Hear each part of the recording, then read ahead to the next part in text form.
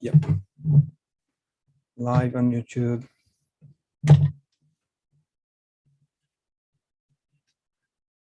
Testing. 1, 2, 3, 4, 5, 6, 7, 8, 9, 10, 11, 12, 13, 14, 15, 16, 17, 18, 19, 20.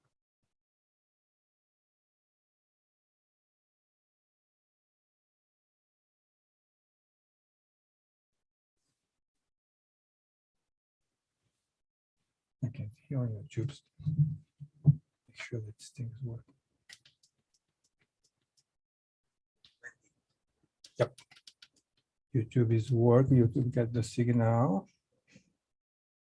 Here from this side here, but here, there. So let's stop the camera here very momentarily.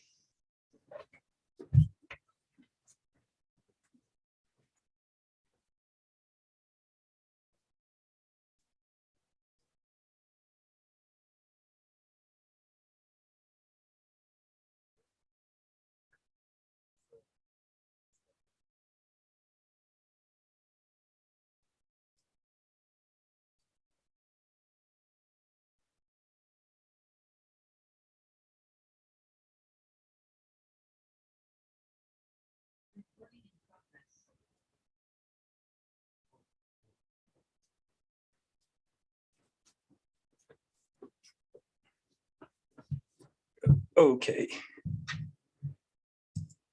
Camera's back in here. We're trying to start checking all the technical details to make sure everything is working. Let's make sure that YouTube is working. It gets a 20-second delay to YouTube, so that we'll have to wait and then make sure that everything is functional. Camera's back in here. We're trying to start checking all the technical details to make sure everything's working. Make sure that.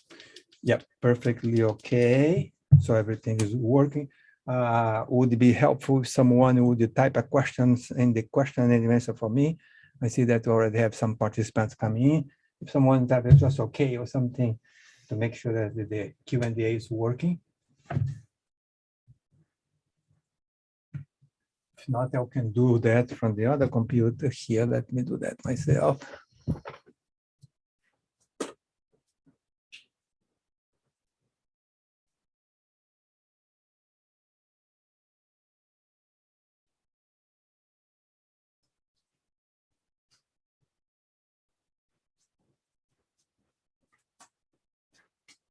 Walter. Yep. The Q&A is working perfectly well. That's good. So it's spot 31. Let's test here the audio for everyone that's coming on board now. The attendees that are start logging in.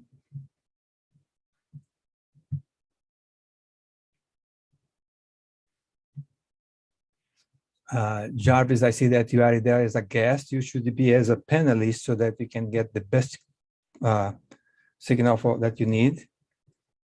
Is that a mistake, or are you going to log in with Alvin later? If you respond to that question on the chat. Oh, that's good. I got some David from Australia. It's very good to reach Australia. Good. Thank you, Dave. All right. So I see that Jobs is there as a guest, and he should be using Alvin login for the signal to be shared there. We'll take care of that in a minute. Okay. So the questions are coming. Very good. So let's make sure that everything is okay with the sharing. All right, so let's share a video here so that we can do two things. We can check that everything is working, and also you can check that your audio is working well from your end.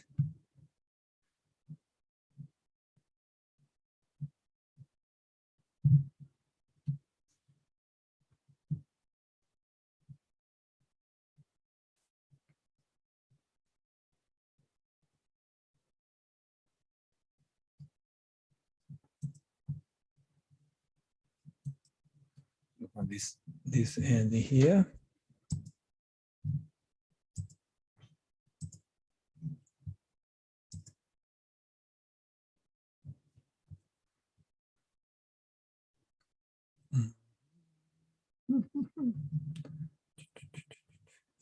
Let's play this one here so that the sort of also introduce the speakers.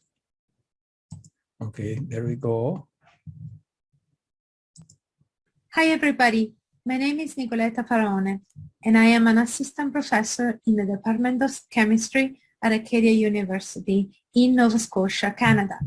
I'm very excited to be part of the Chemical Ecology meeting, and I would like to thank Dr. Walter Leal for the invite. At the Symposium Frontiers in Chemical Ecology, I will talk about host detection by ticks in the context of repellent exposure. So if you want to know more about the tick chemiosensory system, please come over to see my talk. I hope to see you there. Bye. Hi, everyone. My name is Greg Pask. I'm an assistant professor at Middlebury College in the great state of Vermont. I am very happy to be able to share some of our work at the International Society of Chemical Ecology and the Asia Pacific Association of Chemical Ecologists joint meeting this August.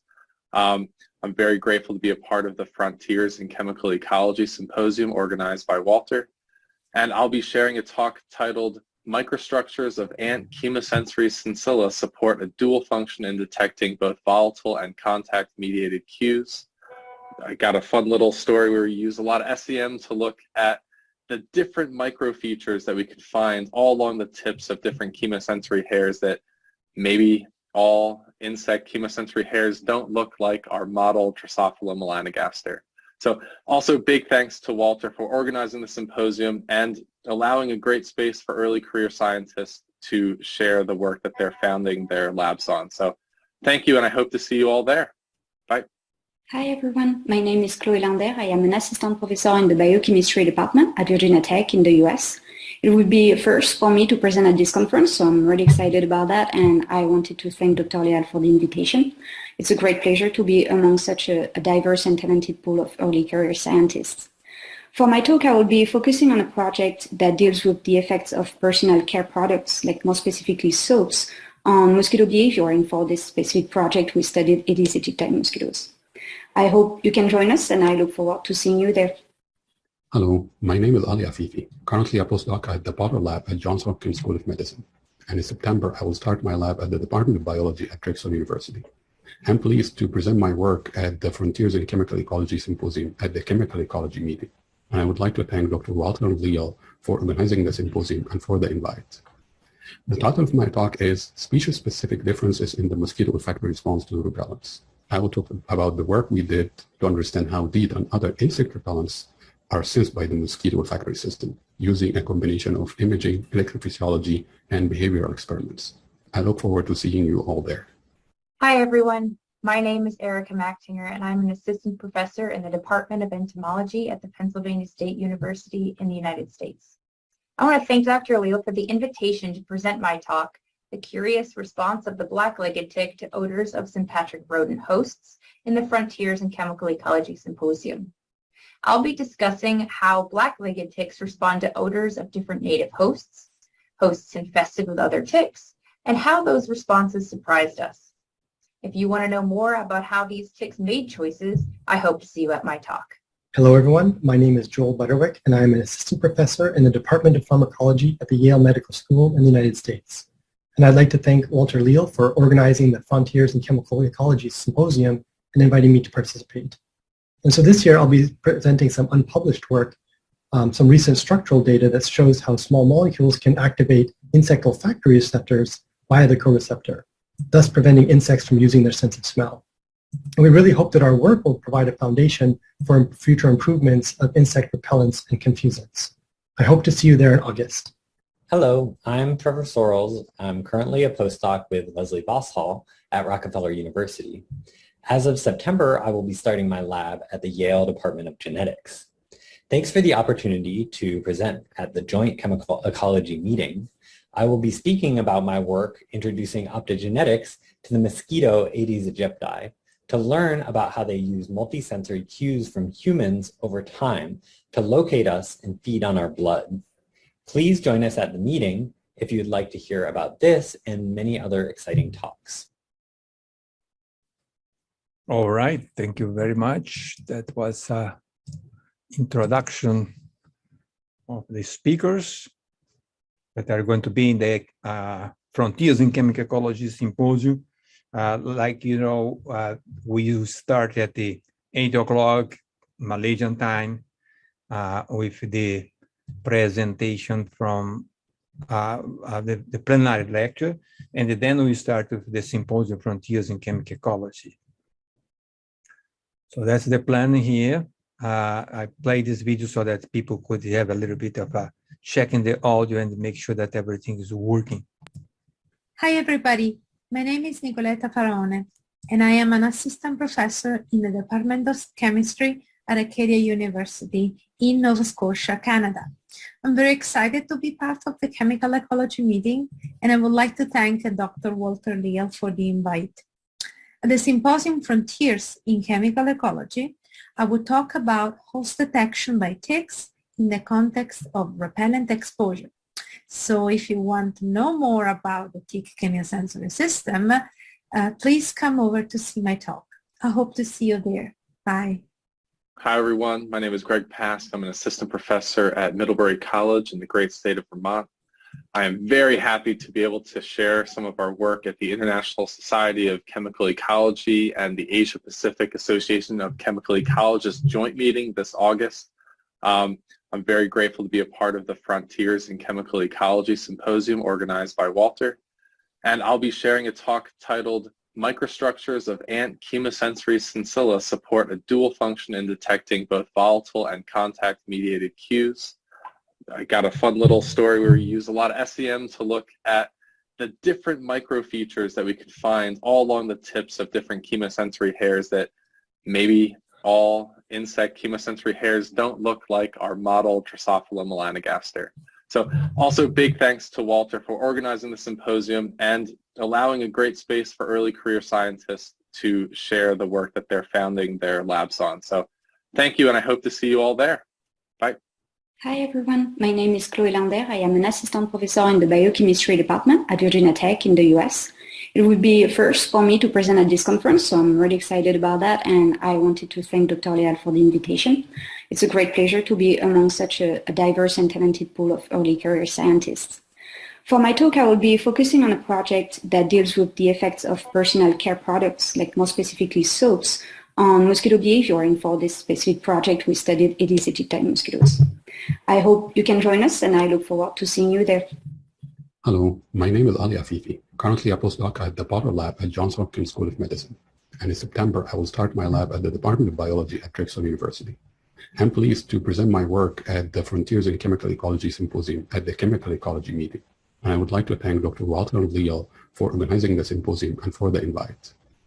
The title of my talk is Species-Specific Differences in the Mosquito Olfactory Response to Repellents. I will talk about the work we did to understand how DEET and other insect repellents are sensed by the mosquito olfactory system using a combination of imaging, electrophysiology, and behavioral experiments. I look forward to seeing you all there. Hi, everyone. My name is Erika Machtinger, and I'm an assistant professor in the Department of Entomology at the Pennsylvania State University in the United States. I want to thank Dr. Leal for the invitation to present my talk, The Curious Response of the Black-Legged Tick to Odors of Sympatric Rodent Hosts in the Frontiers in Chemical Ecology Symposium. I'll be discussing how black-legged ticks respond to odors of different native hosts, hosts infested with other ticks, and how those responses surprised us. If you want to know more about how these ticks made choices, I hope to see you at my talk. Hello everyone, my name is Joel Butterwick, and I am an assistant professor in the Department of Pharmacology at the Yale Medical School in the United States. And I'd like to thank Walter Leal for organizing the Frontiers in Chemical Ecology Symposium and inviting me to participate. And so this year I'll be presenting some unpublished work, some recent structural data that shows how small molecules can activate insect olfactory receptors via the co-receptor, thus preventing insects from using their sense of smell.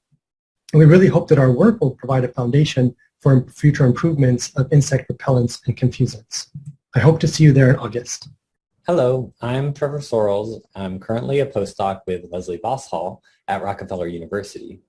As of September, I will be starting my lab at the Yale Department of Genetics. Thanks for the opportunity to present at the Joint Chemical Ecology meeting. I will be speaking about my work introducing optogenetics to the mosquito Aedes aegypti to learn about how they use multisensory cues from humans over time to locate us and feed on our blood. Please join us at the meeting if you'd like to hear about this and many other exciting talks.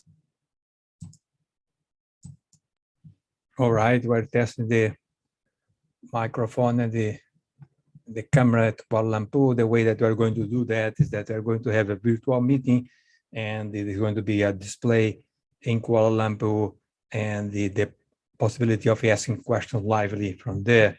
It's a hybrid meeting. So I see that we have a number of participants here that I don't recognize the name of attendees that I recognize. So let's run a poll here. Let's entertain you. I'm sure that you already checked that all this is working. So let's launch this poll here and see if you would respond to that, so that we know out of the participants that we have so far, how many meetings have you attended, including this one.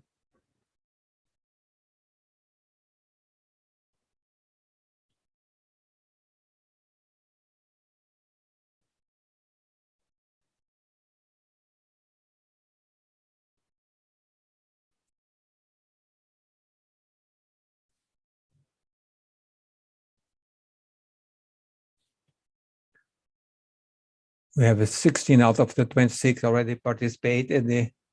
I'll share the results with you shortly.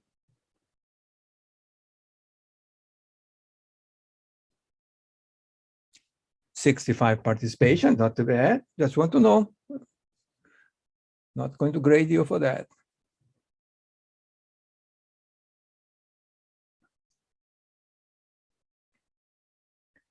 Just to keep you busy here.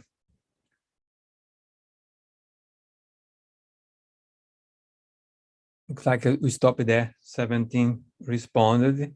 So let's end the poll here and share the results. So the result shows that,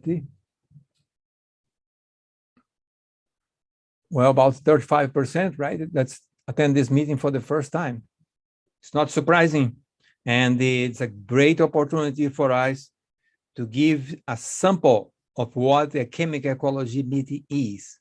So many people, many students and the scholars from other countries that not regularly attend the chemical ecology meeting do not know exactly how our meeting works. So this was a new motivation to share a little bit about what chemical ecology is, okay? So let's do another one here, since we have you there. Let's see this one here. Who knows the answer for this question here? What city would host the next annual meeting of the International Society of Chemical Ecology? Today, we have a meeting in Kuala Lumpur.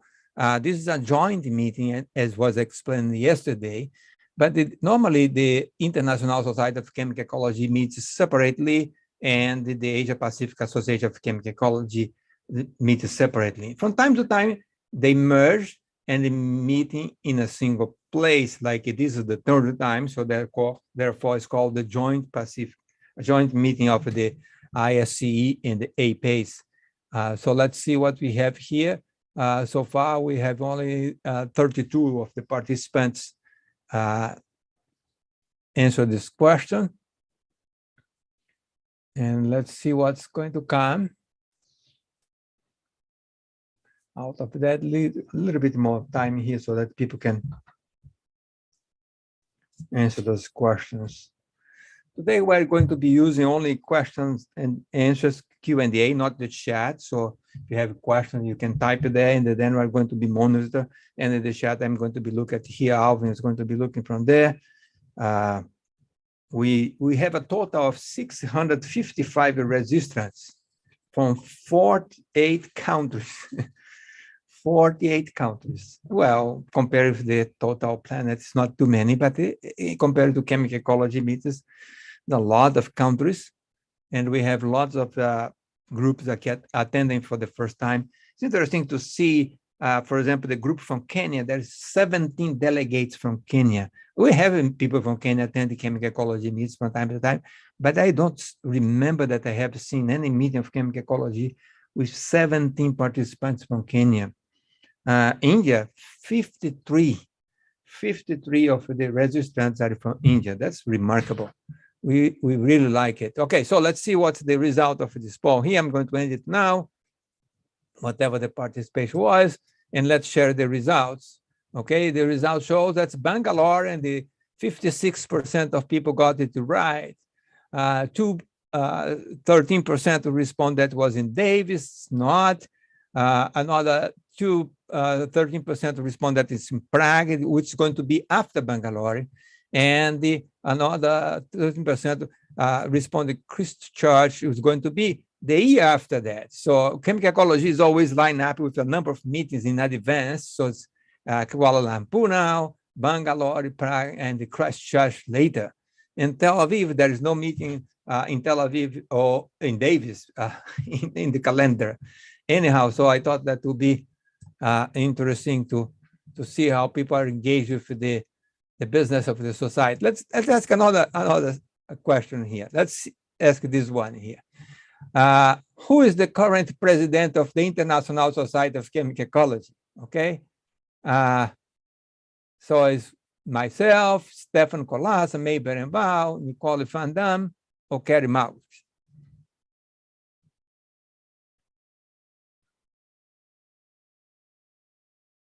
We are just doing some fun stuff here, entertaining people while we prepare to get started.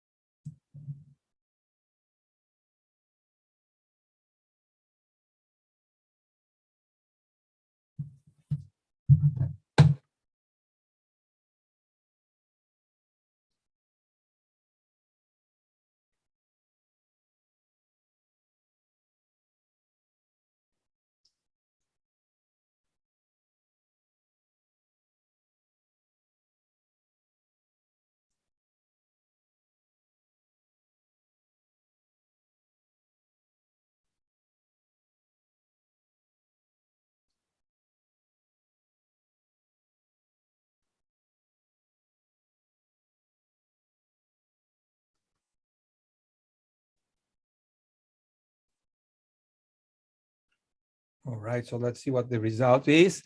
And let's see who is the president of the International Society of Chemical Ecology according to the poll. Let's share the results. And the results show that the 38% thinks that I'm the president. I was a long time ago.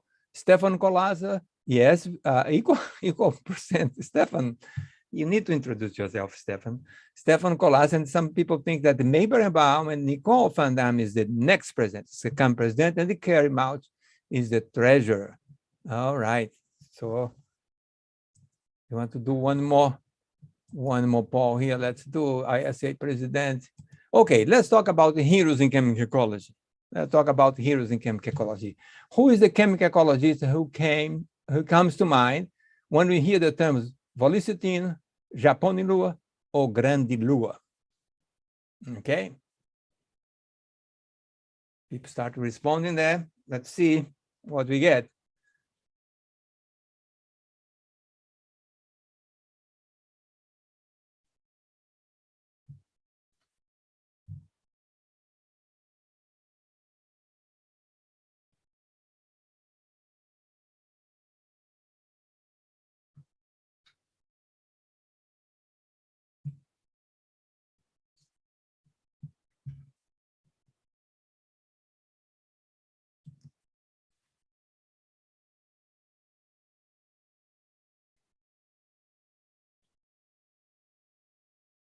Let's see if you reach at least 50% of the participation there.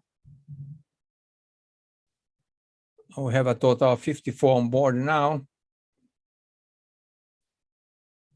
We're going to start in 6 minutes, the plenary lecture, and then later on.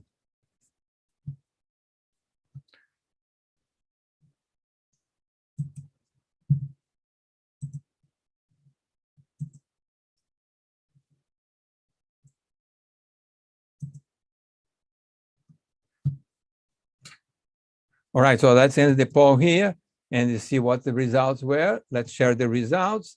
And the majority got it right. Jim Tomlinson, the great Jim Tomlinson, is the person associated with all these names: Vitko, Frank Snod, Noyes, Gerald Maimau, Tom Asner, and Keith Slusser, which was also another wonderful chemist that did so much contribution to chemical ecology. So let's stop sharing this poll here, and we share the results. And now let's go back to, let's share this little highlights from yesterday. Okay.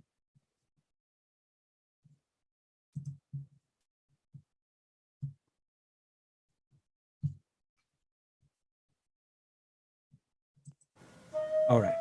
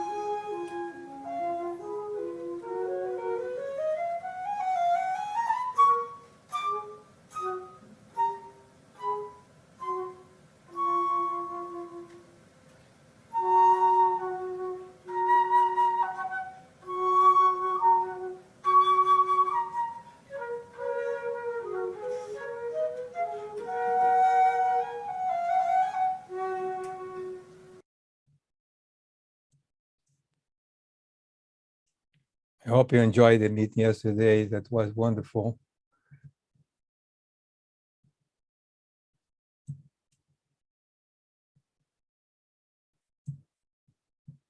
Well, last minute in here, people still asking for the registration, despite of the fact that I sent so many emails to people, and as you this late in the process, that's very hard to get to the registration to transmit to them. But in any case, we are trying to see what we can do here.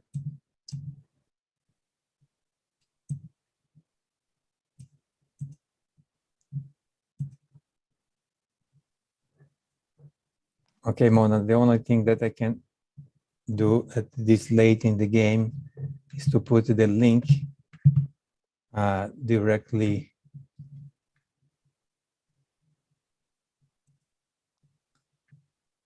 See what I can do here. Okay, I'm going to send a chat to everyone with the link, okay? So let's see here if I can, yeah, to everyone, and then we can copy and paste and send to people that they are missing the link. That's the only thing I can do. And after that, I have to turn it off here and get ready for my presentation and turn the podium to Alvin in Kuala Lumpur. So let me stop sharing this. Let me stop sharing this and then move the podium back to Kuala Lumpur. Where is it? Stop sharing here.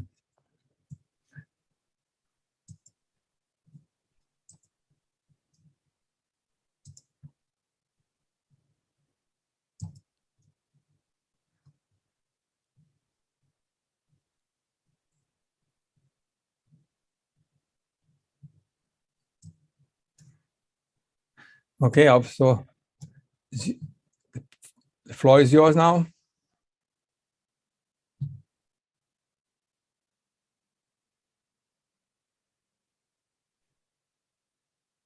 Ready?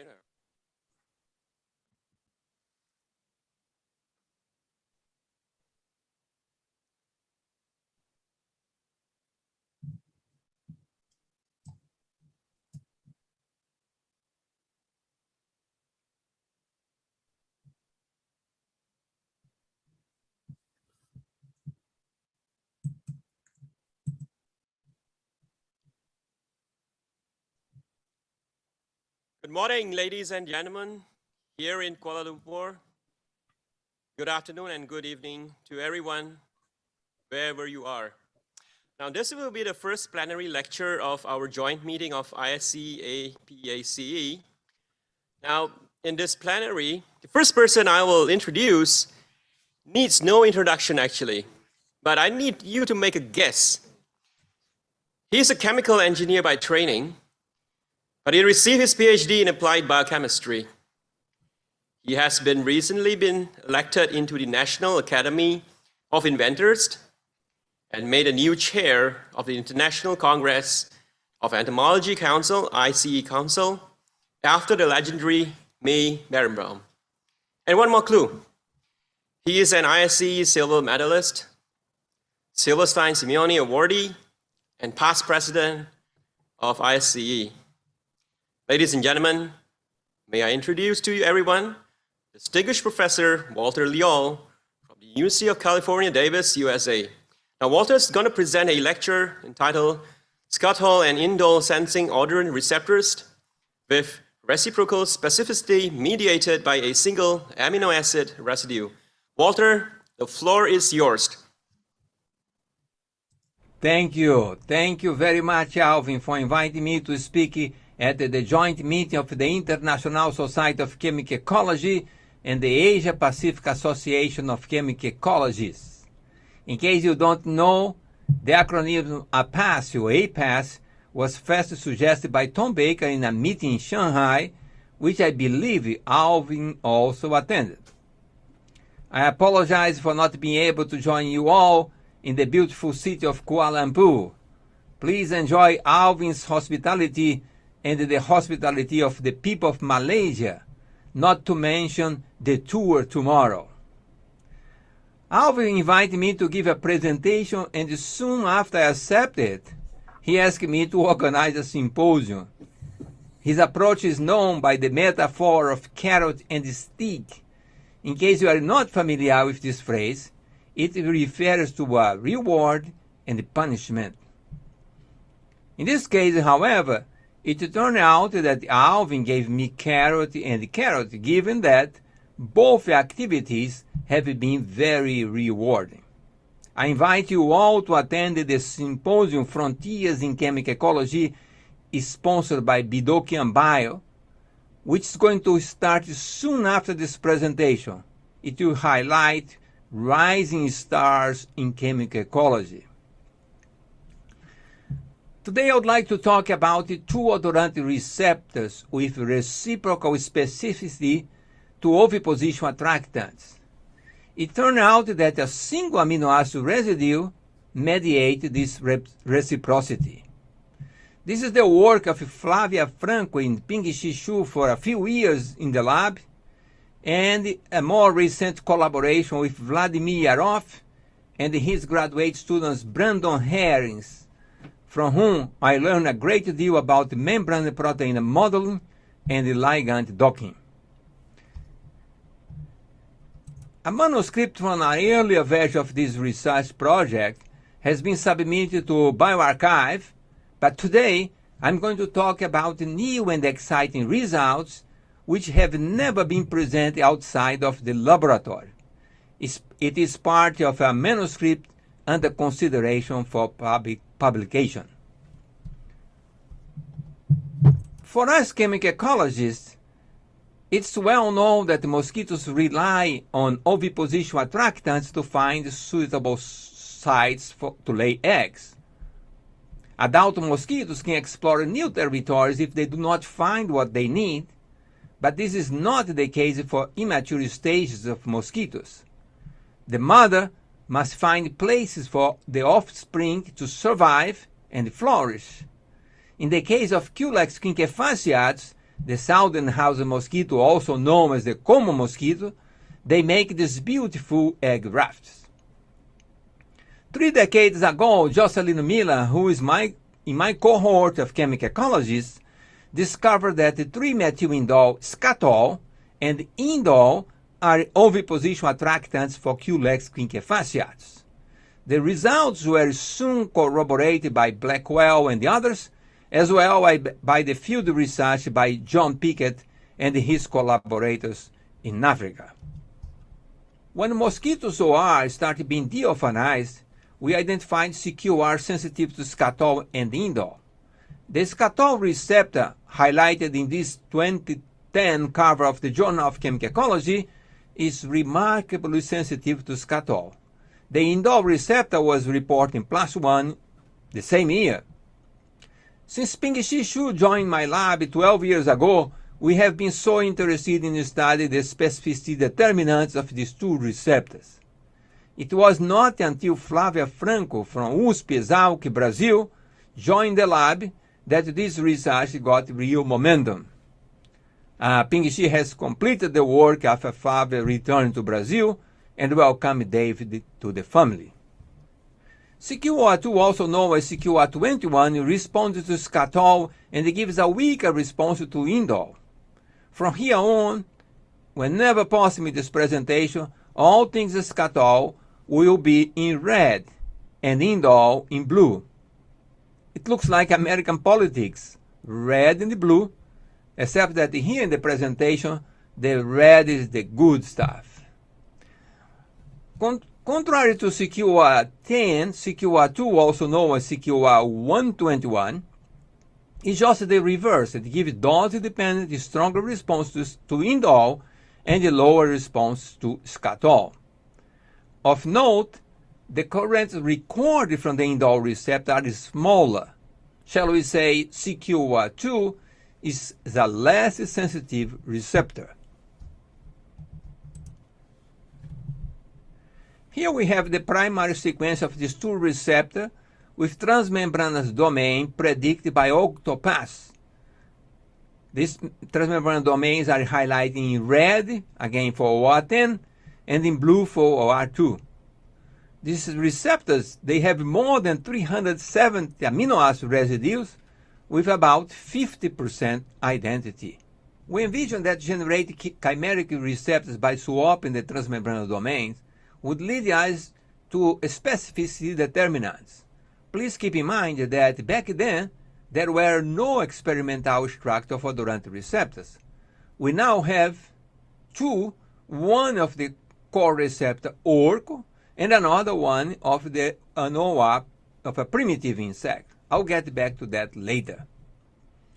The earlier predictions already point out that the binding pockets were formed by these transmembranous domains. There were even reports of one residue being imported for specificity, as the 2012 PNAS paper by Kevin Warner's group, for one example. After we have already tested about the 2-dosing chimeric OR, the groundbreaking elucidation of the first structure of an odorant receptor was reported by Roel, Butterwick, and collaborators. By the way, Joel will be here as one of the featured speakers in the symposium start immediately after this presentation. As Frank Zuval put it, it was a landmark study. We then asked whether our TM predictions were accurate and whether we would have to discontinue or could progress with the work. As depicted here in ferrite, like kind of gray color, the predicted transmembrane domains by Octopass and the experimentally proposed segments overlap so well that gave us confidence that Octopass predictions were accurate and validated the results of our chimeric receptor test before the structure of ABAC-ORCO was reported. Let me explain what we mean by swapping domains. We use the CQR10, this cutoff receptor, as the recipient because it is more sensitive. Then we quote-unquote borrowed transmembrane domains for CQR2. In this cartoon here, I show an example of a chimeric receptor with two domains, M1 and M4, from OR2. We do not have a standard nomenclature for these chimeric receptors, so after discussing with Jason Pitts, we adopted the superscript M after CQR10. Here we have CQR10 superscript M1, M4. Sometimes it's difficult to write superscript in some slides, so forgive me for that, but M should always be subscript. Let me give you an overview of the years of research so that I do not go into details and leave enough time for questions and the answers after the end of the presentation. Here's a cartoon with two ORs, one specific to scatol, CQR10 on the left, and see that the higher dose dependent response depicted in red. The receptor on the right is for indole, and the stronger responses are elicited by indole with a minor response to scatol. Even run the risk of being perceived as provincial, let's look at the curve, the lines. On the top, if it's red, the receptor responds to scatol. We call it scatol-specific receptor because the other curve is so far below.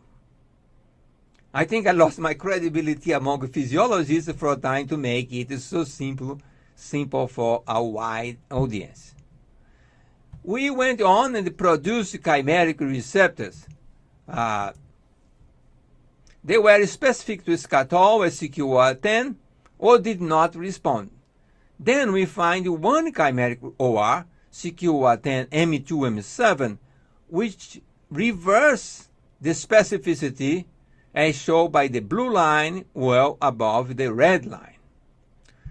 We note that every time we include the M5 or M6, we found a receptor with a much higher sensitivity. Then we try M2, M7 plus M5 and M6 under the hope of increasing the sensitivity of the receptor. Indeed, the chimeric receptor was more sensitive. I will get back to that in a moment. Lastly, we generated single point mutations and identified a single residue mediating this reverse specificity. So let's go to the details here. Of course, the table is probably low resolution on Zoom, but we don't need to read anything of the table. Just look at the colors, and from the top you see OR10 in red, and all the other mutants which were either black, that means they did not respond, or red, that they respond to scatol.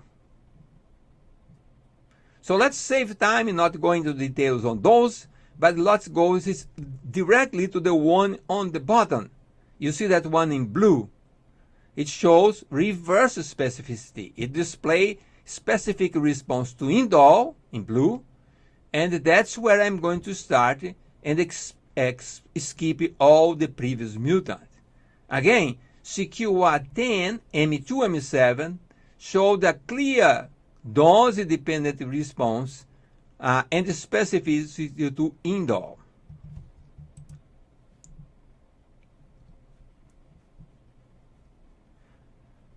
As a reminder, here's a cartoon of CQR10 so that you can compare the two responses. The current record from M2, M7 were small compared to CQR10, so we included the I mentioned before, M5 and M6, which were nodes to always enhance, for some reason, the response of the receptors.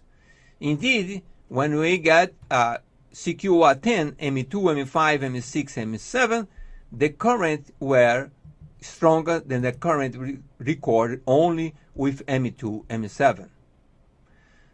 By this time, we already knew that the M7 is not part of the bind pocket, as suggested by the publication by Butterwick's group, and more recently by Josefino de Marmol and colleagues reporting the structure of MHRA-OR5 from a primitive insect. By the way, that receptor is a standalone receptor, whereas the OR from all evolved insect requires the co-receptor, ORCO. In the Frontiers in Chemical Ecology Symposium, soon after this presentation, Joel Butterwick will share his perspective on this non-bind subunit called ORCO. So, even though that M7 is not supposed to be part of the bind pocket, we tested CQR10 M7. This mutant did not reverse the specificity. It remained specific to scatol, as shown here with the line, the red line on the top and the blue line on the bottom. We then surmised that M2 holds the key for the specificity. By comparing 3M2 primary sequence in OR10 and OR10 M2, 5, 6, and 7, we see that there are three segments that differ. We name them outer, middle, and inner segments. Again, we are looking only at the transmembrane 2 because there are 4 transmembrane that have been swapped there, but only transmembrane 2 is important in terms of specificity. And within the transmembrane 2, there are 3 parts that we could separate: outer, middle, and inner segments. So first, we restore the outer segment. We mutate again, start with the mutant, and mutate it back to the wild type receptor OR10. It did not alter the specificity. As you see, the chimeric receptor remains specific to indole. Next, we rescue the segments mid and inner at the same time, so the 2 of them. We mutate all these residues in these 2 segments, and as you see, it changed the specificity, was reverted back to scatol, indicating that the residues here are important. So we went back and looked at only the inner segment, and then we find that also the inner segment revert the specificity. So that's the inner segment that's important here. So we look at the inner segment, and they have only 2 amino acid residues that differ. So let's go work on that. We mutate one at a time.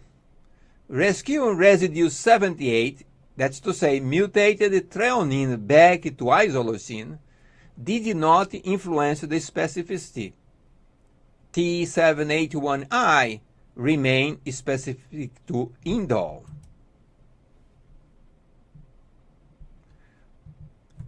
Then we mutated only the residue at position 73.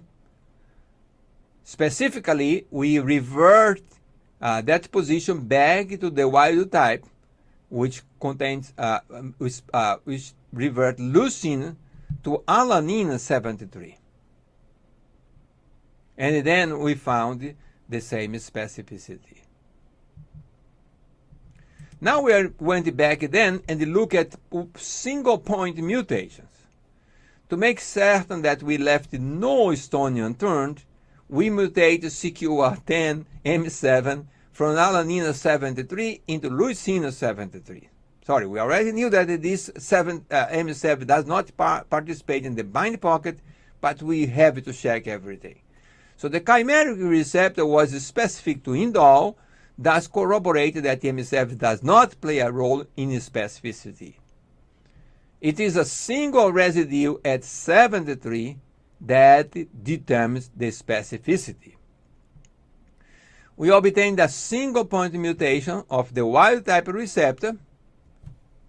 We replace alanine 73 with leucine, specifically CQR10 A73L behave like CQOR2. That is, the specificity now is to indole with a smaller response to scatol. By contrast, the equivalent mutant in CQR10, position 73 in CQR10, in CQR2 is 74. So in CQR2, 74 is leucine. That's why we did the point mutation before to leucine. Now you mutate that to alanine. With the single point mutation now, we have CQR2L74A behaving like CQR10. That is showing stronger response to scatol and a minor response to indole. In summary, the biochemistry, molecular, and physiology data show unambiguously that the reverse specificity is mediated by a single amino acid residue. By mutating alanine 73 into leucine in CQR10, the receptor behaved like CQR2. By contrast, mutate leucine 74 into alanine, generate a receptor with specificity profile resemble that of OR10. These results were begging for structural biology insights. In the absence of experimental structure of mosquito R and consider that the recent developments of accurate prediction by AlphaFold and Rosetta Fold, we resorted to modeling and docking. We reached out to Vladimir Yarov here at UC Davis and started a collaboration with him and his graduate student Brandon Harris. Vladimir is a go-to person in the UC Davis faculty for protein modeling. Vladimir developed the original Rosetta membrana method for membrana protein structure prediction in collaboration with Dave Baker's group at the University of Washington. Say no more. While Vladimir and Brandon were working on the modeling and docking, we asked whether the single point mutations would affect the specificity to minor ligands. It's a jargon that we use for compounds activating receptor but eliciting only smaller currents. We call minor ligands sometimes. Both CQR10 and CQR2 responded to phenol, as you see here on the left side of the graph. CQR10 responded to 3,5-dimethylphenol, but CQR2 does not. Now, CQR10 A73L responds to phenol, it's unchanged, but this mutant did not respond to 3,5-dimethylphenol. Contrary to that, when we mutated the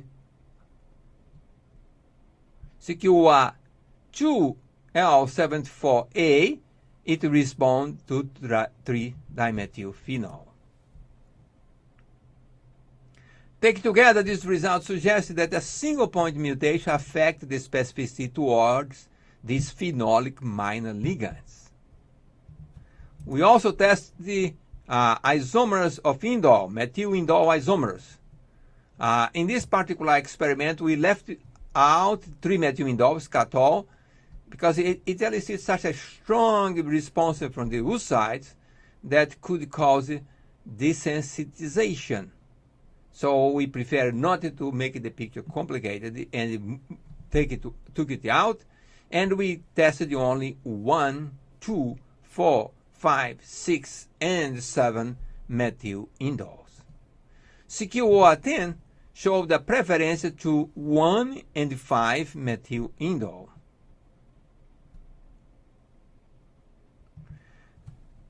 CQOR2 did not show a preference for these isomers. The responses were weak to all isomers tested. The single point mutation ALA73 to leucine recapitulated the CQI response profile, which shows a preference for 1 and 5 methyl indoles.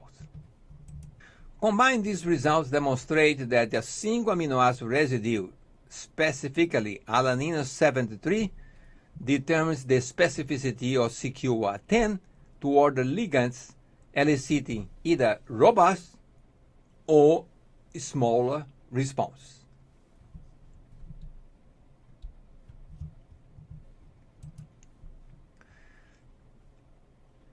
Just at the end of last month, the AlphaFold database was expanded to 200 million predictive structures of proteins.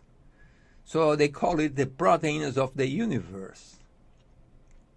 Christian Affinsen would be happy to hear about that. Basically, if you have a primary structure, an amino acid sequence of a protein, it's now possible to predict its 3D structure. In this diagram here, the small circle in violet represented the experimental structure, like the structure of Orco, of MHRA, OR5, and the blue circle represent all predicted structures. As of last week, the AlphaFold database includes QLEX quinquefasciate protein structures. As you know, this is a neglected species, but I'm happy to report that it's now part of the universe. Vladimir generated the new models for the two wild-type receptors, CQR10 and CQR2, and the two single-point mutants, CQR10A73L and CQRA-L74A. Here's the model Rosetta fold structure for CQOR10. It's homologous to MHRA-OR5, which is the OR from a primitive species insect reported last year by Delmar Moll and collaborators. Again, Joel Butterwick will talk about this receptor in the presentation in the Frontiers in Chemical Ecology Symposium.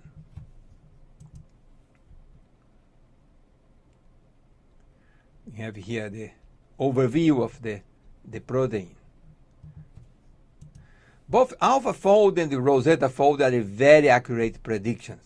Of course, it's better to have an experimental structure, but this is not possible. And I will argue later that in this case, the model structure was possibly more helpful than the experimental structure. Here we have AlphaFold in gray, superimposed with Rosetta fold. I compared the AlphaFold prediction structure for CQR10, the one that was just released last week, with the Rosetta fold model generated by Vladimir. There are only minor structural deviation and TM7 as shown here. Now that we had the model structure generated by Vladimir, we want to perform protein ligand docking. First, we validated Rosetta ligand by recapitulating the experimental complex of eugenol with this receptor from a primitive insect, MHRA-OR5. That's the structure reported by Josefina de Marmol. Then we use Rosetta ligand to generate 100,000 docking models for each receptor ligand pair. We have 4 receptors, OR10, OR2, and their single-point mutants, and 2 ligands, Skatol and Indol. Then we generate the doctrine for each group. We cluster the 10,000 lowest interface energy model, and finally select the 10 large clusters with the lowest interface energy. We therefore generate the 10 OR ligand complex model from which we drill our structural hypothesis. Here's one of the poses with the lowest interface energy, highlighting the residues surrounding the ligand. Scatol in green and indole in brown. Sorry that I cannot keep the red and the blue that I have started with the biochemistry and physiology data. Alanine 73 shown here in spacing filling representation. Let's go and see a view from the top.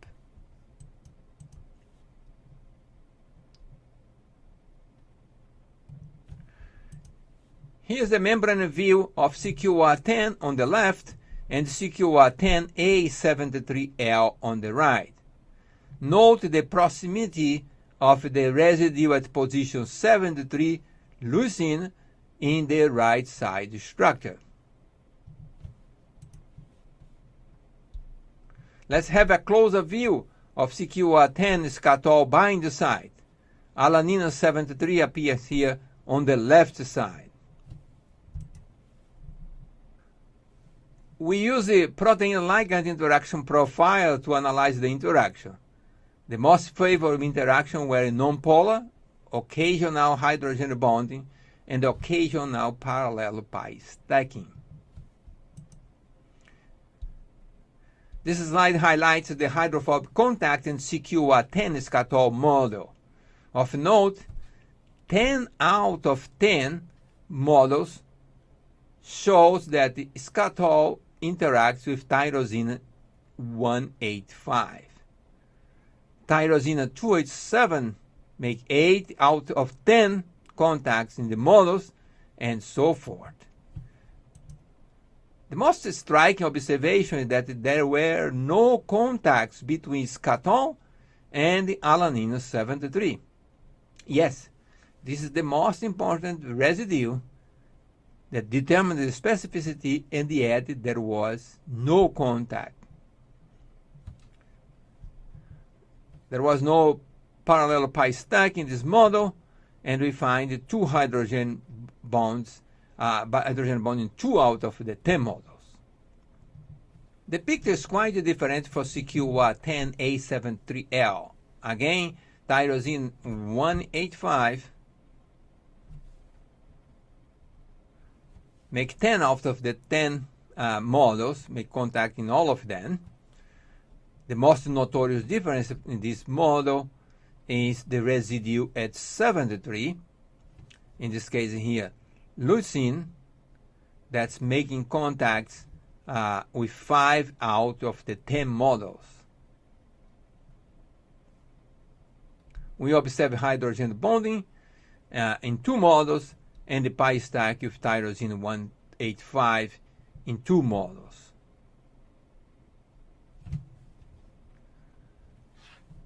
We made a few conclusions from these models, the most important being that the alanine 73 may indirectly affect the specificity given that it did not contact the ligand directly.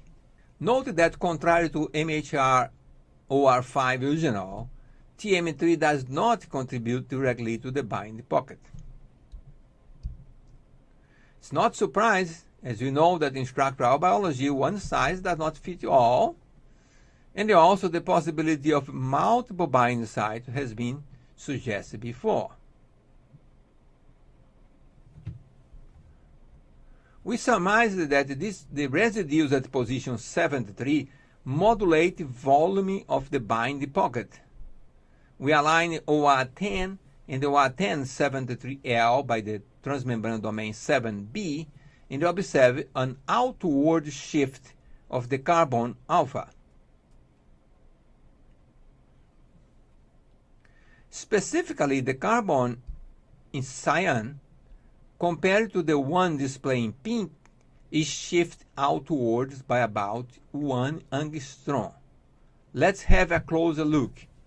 The first thought that comes to mind is that the A73L outward shift causes a larger volume of the binding pocket, or there is a constrained space in CQOA10 with alanine 73.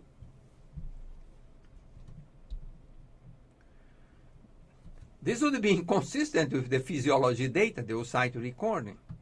CQOA10 with alanine 73 accommodates a larger ligand scatol, and the CQOA10A73L with leucine showed a stronger response to a smaller indole. Although carbon alpha is indeed shifted outwards, the carbon delta in leucine represents an overall inward shift of 0.2 to 1.5 angstrom when compared to carbon beta in alanine 73. This inward shift causes a repack of the surrounding side chains, thus reducing the volume of the binding pocket and favor binding to the smaller indole. Indeed, the CQOA A73L indole models show 8 pi stack, whereas CQOA10 indole had only 2 of them. So taken together, this data suggests that the binding pocket around the position 73 is tightly regulated.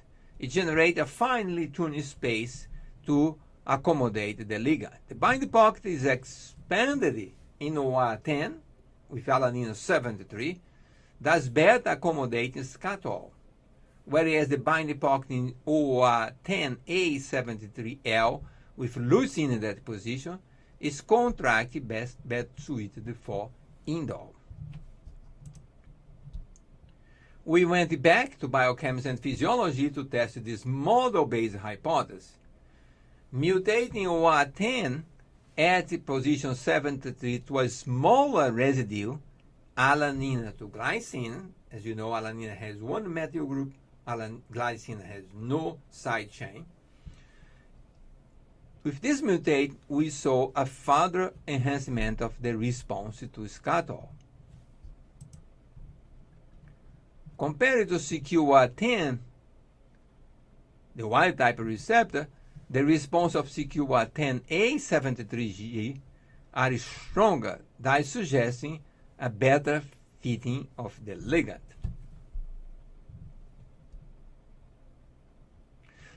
Lastly, we tested our hypothesis with a bulker ligand. In the example before, we kept the same ligand scatol and mutated the receptor to a smaller residue at 73. Again, glycine has no side chain, and alanine has one methyl group as the side chain. Here we test the response of 7 OR variants to 3 ethyl indole. So there is 1 carbon more than scatol. CQOR2 with leucine at that position 74 did not respond to 3 ethyl indole. By contrast, CQOR10, the wild-type receptor with alanine 73, respond in a dose-dependent manner. OR2 mutants with a smaller residue at position 74, namely alanine and glycine, respond to 3 ethyl indole. By contrast, CQOR10A73L, again with a bulker residue, did not respond to 3 ethyl indole. However, CQOR10A73G with a smaller residue at position 73 gave a robust response to 3 ethyl indole, even stronger than the wild-type receptor. In conclusion, the accurate modeling doc methods allowed us to put forward hypotheses that can be tested when the high-resolution experimental cryo-EM structure become available. Our major conclusion is that alanine 73 did not form direct contact with ligands, but provide a finely tuned volumetric space to accommodate the oviposition attractants cutoff. Please allow me a moment to go back to last century. One of the hallmarks of pheromone-binding proteins discovered in the early 1980s was the 6 cysteine residues. There were no structures, and we solved the puzzle of how the cysteine disulfide bridges are formed by conducting biochemistry and the mass spectrometry studies. Soon after we published our work in Fab's Letters, the group of Paolo Pelosi published a similar paper in BBRC. There is an interesting story about these two papers, but I'll leave it for another day. Later, John Clark's group, in collaboration with ours, elucidated the first structure of a pheromone-binding protein. You might recall the structure of the pheromone-binding protein from Bombyx mori in complex with Bombicol. At that time, it was confirmed that the structure of the disulfide bridges that we reported earlier were correct. In other words, we advanced the field while waiting for the first structures to be reported. Of course, it would be better to have experimental structure of mosquito R, but you shall not wait until they become available. Lastly, it will be unlikely that one would discover the crucial role that position 73 plays in the specificity of these receptors if you had started from a cryo-EM structure.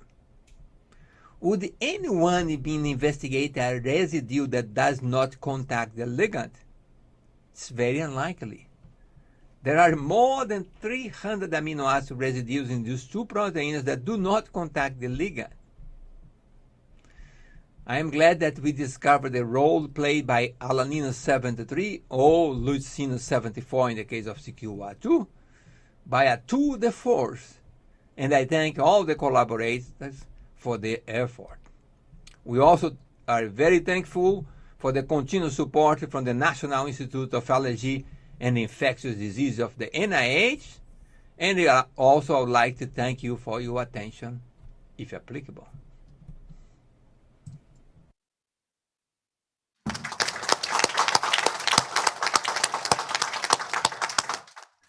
Very unusual to be hand clapping on Zoom, right? Thank you very much. So, Alvin, any questions from there? Yeah. Thank you, Walter, for the wonderful presentation. So, from on-site here in Kuala Lumpur, if you guys have any question, yes, Marcelo. Hi, Walter. Great talk. Thank you. You focused on other end specificity, and you seem to put aside the current changes, the intensity of the current changes. Right. But I was looking at the results you were presenting about position 78, and it seems that there is also a change in intensity of current that is associated with the change in amino acids. When you have a threonine, for example, you seem to have an increased current. Would you discuss about this a little bit? How do you think it will impact the function of the sensory neurons? Thank you, Marcelo. This is a good question. Thanks very much for sharing the photos that I made, the videos I presented before we started here. Anyhow, so this is a very difficult question because when we deal with the oocytes, there is a variation from oocyte to oocyte. Okay, so addressing the issue of sensitivity is not an easy task. So what we focus on here, and the beauty of this model, is that we had two receptors from the same species with two compounds, respond to two compounds in a reverse way, so that we would not have to worry about the oocyte response, because we always have two compounds, and if they reverse the response, then we know that they were attacking the right place. As opposed to many cases that we studied before, that we have one receptor and we want to find the specificity of that receptor, and then sometimes you mutate and you lose entirely the activity. And then that question is, do you lose the activity because the receptor is not properly folded? And what's the problem here? Is really because that site is important or not? So the beauty of this quote unquote model that we found with OR10 and OR2 is that they both receptors respond to both compounds and in the reverse way. But you're right, like for example, for some reason, every time that we have M5 and M6 mutation there, we note a higher response. So there is something to do with the sensitivity of the receptor. But maybe Joel Butterwick would be in a better position to answer this question because he's the structural biologist here, and he's going to be in the symposium following up that.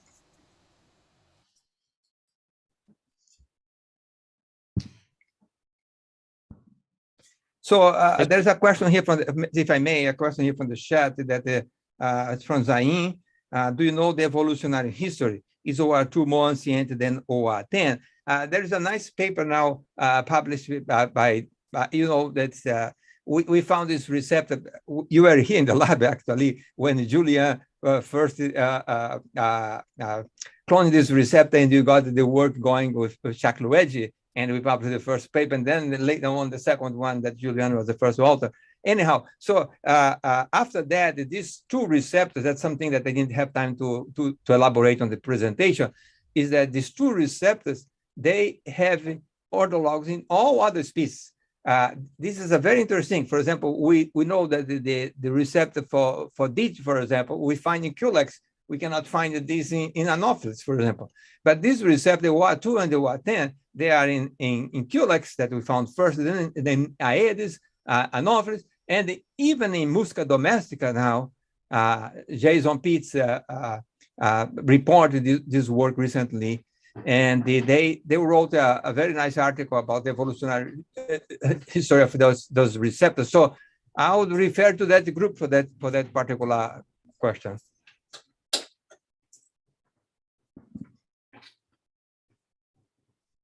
Thank you, Walter. Yeah, is there any other questions from the floor?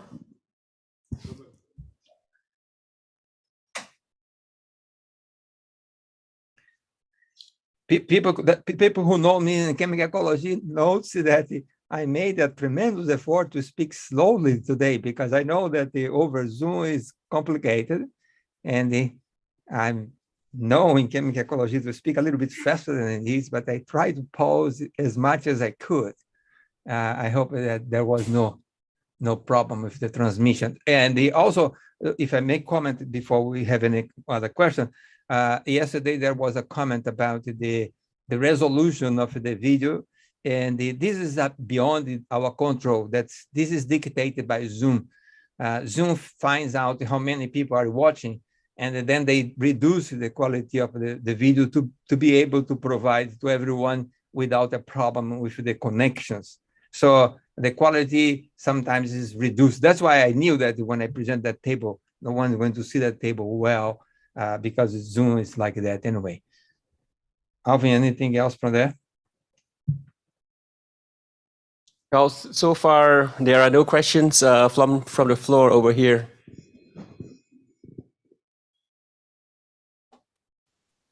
All right, we need to make a very short break anyway to switch the frontiers of in chemical ecology. I'm going to bring all the speaker to the panel and do a little bit of housekeeping work here. So if you do not have any other questions, we shall start the break. What about that, Alvin?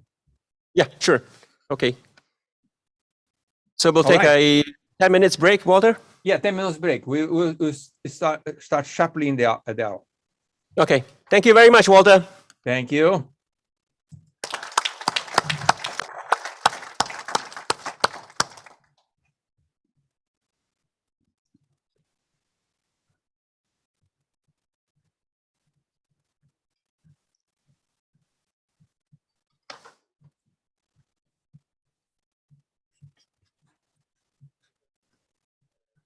Goodness, where are they? Greg Pask. Move to panel, promote to panel.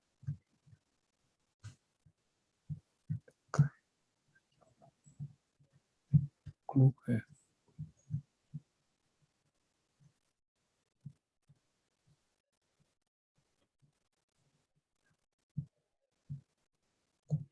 Lahondere. Move it piano.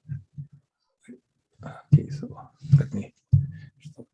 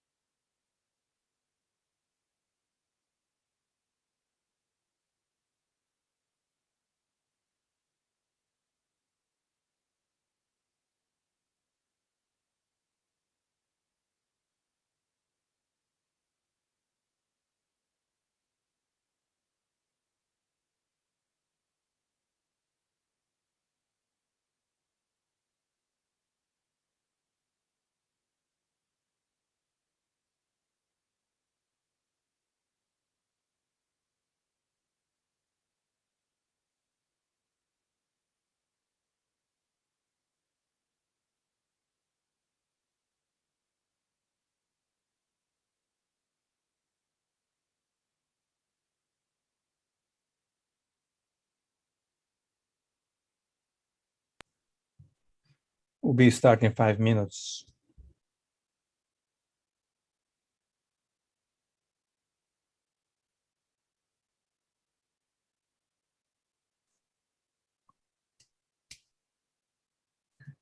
There was a question here. We still have 5 minutes and we'll return shortly with the frontiers in chemical ecology. There's a question here from Javier from Kenya, and he's talking about whether this leucine was replaced with isoleucine. We did that, and it didn't change much because that's still a bulky residue, right? So if you mutated, for example, two leucine, isoleucine, doesn't change much, and the same thing when we mutate from alanine to leucine or alanine to isoleucine, it gives similar results. Thank you. Maybe the question was that I didn't see at the time, but in any case. So we'll be starting about the 4 minutes. This is going to be Frontiers in Chemical Ecology Symposium that's sponsored by Bidokian Research Incorporation. This is a new model that I'm trying here to give a sample of the chemical ecology meeting to those that normally do not have an opportunity to attend. So we make it open to the public, and we're very glad for the generous donation from Bidokian Research Incorporation, Bidokian Bio, to defray some of the costs because it lost of the revenue by having less people registering for the meeting. So that was good to have this sponsorship. We'll be starting 3 minutes.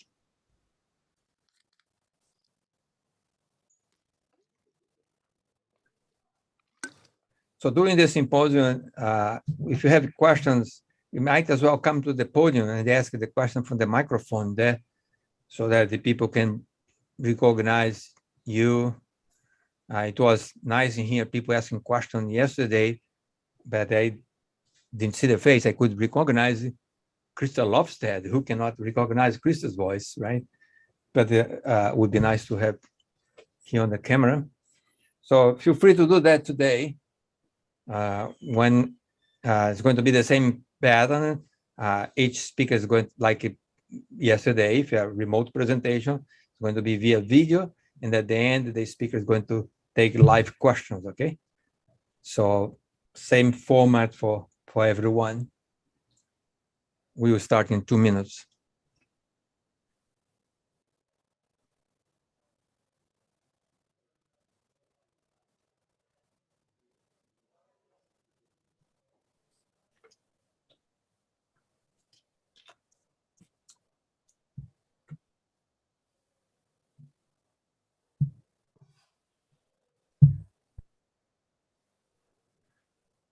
It was wonderful to watch the presentation yesterday. Yesterday was the day of the awards, and the inaugural Vitko Franki DAX Chemicals Memorial Lecture honored Vitko Franki himself for the first one.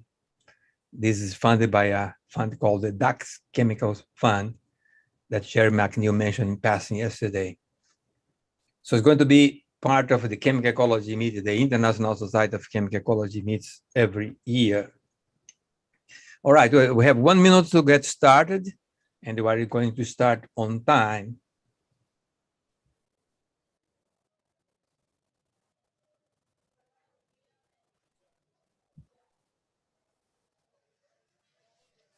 All right, thank you very much for joining us for the Frontiers in Chemical Ecology Symposium, highlighting Rising Star in Chemical Ecology.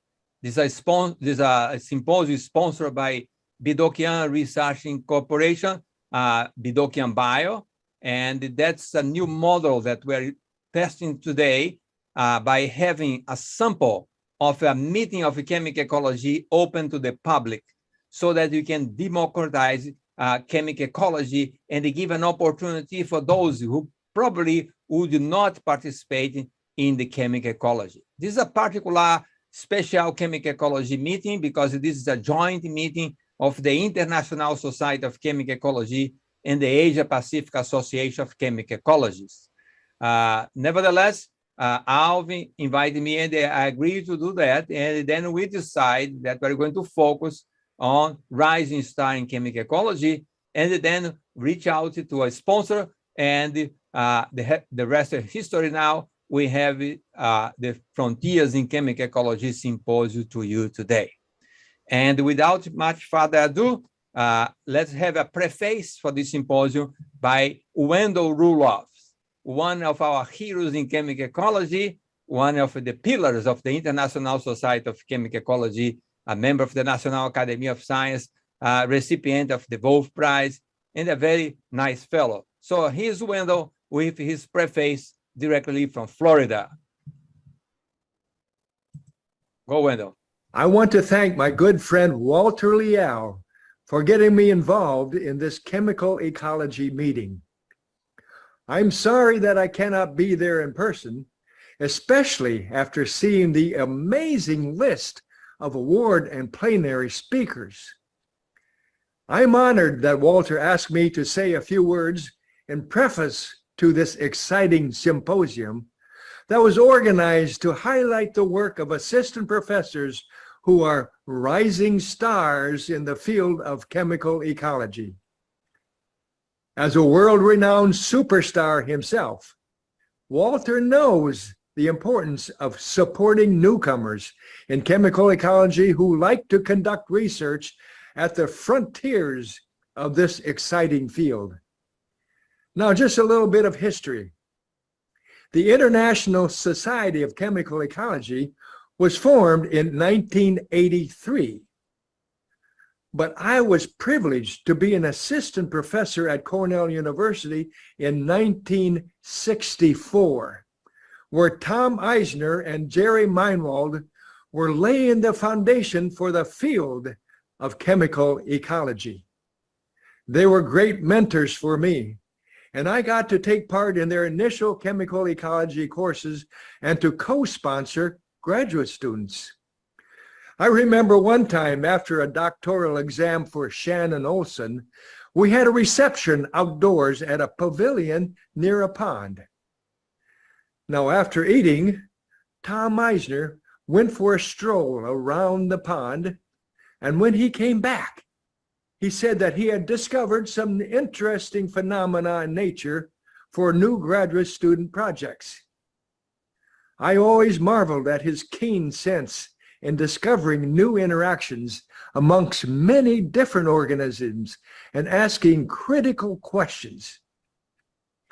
I was lucky to begin my research back when pheromones were just starting to be decoded, and the whole world was open for the identification of these chemical messengers. I was soon joined in this endeavor by other scientists around the country, notably Jim Tumlinson, who came bursting on the scene in the late 60s with his amazing identification of a complex pheromone blend of the cotton boll weevil. Well, not much was known about pheromones at that time, and so the great thing was that the identification of pheromone structures led to a host of new questions.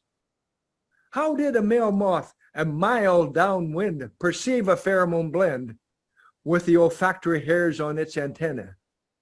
And then how did that translate into optomotor anemotactic responses that allowed it to follow the pheromone plume to a calling female? And what hormones controlled the circadian rhythm of female calling and male responding at the same time of day or night? And how does she biosynthesize the unique pheromone compounds? What enzymes are involved in making a specific blend? And what DNA sequences are responsible for producing those enzymes? And finally, how in the world do these mating systems evolve to create new species? The DNA sequences mutate to produce different enzymes that give rise to new chemical structures. But where are the males that respond to these new pheromone compounds? And in order to isolate the new species populations from the mother species? Those are questions from just one chemical messaging system. There is still a plethora of surprises to be discovered by creative scientists who ask and investigate key questions about interactions amongst many organisms at all levels. Stars need to rise up from the new generation of assistant professors who carry out cutting-edge research and push the boundaries of the frontiers of chemical ecology. I wish you all well in this endeavor. Thank you very much, Wendell. Thank you very much. Wonderful preface, and let's get started. And the first speaker coming from the great state of Vermont. This time I got the state right. So let's have the first presentation by Greg Pask. Greg, the floor is yours. Thank you so much to Walter Leal for organizing the symposium and using it as a platform to elevate new and emerging scientists in the field. And also big thanks to Alvin He for helping chair this exciting meeting, and especially to the Badukian Bio and Badukian for sponsoring the sessions to allow more people around the world to see it. My name is Greg Pask. I'm an assistant professor of biology at Middlebury College in Vermont in the US. I wanted to take this time to share a really cool story that we had when we started to look a lot deeper at a lot of these little tiny microstructures on ant chemosensory cincilla. So many of you have probably, been fascinated by ants in the past, and a lot of times we get very excited when we see ants and how well they work together in teams. And so much of that relies on chemical communication. Ants could be following a trail heading into your kitchen and finding all the food that you left on the ground, or maybe in this example, finding a new place to start a new colony or move the nest. Also, they can use it as a defensive compound. Spraying formic acid at you is a great way to stop you, and also to recruit other ants to start to defend the colony as well. When you have an egg, when you're in the colony, you see all these eggs, you don't know if those eggs were laid by your true queen or by some other invading queen, or maybe a worker who's cheating the system, and they can smell the difference in the eggs. And also, if there's another ant invading the colony, you want to be able to sniff her out. Is that ant that you're interacting with a member of your colony or not? And it all relies on this chemical communication to do so. And a lot of this is reliant on chemicals on the surface of these ants called cuticular hydrocarbons. This is what really transmits a lot of social information in ants, bees, wasps, and termites. Lots of different ants, or lots of different insects, have these on their cuticle to help them from desiccating and drying out and losing all this moisture that they need. But all these eusocial insects have co-opted these molecules to use them as recognition pheromones for fertility, colony identity, and task distribution. So I like to think of these as little barcodes that each ant is carrying, with little identifiers saying, all right, I'm a part of this colony and I'm doing this task within this colony, and then maybe even get down to the individual ant level. Now, chemical ecologists such as ourselves know that these are really a bunch of a big blend of cuticular hydrocarbons at different ratios, and we can oftentimes visualize these as gas chromatograms, chromatograph spectra here that we can look at. And if there are major differences between these, all of a sudden these ants will start to fight with each other. So what do we know about cuticular hydrocarbon detection? This is the Indian jumping ant, one ant that we like to research in our lab. It has been looked at the tip of the antenna, and we have been able to stick electrodes into these little hairs, these little basiconic hairs here, and record information on what they respond to. So you can puff all these different odorants on them, and they will respond and give larger responses. There's a lot of different neurons in these hairs, and we can get this bunch of neuronal activity when we can puff these odors onto them. Not only that, do they respond to cuticular hydrocarbons, they also respond to other odors that are more general odorants that we're more familiar with. my work has taken these olfactory receptor genes out of the ant and stuck them into Drosophila melanogaster, the vinegar fly. And we can take those, we've added one new receptor from this ant, and all of a sudden now it's able to respond to our cuticular hydrocarbon of interest here, in this case, C30. And we can do this across a lot of different members of this family, and we see large responses, mostly in the larger range of the cuticular hydrocarbon options we have here, and they're all specific to certain ones. So from this, we find that these basiconic hairs, which we believe house a lot of these ORs that we're interested in, and these smell receptor genes in particular, respond to all these cuticular hydrocarbons. And this is where we were. This is the work that we've been continuing in my lab at Middlebury. But there's always this really big question of that these molecules are really big. Why are they being smelled in an olfaction context and not just contact with a taste mechanism or contact pheromone detection? So just to compare by size, here's formic acid, which is a common alarm pheromone in ants, compared to that C30 tricontan that I just put up there. This is way bigger. And it's always been a question of how can ants detect such large molecules like these through their antenna? And that's where we were. There's been a lot of questions in this. When ants interact, they mostly will contact each other with their antenna. And a lot of times it's antenna on antenna contact. So there was a nice study here in 2016 where they looked at where ants are touching other ants that they meet with their antenna. And nestmates and non-nestmates, they tend to prefer to touch the antennae and the legs.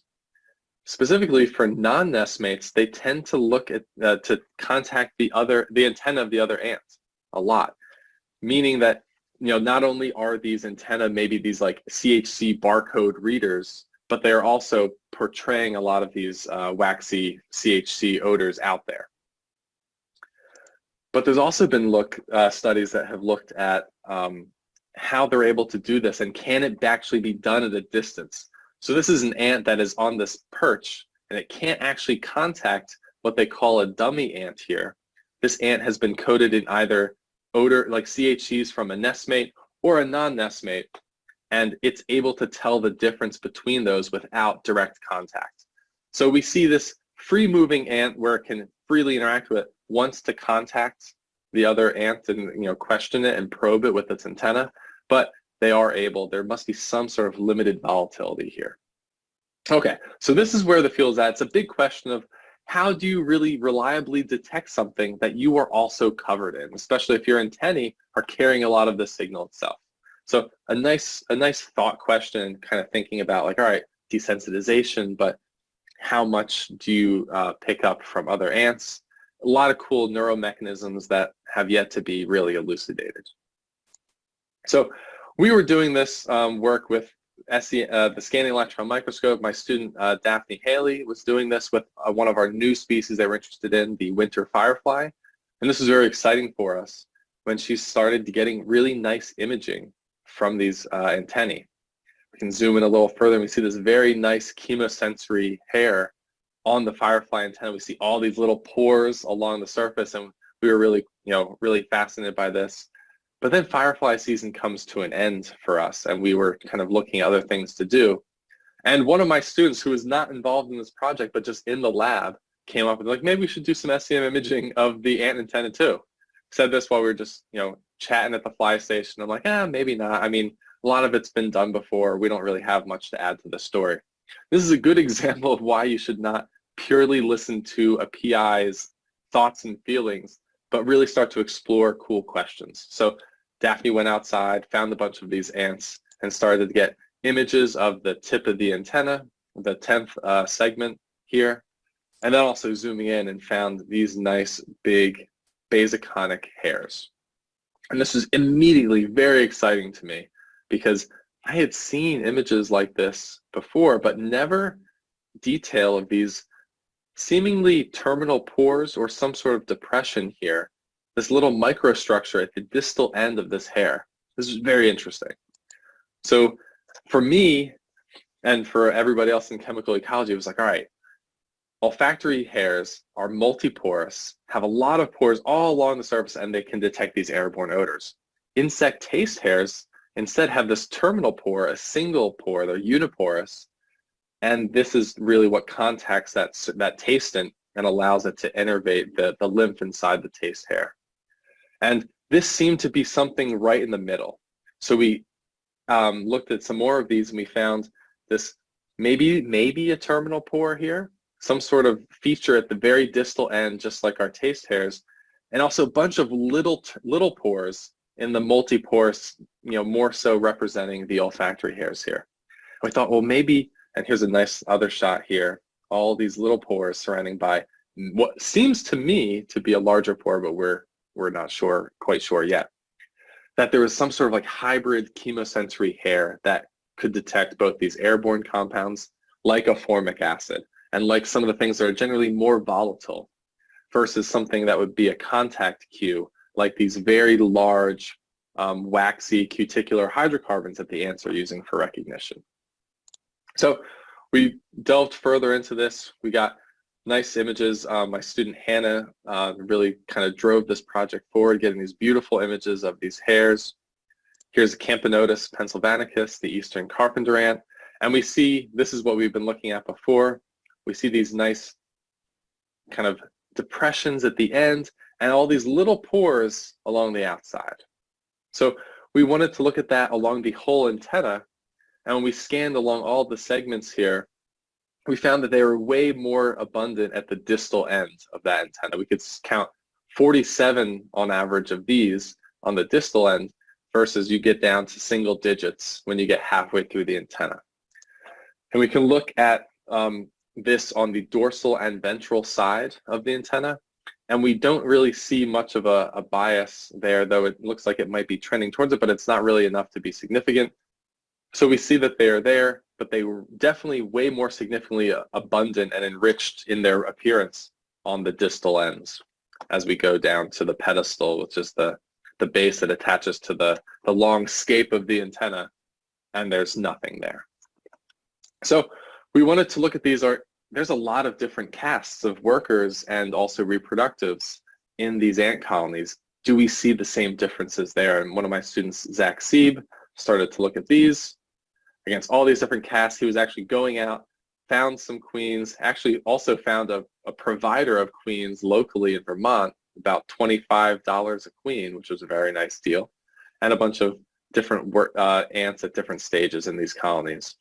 And we saw the same general trend where not really much towards the base of the antenna, and then way more enriched expression of these hairs, a lot of abundance in the distal end, with numbers varying mostly just based on the size of that ant species. So the nanitics are the early workers of these colonies that the first workers that queen lays. They are very small, and then they increase in size as we move along here, with major workers being these ones, having many more of these on the tip of their, these types of hairs on their antennae. So we looked at another ant species, again, the one that we talked about before, this Harpygnathus saltator, the Indian jumping ant, and we were looking to see, could we find similar hairs on the antennal surface? And we did, and we started to isolate these basiconic hairs that have been characterized before by Jürgen Liebig's lab. And lo and behold, we looked closer and we found this little depression there. We zoom in further and we see that little depression, and we see a bunch of these small little pores along the surface. Again, this unusual combination of multiporous with maybe something uniporous or even just a decrease, or like a little depression in that surface. Did the same thing. They are also highly abundant on the distal end of the antenna. And we don't really see a major dorsal ventral difference here, which for us makes sense because ants are contacting other ants with all 360 degrees area of their antennae.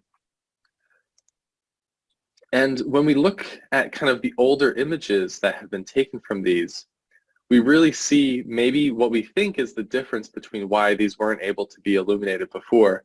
If you squint close, you can see little remnants of maybe a little groove or depression in the ends of these hairs. Here's another one here.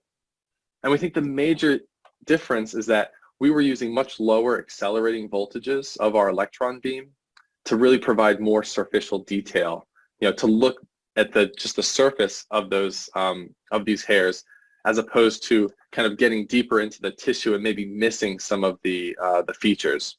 So this was accelerated at about 20 kilovolts, and this is about 5 kilovolts. And we're able to see the differences at this level and get the images that we saw back here to resolve all these different pores. So we started to kind of look at other ants. We had several ants. This is the Allegheny mound ant right in our backyard. We're able to check these out, and this is in the Formica genus, and we're able to see a very similar structure. Okay, let's move outside of our carpenter ant realm, and we moved into harvester ants. This is the Pogonomyrmex occidentalis, and we see maybe this is where we started to think maybe this isn't necessarily a pore, or at least in all ants, but maybe something more of like this little depression. We see a bunch of these small pores on the surface, and then this, maybe that's open, maybe it's closed, maybe it's open and clogged in these images, but we're saying this is kind of more of a depression that might increase the sensory surface area at this point. Then we looked at leafcutter ants, and we didn't see it at all. And this was really interesting to us. And these were big, large, super major ants, so it wasn't necessarily a size thing.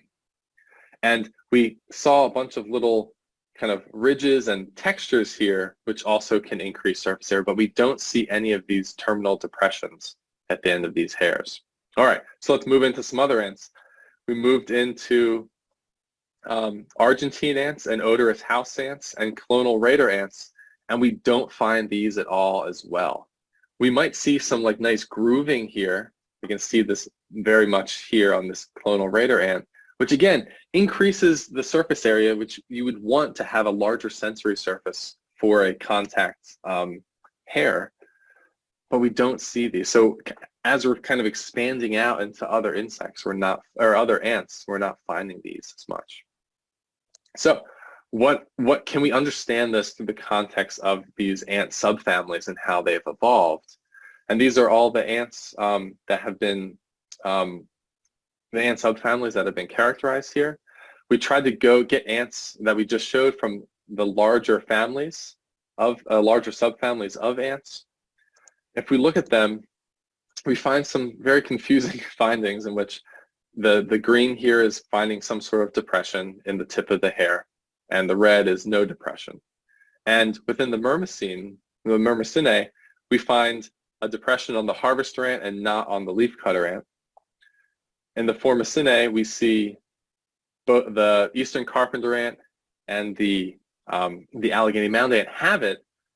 When we move into the Argentine ants and the odorous house ants, nothing.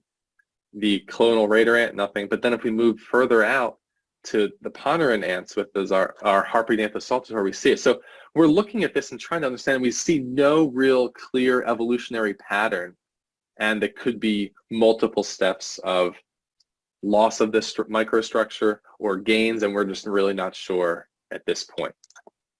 So, but what we do know is, and what we can kind of wrap our heads around, is that we have these ants that interact, and when ants will interact with each other, they're oftentimes contacting them and contacting each other with their antennae. And this makes sense because that large terminal depression and the abundance at the very end of the antenna really aligns with what one would assume would be a contact model for how they're sensing this. If they were just picking this up from airborne signals, it wouldn't necessarily need to be so abundant at the tip of the antenna. Also, these basiconic hairs have been recorded from using electrophysiology. They respond to these hydrocarbons that have limited volatility. We can artificially boost the volatility with a heated puff or coming out of a GC, but they also respond to the smaller airborne odorants. Perhaps the large terminal depression is responsible for the direct contact with the CHCs, and maybe the small hairs are responsible for kind of the detection of the smaller odorants. And then these hairs are very important for nestmate recognition and a lot of the social behaviors. These are not found. You cannot find these at all in male ants, which we tend to think about as like flying packets of sperm that are there to just mate with queens and sometimes workers. And the males don't really rely on the CHC detection at all. or that has, they can sense it in other hairs, but not really, they don't need to use it as much for their lifestyles in the colony or without the colony. So we think that this might be, this kind of potential multi-purpose chemosensory hair is just another one of these great model, like examples of structure determining function. So we have a lot of this information about the chemistry of CHCs and the sensory function of them. We have a lot of behavioral data of just free moving ants and how they interact with contact.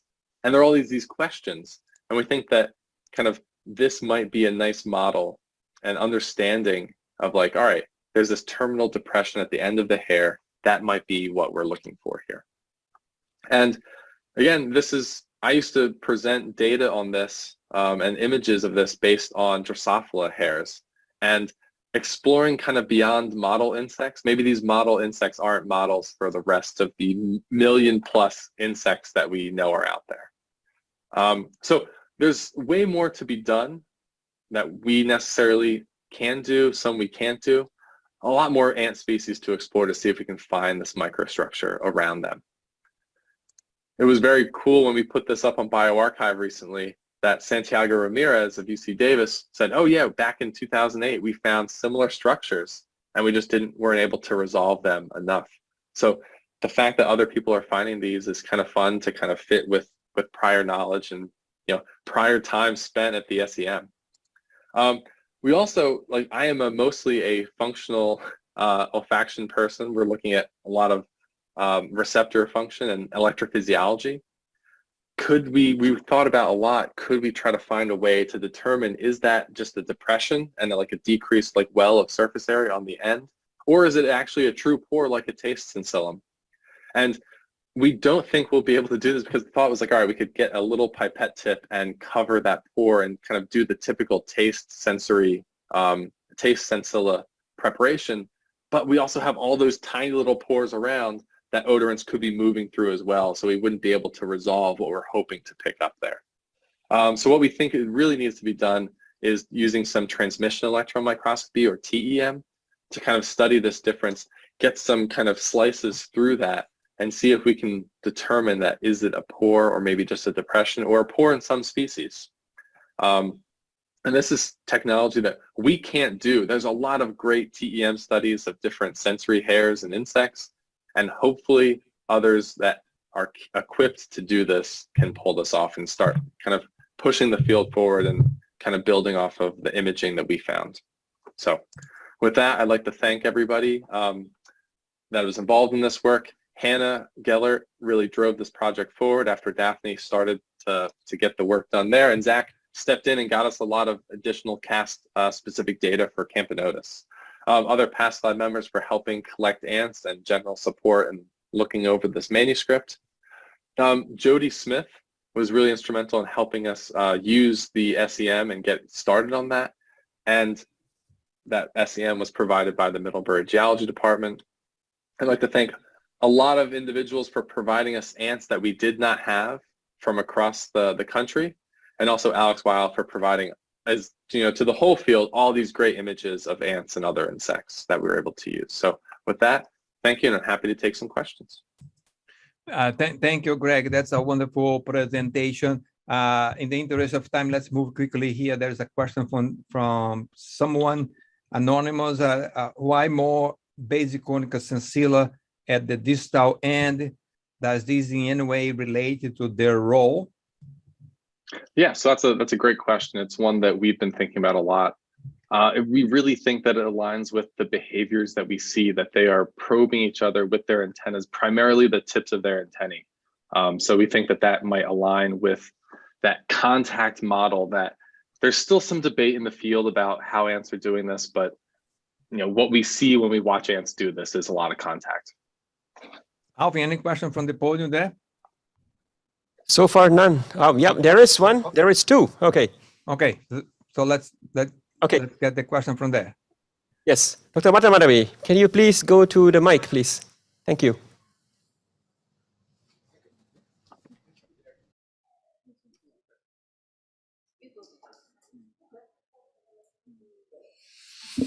Hi, thanks for a great talk. My question is related to the one from the chat The ant species where you didn't find these peculiar depression structures, what do we know of their behaviors? Do they maybe differ from the ones where you found them? That they antennate differently, or maybe more the abdomen or other body structures? That's an excellent question. When we look, the species that we had in-house are the primarily the two that we have, and we've looked at a lot of these behavioral observations, but it's my understanding that a lot of these ants, whether it's Argentine ants or the clonal raider ants, at least at human observation, real time, that they are doing these same kinds of probing behaviors, and tend to always kind of meet at the front, whether it's nestmates and maybe they probe each other, and then there's a trophylactic response where they're starting to share food, or if maybe they find out that they are not nestmates, and then all of a sudden they start to wrestle and get aggressive towards each other. So these occur, and these kinds of behaviors occur, and we think that they are still doing this heavy dose of contact, but it's also species that we are just receiving from others, and when we can get them in-house, we could kind of start to explore these, hopefully with like high-speed camera interactions. We might have to move on and take some questions for later, but I'm going to mention here two questions very briefly, if you can combine them and move forward. Did you look at the work of Mamiko Zak? She showed the terminal pore and the wall pores on antenna sensilla some years ago. And another one is that very interesting talk. Have you looked at for those hairs on any bee species? So yes, Mamiko has shown some of these pores in a recent ant learning paper with Camponotus japonicus. There's been some variation of some publications from that exact species have shown a pore, others have not. It might be about the resolution and the accelerating voltage of the SEM. So we're trying to just show that, hey, there's more in a lot of these different species out there. And yeah, when we look at old papers, we can kind of find that description, and we can like kind of squint and look at the images and see, oh yeah, there's the remnants, but it's much lower resolution and clarity that we'd like. In bees, we've looked at bees and wasps. We've looked at the honeybee and bumblebee in the US, and also several species of wasps when we do not find these structures. All right, thanks very much, Greg. Maybe you come back to that at the end, but now we have to move it to TIC, Chemical Ecology, as well as send the virtual podium to Nova Scotia, where Nicoletta Faraone is doing what Jeremiah Wild would call chemical prospecting. Here's Nicoletta. Hello, everybody. My name is Nicoletta Faraone, and I am an assistant professor in the chemistry department at Acadia University, Wolf in Nova Scotia, Canada. And today I'm going to talk to you about host detection by ticks and effect of repellent exposure. But before to start, I would like to thank all the members of the Faraone Lab, my students, research assistants, and postdocs that work so hard and with such an incredible enthusiasm on their projects.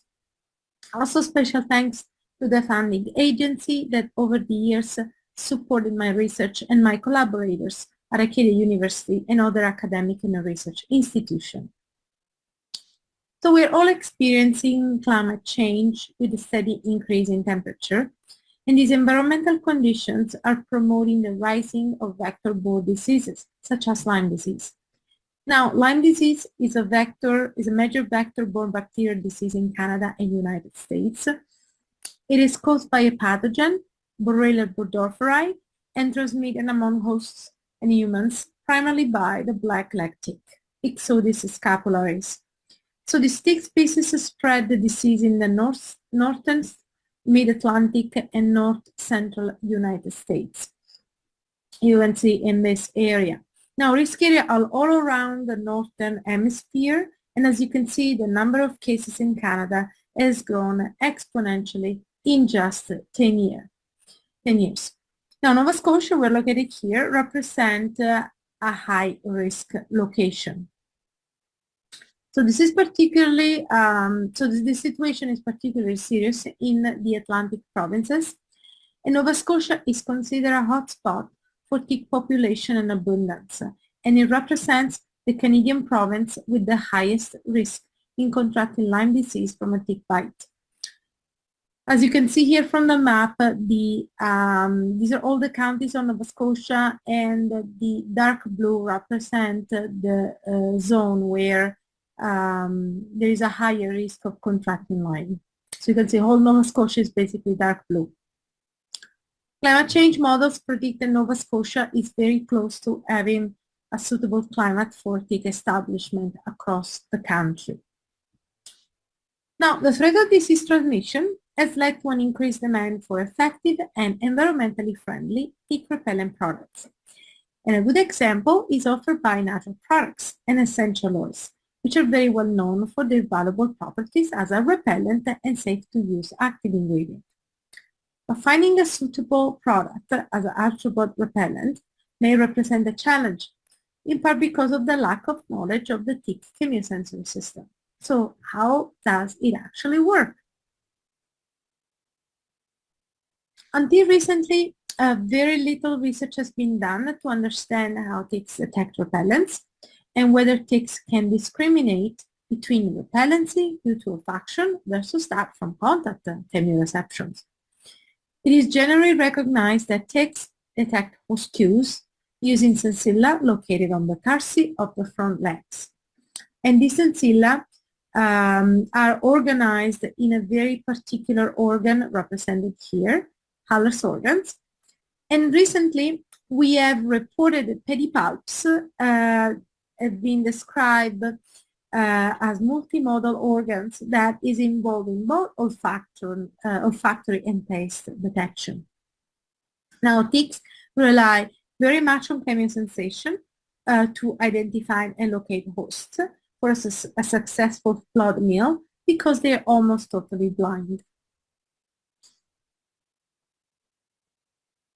Now, another important factor that requires attention is whether bacterial infection might change the behavior or the sensitivity in the ability of ticks to respond to other stimuli. In fact, it has been observed that Ixodes ticks infected by Borrelia burgdorferi survive better under unfavorable conditions of temperature and humidity, different level of energy reserves, and they have shown increased activity in questing behavior. So based on these very interesting questions, we wanted to investigate the tick olfaction in order to better understand how volatile organic compounds are detected, and then use this information to develop new repellent products and innovative methods for the prevention of tick-borne diseases. We studied the neurophysiology of ticks olfaction in the context of behaviorally relevant volatile stimuli, and also we investigated how these volatiles may alter the electrophysiological and behavioral response of ticks to other stimuli. Ultimately, all this information will be used to develop novel repellents and caricidal products. Now, the question that we want to answer, so we want to know, does the presence of a repellent impact the ability of ticks to detect attractants? And has the repellent exposure a long-lasting inhibitory effect on the ability of ticks to detect attractant and potential host? And does the pathogen impact the ability, the tick ability to respond to attractant and or repellent? So to answer to this question, we designed a specific bioassay that would help us to tackle down all these unknowns. So what happens if the tick is exposed to a repellent for a prolonged time? Because we know that ticks, when they are exposed, for example, in bioassay, they are repelled right away. But what if this exposure is prolonged? So we measure the electrophysiological response of ticks to butyric acid before and after exposure to repellents. And for repellents, we selected lemongrass essential oil and DEET. Now here in the table, I'll guide you what I have reported. So this is the electrophysiological response of black leg ticks before and after the exposure. So here we have the treatment pre-exposure, and we have recorded the response of the tick to control, which is just hexane, to DEET, lemongrass, and butyric acid.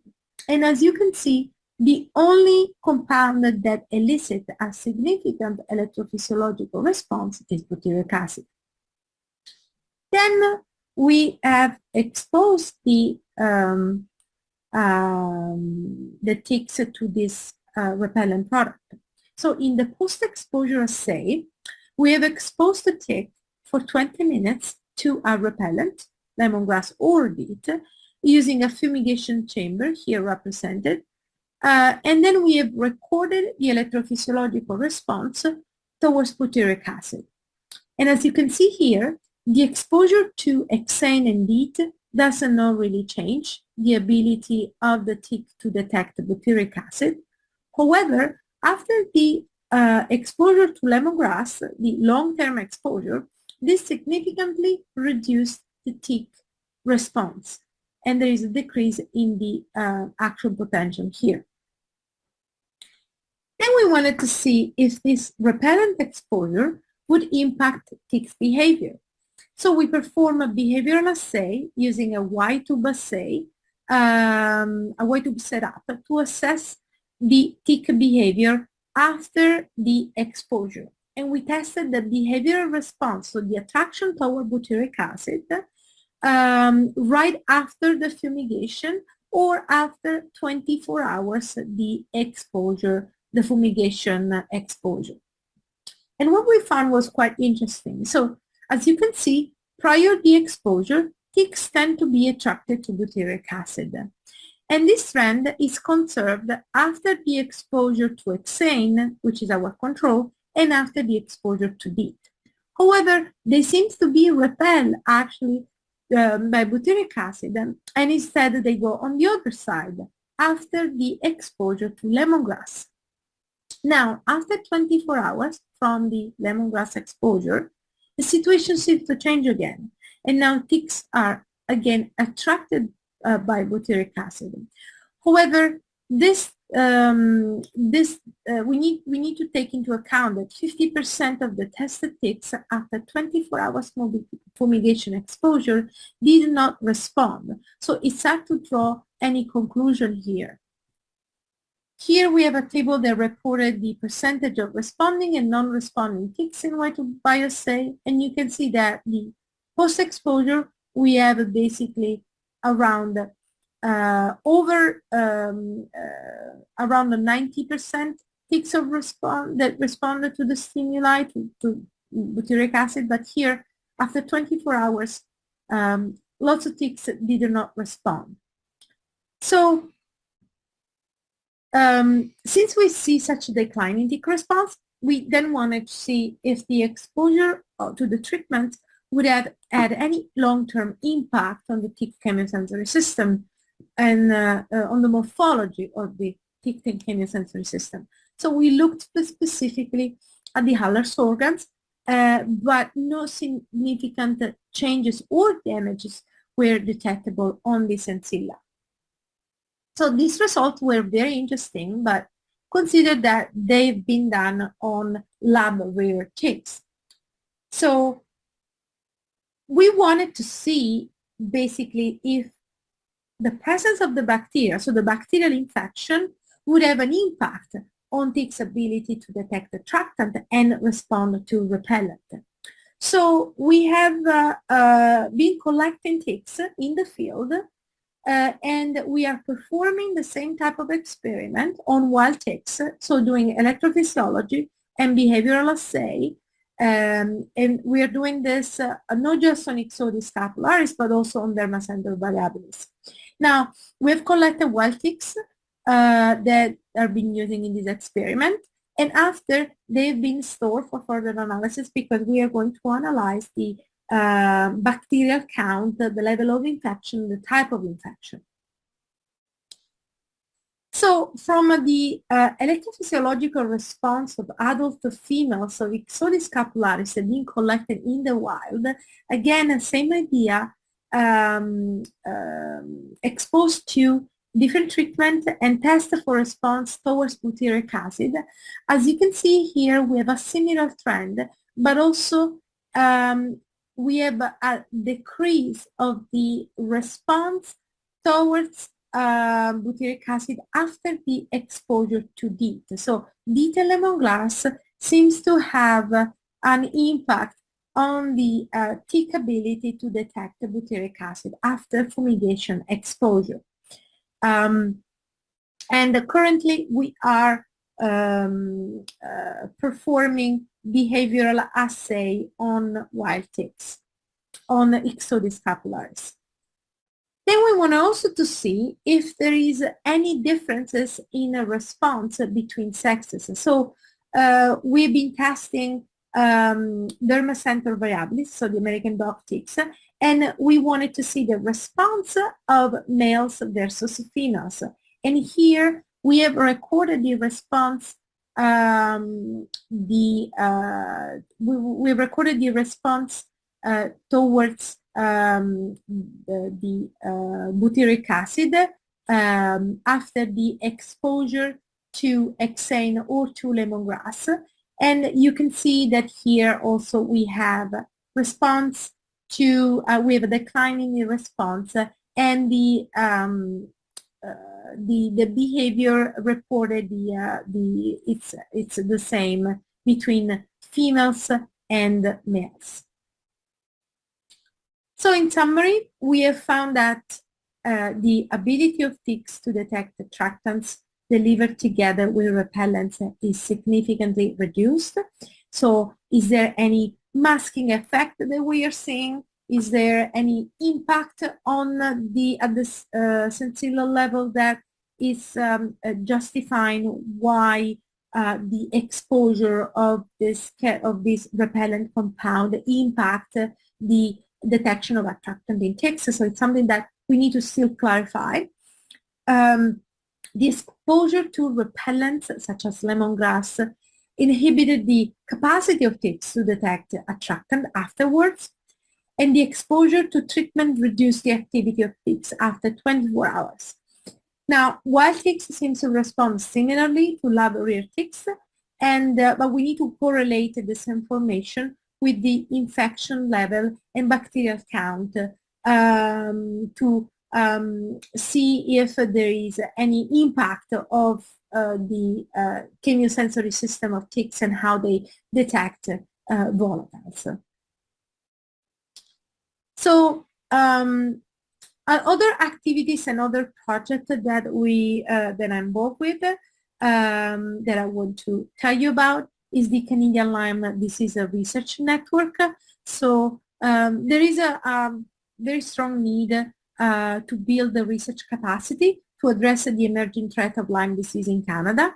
So we have established the Canadian Lyme Disease Research Network to improve prevention, diagnosis, and treatment of Lyme disease in Canada. So we've been collecting and doing tick surveillance in the province, and all those ticks will be tested, so the scapularis will be tested for Lyme disease to have a better mapping of the Lyme disease distribution.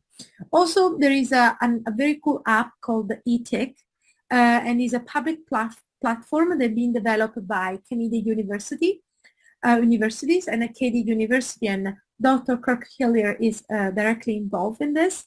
And this is an image-based identification and population monitoring of ticks in Canada, and provides up-to-date information about what tick species are currently being found, and as well as changes in their geographical distribution. And since 2017, you can see that more, almost 31,000 species, 31,000 pictures have been submitted for the identification. So this app is very cool because provided a live maps of ticks distribution all around Canada.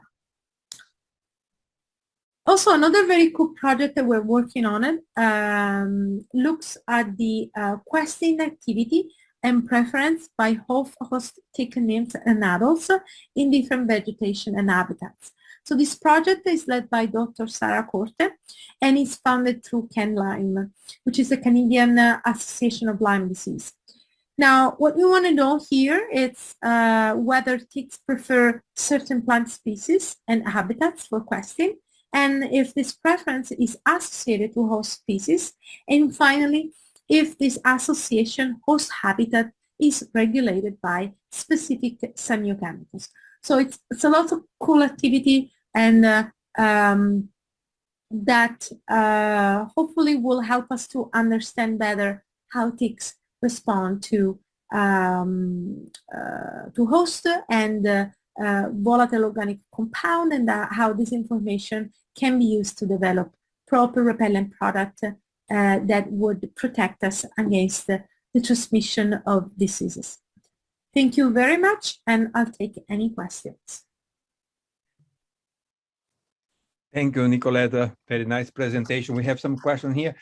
If people want to ask questions, please move to the mic there so that we save time. Danielle says, quite interesting. So how do you account for the non-responsive ticks to the Y-tube bioassay exposure? So thank you for the question. What probably we know that lemongrass and also DEET and hexane might have some acariciidal effect. So I think the non-responding would have impact somehow the physiology of the ticks. That's why they didn't respond. Now we are repeating the experiment using different concentration, and we're trying to see if this 24 hours, after 24 hours, ticks don't recover, so there is an actual damage. And ideally, it will be also cool to see if the exposure will impact the internal morphology. So looking at, for example, the synganglion, or looking at more specifically the sensilla, because we took just SCM picture, but there is so much more to see if to understand, you know, what the fumigation does to the ticks. Very good. And Alvin, if there's no question from there, I'll keep it the chat from here. Cameron Schlager is asking, is the longevity of the tick exposed to lemongrass or DEET shortened by the exposure, or is it the interaction of these repellents with the ticks only an odor receptor process? Yeah, I mean, that's why, because we are also concurrently performing acaricidal tests using these essential oils, and we know that lemongrass has an acaricidal effect. However, this question, this observation is really interesting, because we are trying to see the mode of action of the fumigation, and this is the long-term effect. So it might be that it's just impacting the chemiosensory system, so the tick is unable to detect anything and then move, basically. Because if it doesn't detect any volatiles and any attractant or repellent, the ticks won't be motivated to move and climb the white tube. Alvin, you can interrupt at any time, okay? If you have a question there. Yeah, yes, go ahead. Sure, no problem. I'm monitoring from here. No question from there, right? If there is a question from there, just interrupt at any time. Aditya is asking, is the relatively quick increase in tick population correlate with increase or invasion of some other plant animal species? This is a very good question. What we see, especially in Canada, is the I would say the increment of deers that are invading all the area that are density with a high density population.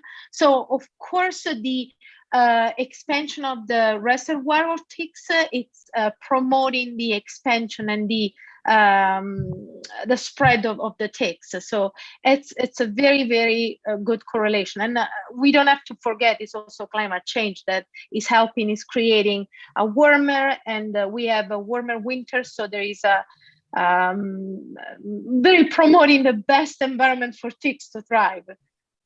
David, thanks for your presentation. So do we? Tick in nature can be infected by multiple pathogens. Can this affect response of wild ticks to your compounds? Absolutely. So we're going to look at not just Borrelia burgdorferi, but there are other bacteria that we're going to look at it. So we're going to do multiple analysis and looking at bacteria, virus, and other pathogens. So of course, the main idea was Borrelia because it's very common in Nova Scotia, and there is a high percentage of ixodiscapularis that are infected with Borrelia, but we think there will be the synergistic effect of the bacteria that somehow impact the ticks, how they respond to a volatile, attractant or repellent. Aditi, thanks you for answering her question. What time do you have in Nova Scotia now? What time? It's 11 p.m. 11 p.m. You stay late until the end. I hope you stay. Okay. I hope you continue with us so that there will be more questions by the end. So let's move on. Let's move on. Thank you. Thank you. Thanks very much. Let's move on now.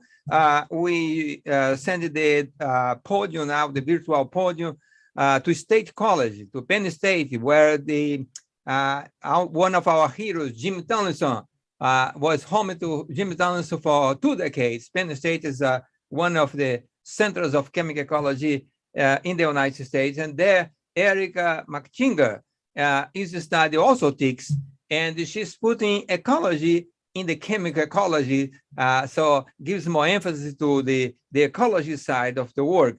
So let's then send the podium now to Erika Machtinger and attend her presentation, remote presentation. Erika, the floor is yours.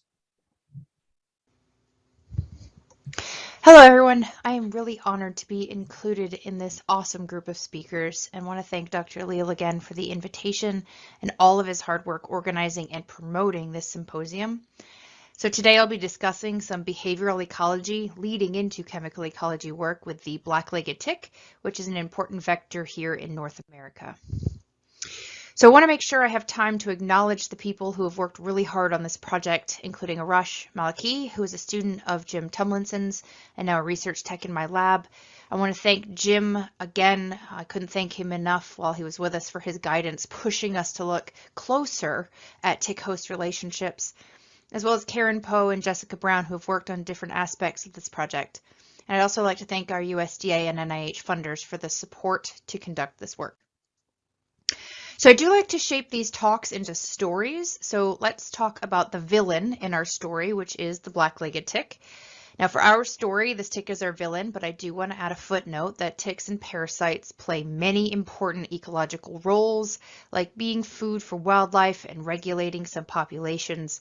So while this tick is our villain in terms of public health, it is not a villain in the ecological sense.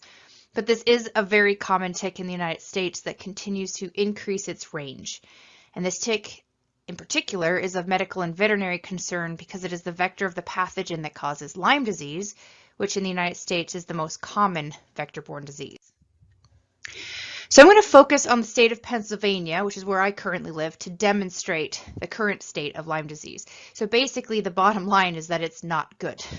Not only is Lyme disease the most common vector-borne disease, but all cases across the country continue to rise, which you can see here in this figure, with nearly double the number of 2010 cases from around 2015 and on. Now keep in mind, this is only one state out of the country that is represented here, and that total cases are estimated to be about 10 times what is confirmed by diagnostic tests. But here's the problem. So one of the challenges we face in control of these ticks is that there really isn't that much information on tick ecology, especially when you compare it to other important vectors like mosquitoes. So one of the focuses of my lab is tick-host relationships and tick control.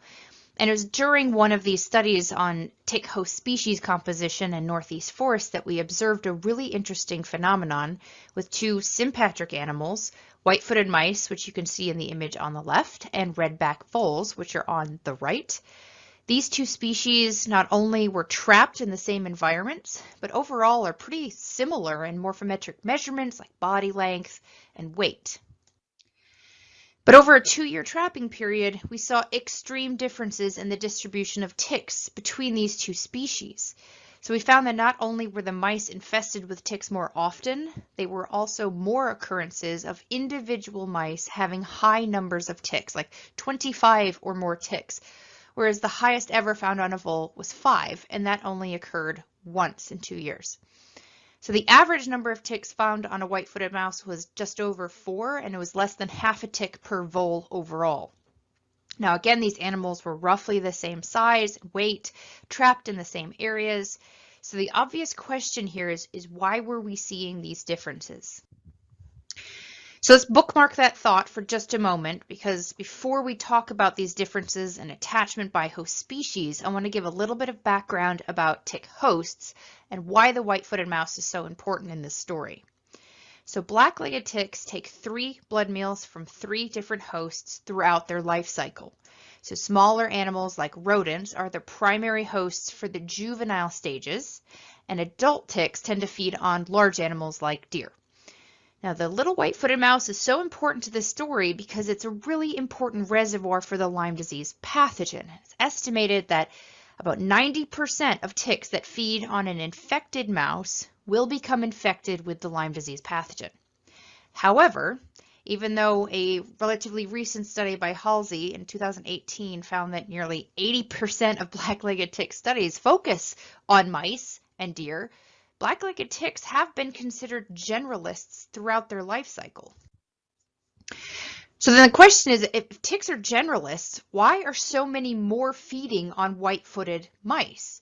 So that was the central question to what led us into this next series of studies. And because so little is known about the ecology of ticks, including chemical ecology, we started with behavior. So animal behavior is driven by many environmental cues like auditory, gustatory, visual cues, tactile cues, and of course, chemical cues. And often talks in the realm of chemical ecology have a lot of chemistry, but looking for chemicals first without establishing a suitable bioassay to evaluate behavior is like looking for a white cat in a snowstorm. So in other words, it's very challenging. So what we've been trying to focus on is the behavior to understand these tick-host relationships. So what do we already know about black-legged tick chemical ecology? There are a lot of really fragmented pieces of information. We know that ticks demonstrate distinct heterogeneity within species, with about 20% of animals carrying 80% of the total tick burden. There are many theories to why this is, but studies have yet to find a consistent common link to the causality. We know that Sonnenschein and his colleagues in 2003 found that nymphal black-legged ticks were arrested by specific compounds from conspecific ticks. And recently, Josek and their collaborators found that adult ticks demonstrated electrophysiological activity when exposed to specific crucials, but behavioral responses were disappointing in the lab. We have yet to see any evaluation of black-legged tick attraction to live hosts. Now, fortunately or unfortunately, this is a big question to tackle because where do you start? Is tick attraction to hosts based on tick behavior, or are they truly generalists and successful attachment is in response to host behavior or physiological status? Or, more likely, is it a combination of many factors that drive tick attachment and successful feeding? So we decided to start with the most simplistic questions. 1, are ticks attracted to hosts? And 2, how do hosts respond to ticks? So our main objectives here were to look at black-legged tick responses to white-footed mice, mice with tick infestations, tick responses to meadow voles, and then no-choice assays comparing mice and voles to get to that question why we were seeing such big differences in the field with tick attachment. And you may be asking why with and without tick infestations. So we thought back to the Sonnenschein study and thought that it would make sense if ticks could pick up on the pheromones of conspecific ticks already feeding and take that as a cue that they could also be successful as well, perhaps leading to aggregation on a single host animal. So our bioassay setup looked like this for the most part.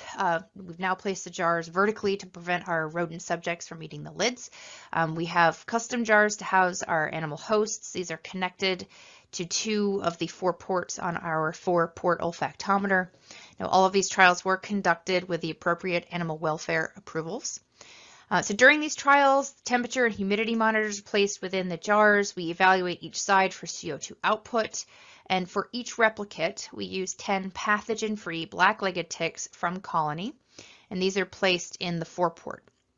Now, we had several iterations of this setup that we tried before finally landing on this. Our experience with Y-tubes and U-tubes, which are often methods used for olfaction-related behavior, showed that black-legged tick nymphs did not move in some assays, regardless of orientation of the Y-tube, and it was hard to infer if this was due to a repellent effect of the odor or experimental setup. So we decided to use the 4-port, which provides us a little bit of flexibility in choices as well. Now, this is a top-down view of our olfactometer where you can see our determination of a choice line on the left side, and the right figure examples of nymphs that have made a choice in one of the odor ports. So we set out to evaluate tick attraction to mice, thinking that ticks would have some degree of attraction to a common host, and that would see perhaps less attraction to voles, which would explain what we were seeing in the field. But what we got was a major story plot twist. Basically, we didn't see this coming. Ticks don't choose mice. Over and over again, black-legged tick nymphs were actively repelled, which means they walked away from the odor of live mice, which was a natural host, and towards the clean air. So overall, nearly 3/4 of our tested ticks chose clean air over the mouse odor or the mouse host. So, okay, maybe it is something like tick infestation that gives ticks a cue that biting may be more successful. If ticks before you are feeding successfully, maybe you can too. However, when we looked at infested mice against a clean air control, we saw fewer ticks responding to the mouse host, so about 85% of our ticks choosing the clean air control.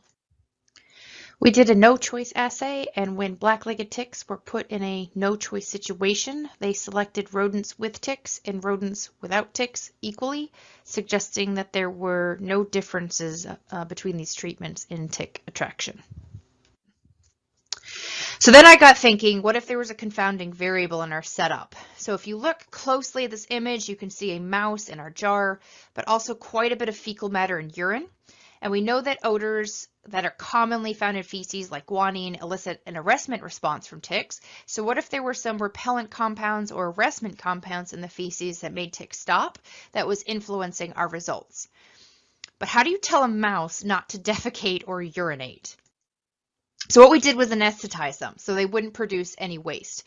We knocked them out for 45 minutes and conducted additional trials, and what we found was that the repellency was actually more likely. So 93% of our ticks were repelled by the mouse host when it was anesthetized without any of those waste products. Okay, so that was not what we were expecting. But what about the voles? So trials were run looking at vole odors versus clean air, and nearly 70% of ticks were repelled by the vole odors. This was very similar to our mouse response, which is about 74%. So when we looked at voles compared to mice, there were slightly more ticks, just in basic percent response that moved towards the mice, but these results were not significant. So this wasn't at all what we were expecting to happen, of course, and goes against the most basic thought exercise. So why would a parasite be repelled by its host? So we started brainstorming and coming up with alternative reasons and experiments that we needed to do to start investigating this a bit deeper. So the first is maybe attraction to hosts is more close range. Maybe they have to be closer to them. Or maybe low attraction is due to niche partitioning. Or perhaps individual hosts instead of a population of hosts, have more influence over tick attraction. Or maybe we're looking at the wrong behavior. For insects, attraction is active movement towards the attractant, but maybe for ticks, attraction is a little bit different. Or maybe attachment really is totally random and there is no innate attraction, and biting success is more host influenced. So I'm going to go through these a little bit deeper to give you all a little bit of a sneak peek about what we're doing next. So the first thought we had is maybe attraction is low due to niche partitioning. And back in 2008, Brisson found that the distribution of larval ticks on white-footed mouse hosts was actually really low, like only 10 to 15% of the total larval tick population fed on mice, whereas the remaining ticks were found on other hosts. So nymphal attraction in our assay was about 25%, so perhaps these ticks have some differential attraction that allows them to separate over a range of hosts and not overwhelm any one species, which would be bad for them as a parasite. Another thought we had was perhaps attractive cues are given off at the individual level and not at the population level. So if you take a look at the bar chart on the right, you can see that in 2011, Butterwick found that nearly 40% of animals that were considered sick were infested with ticks, whereas healthy animals did not have that parasite burden. So ticks need to override the immune response of their host in order to feed successfully, and immune function can influence metabolites, which could be read by ticks as being more or less risky targets. And the animals that we used were from our established colony that are healthy, well-fed, low stress. So perhaps we aren't seeing attraction because our animals aren't at the right physiological state.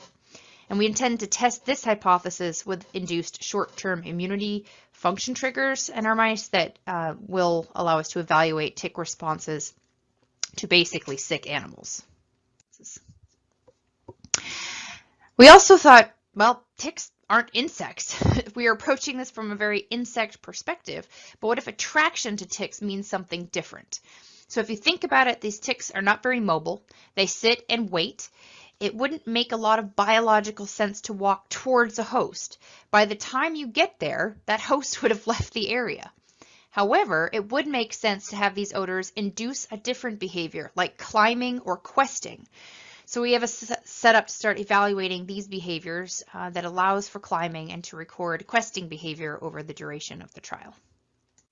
So finally, there is a chance that some component of tick host selection is just random and that ticks only respond to other sensory cues like heat and vibration in concert with CO2. We are tackling this component of the tick host selection process as well in my lab. So a student in ecology in my lab, Jessica Brown, is using EthoVision software to evaluate rodent behavior after tick attachment and is comparing different levels of tick attachment among species of rodents, including mice and voles. And you can see in our setup here with the phenotyper cages that house the rodents on the left, and on the right is what the image looks like with each of those yellow blobs, tracing a rodent that's in the cage and their behaviors, including grooming behavior. So to wrap up here, we didn't get into any of the chemistry or chemicals or anything other than strictly behavior related to tick host attraction. But all of this behavior work is setting that foundation for us to really understand the process of how ticks go from host seeking to actually on a host, and whether that's a selective process or a random one. We will continue to explore alternative tick behaviors which may indicate attraction, continue to work with the host to evaluate their role in successful feeding, and we will continue to evaluate the compounds associated with the hosts for their role in any of the behaviors we've identified in the bioassay, including repellency. So I want to thank everyone again for taking the time to join us and looking forward to answering any questions you may have. Thank you. Thank you very much, Erika. Alvin, are there questions from there? The podium? Yes, there is. Yes, there is. Renee, can you go to the mic? Thank you. Renee has a question.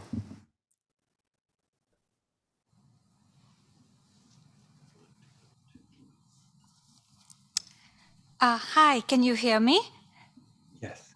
Yes, we can hear you well. Okay. So I had a question about the alternative cues that you were talking about. It struck me that the shrews had the highest tick load when you did, you showed some older data.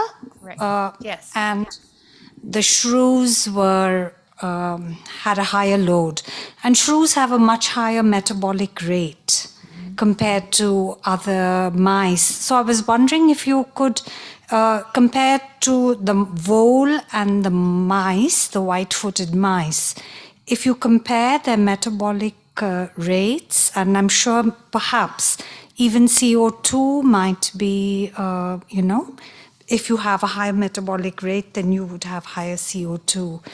So that might be something that, I'm sure you're already looking at. But maybe the shrews will give you the clue as to how to proceed with that investigation. Lovely work. Thank you. That's an excellent comment. We have been measuring CO2. Actually, our voles have higher CO2 than our mice, but they are the ones with ticks. But you're right that shrews are notoriously high. Their metabolic rates are notoriously high. They're just a little bit more challenging to keep alive. So we haven't tried that yet, but it is an excellent thought. And working with somebody who has some of the equipment to look at that is an excellent thought. You raised so many questions, Erika, that if people get out of questions. But there is one here on the chat from Zain Said asking, were the overall numbers different, not percent, when both animals, same or different, were present as compared to only one treatment versus control?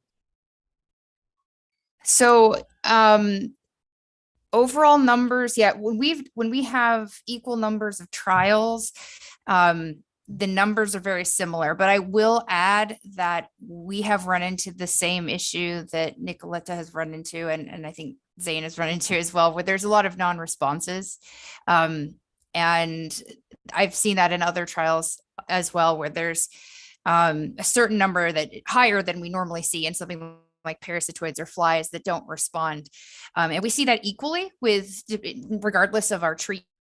But there is something I think to be explored there in tick physiological status, whether they're in questing mode or not questing mode, that we haven't really explored yet. That's a good question.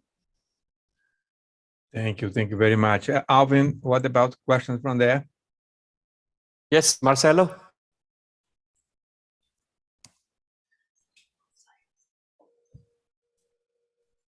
Is Marcelo come to the microphone?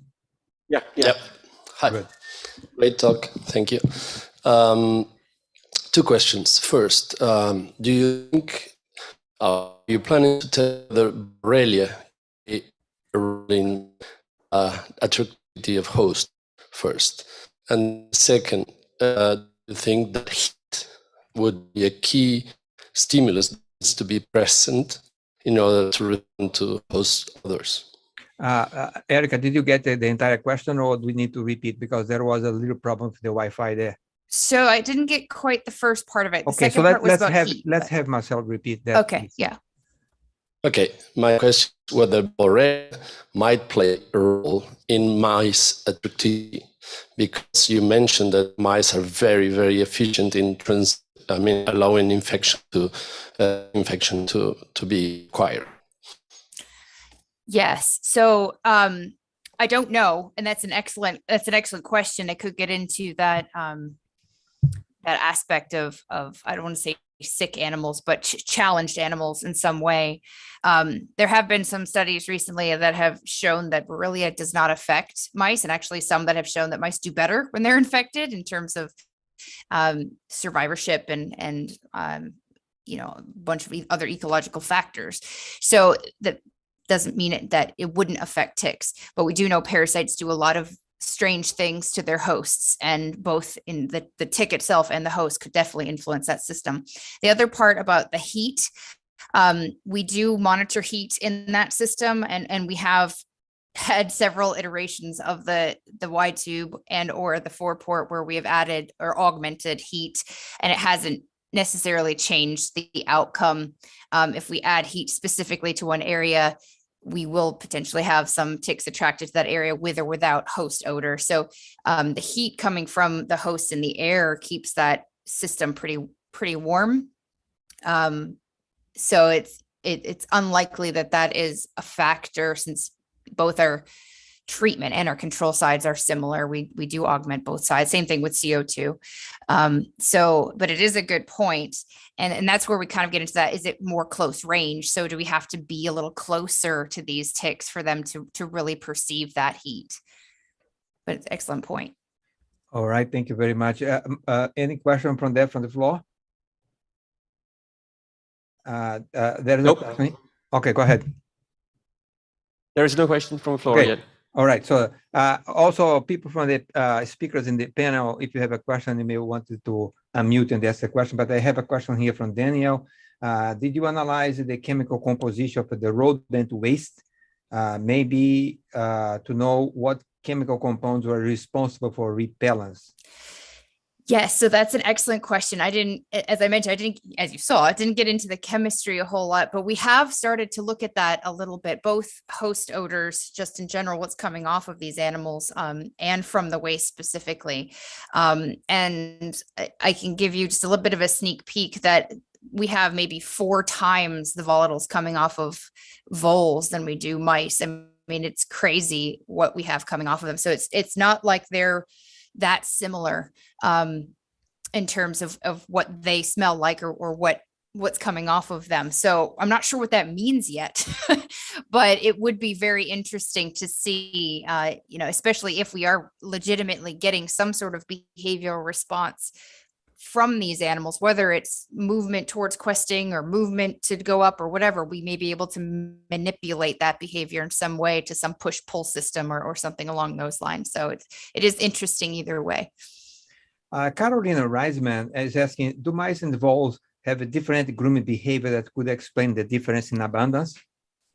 Yeah, so we don't know yet. That's what Jessica's looking at right now is their grooming behavior. What it seems like is happening from the animal side is mice groom more frequently and they have a more standardized set of grooming behaviors than voles do. But voles have a stronger immune response, what's called the anti-tick response to tick bites. So, like when somebody gets bitten by a mosquito and you itch, that seems to have a stimulus driven response, and that tick bite tends to trigger them to groom more. So it seems like voles may have more of a role in this tick success because of that stimulus driven response. We still have a ways to go with that, but that's where the data is taking us right now. Any question from the floor there? None. No question there. Anyone from the panel want to ask any questions? We have run out of time, but we could afford one question. If anyone has one? No? All right. So thank you very much, Erika. Thank you very much to all speakers for the first part. We are here on time. And now we have a break of 20 minutes, a coffee break. I heard that the coffee breaks and the breaks in Kuala Lumpur are fantastic. We are so envious of you guys for attending person. That's the time for the break.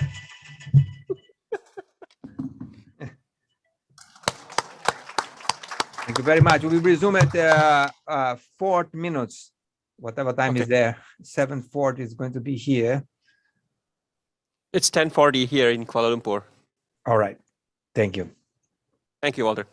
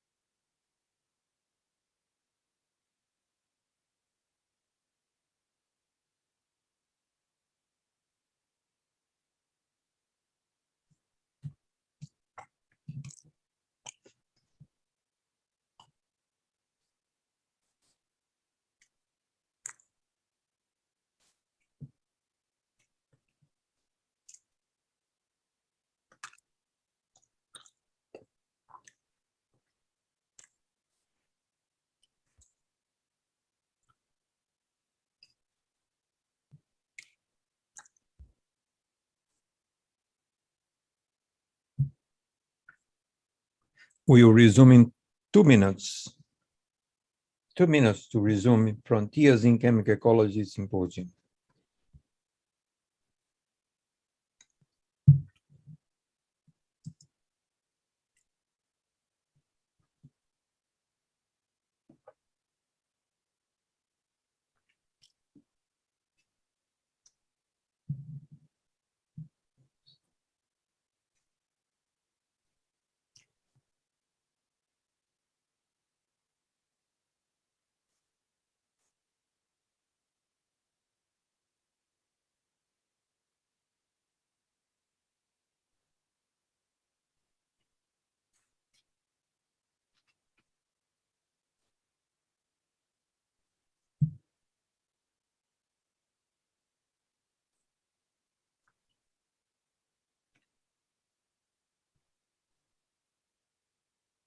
One minute to start.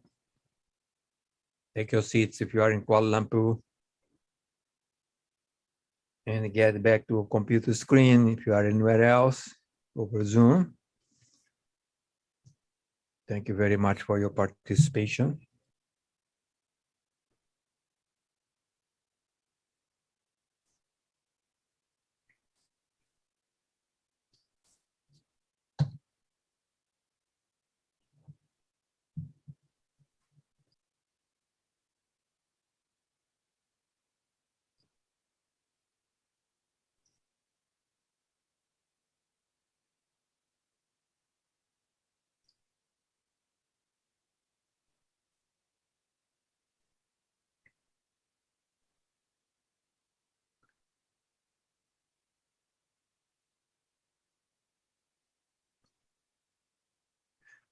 All right, folks, welcome back, and thanks for attending the Symposium Frontiers in Chemical Ecology. The next speaker coming to us from the city of New York, the state of New York, but soon he'll be moving to New Haven, to Connecticut. Trevor Sorrells is the next speaker. Trevor, the floor is yours. Go ahead. Hello, everyone, and thank you to Walter Leal and the other organizers of this joint meeting for the invitation to present in this exciting session. I will be talking about work from my postdoc with Leslie Boshall at Rockefeller University. And this fall, I will be moving to Yale University to start my lab in the Department of Genetics. Mosquito behavior is responsible for the transmission of hundreds of millions of cases of human disease each year, leading to as many as 700,000 deaths. This constitutes a significant fraction of all infectious disease cases worldwide. Each of these cases begins when a mosquito senses, locates, and bites a human, and in the process transmits one of a number of different potential pathogens, such as parasites and viruses. The potential for the spread of these diseases is increasing with climate change because it is causing the range of mosquitoes and other vectors to expand. My research focuses on the question of what makes mosquitoes so effective at this behavior of locating and biting humans. We know a fair amount about how mosquitoes do this. They initially detect us using volatile cues such as carbon dioxide from our breath or odor produced by our skin. These cues cause mosquitoes to begin flying and tracking them upwind to locate their source. As mosquitoes get closer to us, they can detect additional cues, such as heat from our body and visual contrast, which they use to land on us and bite us. You'll notice that mosquitoes use a number of different sensory modalities to accomplish this behavior, and that it can occur over an extended period of time if they're not initially successful at finding us. So this raised to me the question of how mosquitoes combine these multiple different stimuli over time to accomplish this behavior. The work that I'm going to be describing was inspired by the fact that mosquitoes are micropredators, and we use this term because they consume only small quantities of their prey at a given time. But like larger predators, they use some of the same strategies to find us, such as tracking olfactory cues. Now, a number of studies in the mosquito and other flying insects have indicated how these animals will track odor plumes to their source.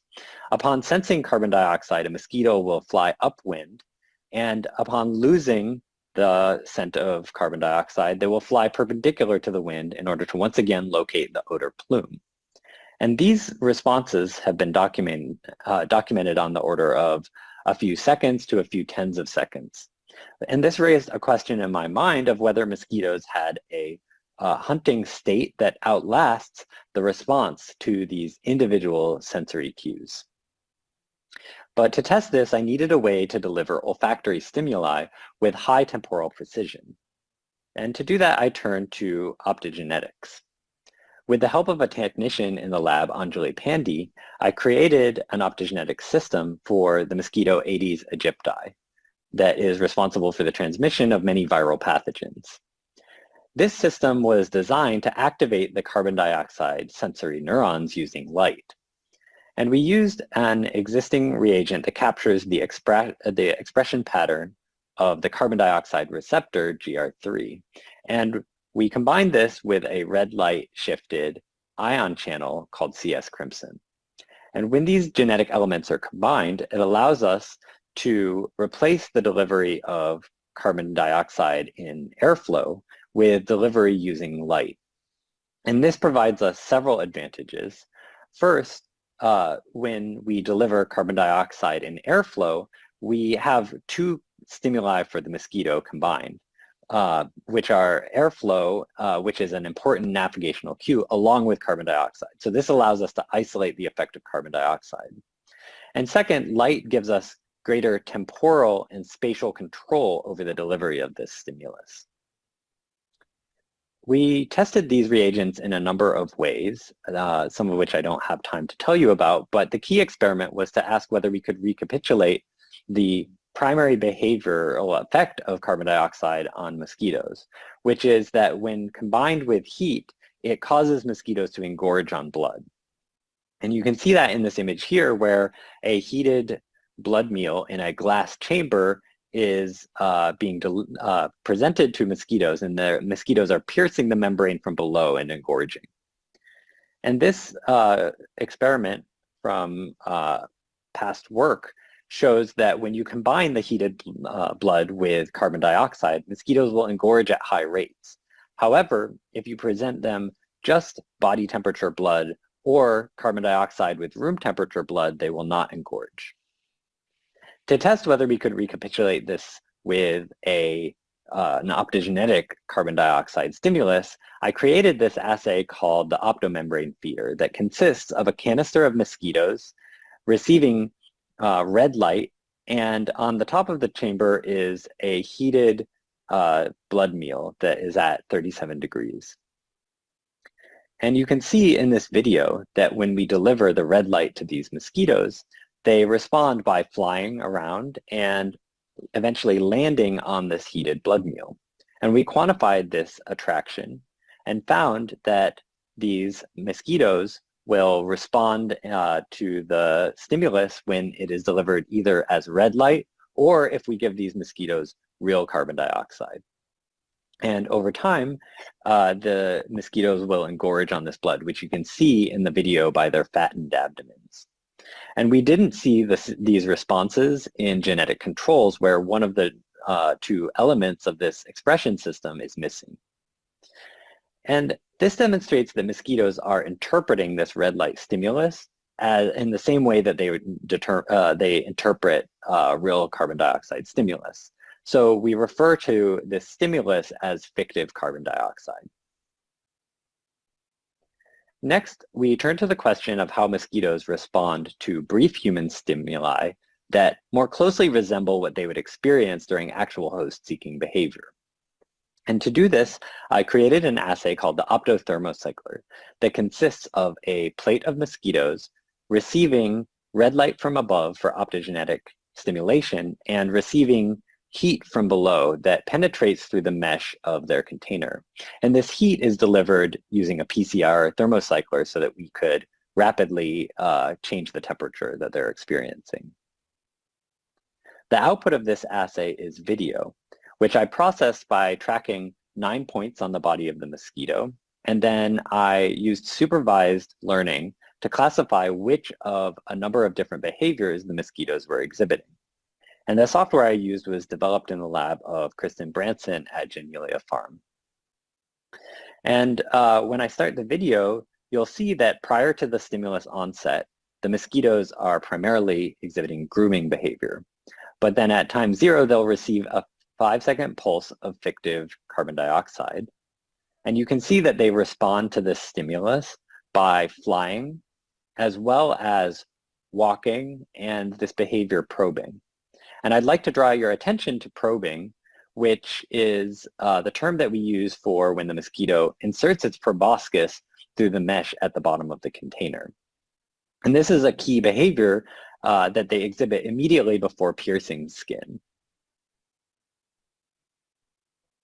So we use this assay to quantify the response of mosquitoes to transient heat and fictive CO2 stimuli. Here I'm showing you an ethogram where each row is an individual mosquito, and the responses of the mosquitoes behaviorally are color-coded over time.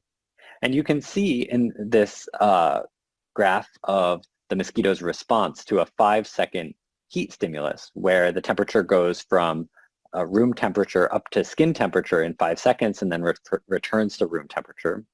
The response of the mosquitoes is to probe for a short period of time. When we tested the response of mosquitoes to the fictive CO2 stimulus, their responses were much longer and involved flying, walking, and probing.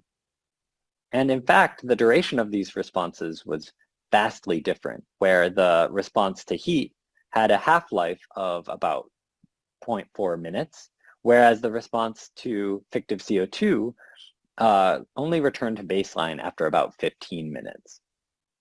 And because of the importance of the integration of these different modalities of sensory cues, as I already told you, I presented these two stimuli simultaneously. And this resulted in a very strong probing response, but a reduced flight response. And this bias away from long distance movement of flight toward immediate attempts at piercing suggests that mosquitoes interpret these multiple host cues when combined as indicating the human is in their immediate vicinity as opposed to far away. And I was especially struck by the long-term response to fictive CO2 because I thought it resembled the hunting phase of predatory animals where they will stalk their prey over an extended period of time. And if this were true, one of the predictions you would make is that this behavior closely matches when mosquitoes have this goal of feeding on human blood. So to test that, we compared the response of females to those that had already taken a blood meal. After taking a blood meal, a female mosquito will spend several days digesting the blood meal. And during this time, she is no longer as attracted to human sensory stimuli. Similarly, male mosquitoes do not take blood meals, and that's because they don't need to produce any eggs. And so they don't, so similarly, they also do not show this strong attraction to human cues. So we compared normal hungry female mosquitoes to females that had been blood-fed. And we found that the blood-fed females had lost almost all of their attraction or almost all of their behavioral responses to both heat and the fictive CO2 stimulus.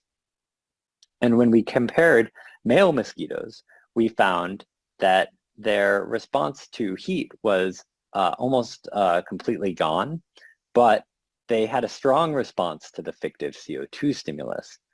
The difference between males and females was in the duration of the response, where females had a response that with a half-life of almost 10 times the length of the male response. And so this demonstrates that the sexual dimorphism in this behavior is not in the ability to detect the fictive CO2 stimulus, but it's in the duration of the response. And I was interested in learning more about the genetic basis for this sexual dimorphism. A graduate student in the lab, Nipun Baswar, had recently created a mutation in a known regulator of sexual dimorphism in flies called fruitless. And Nipun found that fruitless mutant male mosquitoes gained aspects of female behavior, including the attraction to human skin odor. And so I was interested in whether these mutant males would also have an altered response to the fictive CO2 stimulus. When I tested the response of fruitless heterozygous males, I found that it was very similar to the response of wild-type males. However, the fruitless mutant males had a stronger and more sustained response, particularly to fictive CO2. And this demonstrates that this regulator, fruitless, is responsible in part for this sexual dimorphism between males and females. Finally, I wanted to test whether this fictive CO2 stimulus could not only alter the behavioral output of mosquitoes for minutes afterward, but whether it could also alter their responses to subsequent sensory stimuli. And to do this, I created, with the help of a rotation student, Adriana Rosas, an assay called the blood blanket that consists of a thin layer of artificial blood located between the heating element of the thermocycler and the mosquito behind a mesh, so that the mosquito could access the blood, but we could also rapidly heat and cool this blood meal mimic. So we designed stimuli to deliver either a 5-second pulse of fictive CO2 or heating of the artificial blood for 10 minutes. And then we combined these stimuli and spaced them up to 20 minutes apart. Mosquitoes responding to these individual sensory stimuli engorged at low rates. And when they were combined, as expected, the mosquitoes showed higher rates of feeding. And we could space the fictive CO2 stimulus up to 14 minutes prior to the heating of the blood meal and still observe a potentiation of the mosquito's engorgement on the blood meal. And so this demonstrated that indeed the fictive CO2 stimulus results in not just an alteration of the behavioral output for minutes, but it also changes the response of the mosquitoes to subsequent heat and taste stimuli present in blood. And this is analogous to some sort of short-term memory, not in the same way of that we normally think of memory, but a memory that lasts for up to 14 minutes and may be representative that there's a human nearby. So to summarize, a brief sensation of human breath, in this case delivered as fictive carbon dioxide, causes mosquitoes to enter a state that lasts for somewhere from 10 to 15 minutes. During this time, mosquitoes show high arousal behaviors, such as flying and walking and probing. But this is not just a general arousal response. It is specific to the goal of feeding on humans. And we know that because if mosquitoes subsequently sense heat and taste cues, that they engorge at higher rates. And this persistent behavioral state provides a mechanism for mosquitoes to integrate these different modalities of sensory information over time. And we think it explains also why mosquitoes are so aggressive and effective at locating and biting humans. So finally, I'd like to make a small plug for my lab, which is opening this fall. We're interested in identifying the neural circuits that control blood feeding in the mosquito and understanding how they evolved in mosquitoes and some of their relatives. In particular, we'd like to identify the neurons that are responsible for this persistent behavioral state that I talked about today. We'd like to identify the neurons that both initiate as well as maintain the persistence of this state. And we think that these are going to be really important targets because they represent the difference between when a mosquito is actively seeking out a human and when they are not. And therefore, they may serve as potential targets to disrupt this behavior and to just understand more in depth how mosquitoes accomplish this. We're also interested in understanding how these neural circuits control mosquito behavior more broadly. In addition to the attractive stimuli that I talked about in my introduction, mosquitoes also deal with repellent stimuli such as swatting behavior of hosts. And we're very interested in how mosquitoes make these decisions about locating a human while still braving the danger of a defensive host. And finally, we will compare mosquitoes with some of their relatives that either do or do not feed on blood to understand how this behavior evolved and how it differs among these different clades of insects. And so with that, I would like to thank my postdoc advisor, Leslie Vosshall, as well as many members of the Vosshall Lab, some of which I mentioned throughout the talk. I'd also like to thank the rest of the Rockefeller community for providing a really helpful feedback on my project and helping with the design of these behavior assays that I used and many other technical and scientific advice over the years as well. And I'd also like to thank my funding sources. So thank you very much for this opportunity, and I'll be happy to take questions. Thank you, Trevor. Very nice presentation. We already have a question coming in from Shefali. How prominent is walking response of mosquitoes in your behavioral assays, as I was under the impression that mosquitoes prefer flying? Also, if there was sufficient space for flying in your assay. Yeah, thank you for that question. It's because of the nature of the assay, we used really confined spaces for the mosquitoes. And so they ended up, when they would fly for very short periods of time because they would hit the wall of the chamber and stop flying. But they did initiate flight events for about 15 minutes after the fictive CO2 stimulus. So even though they weren't able to fly long distances, they still had this drive to initiate flights. And I think that's less realistic for mosquito behavior, but it also has the advantage of decoupling ongoing flight from this internal motivational state for host seeking. Any question from the podium there, Alvin? Yes, there is. Okay, let's go from there. Dangshan? Very interesting talk. Thank you. My question is, have you looked at the spectrum of the light? Which light has more effect than the other? Yeah, that's a really good question, especially in light of recent work that is showing that mosquitoes show some attraction to red light. In my assay, I don't see a behavioral response to the bright flash of red light that I use for optogenetic activation.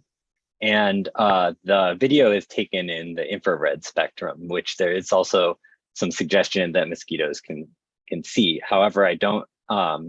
I see a strong response behaviorally to bright green light, but not to this bright red light. There is another question here as we prepare another question from the podium there. Would the potentiation by CO2 affect sugar feeding behavior? Consider there is CO2 modulation there.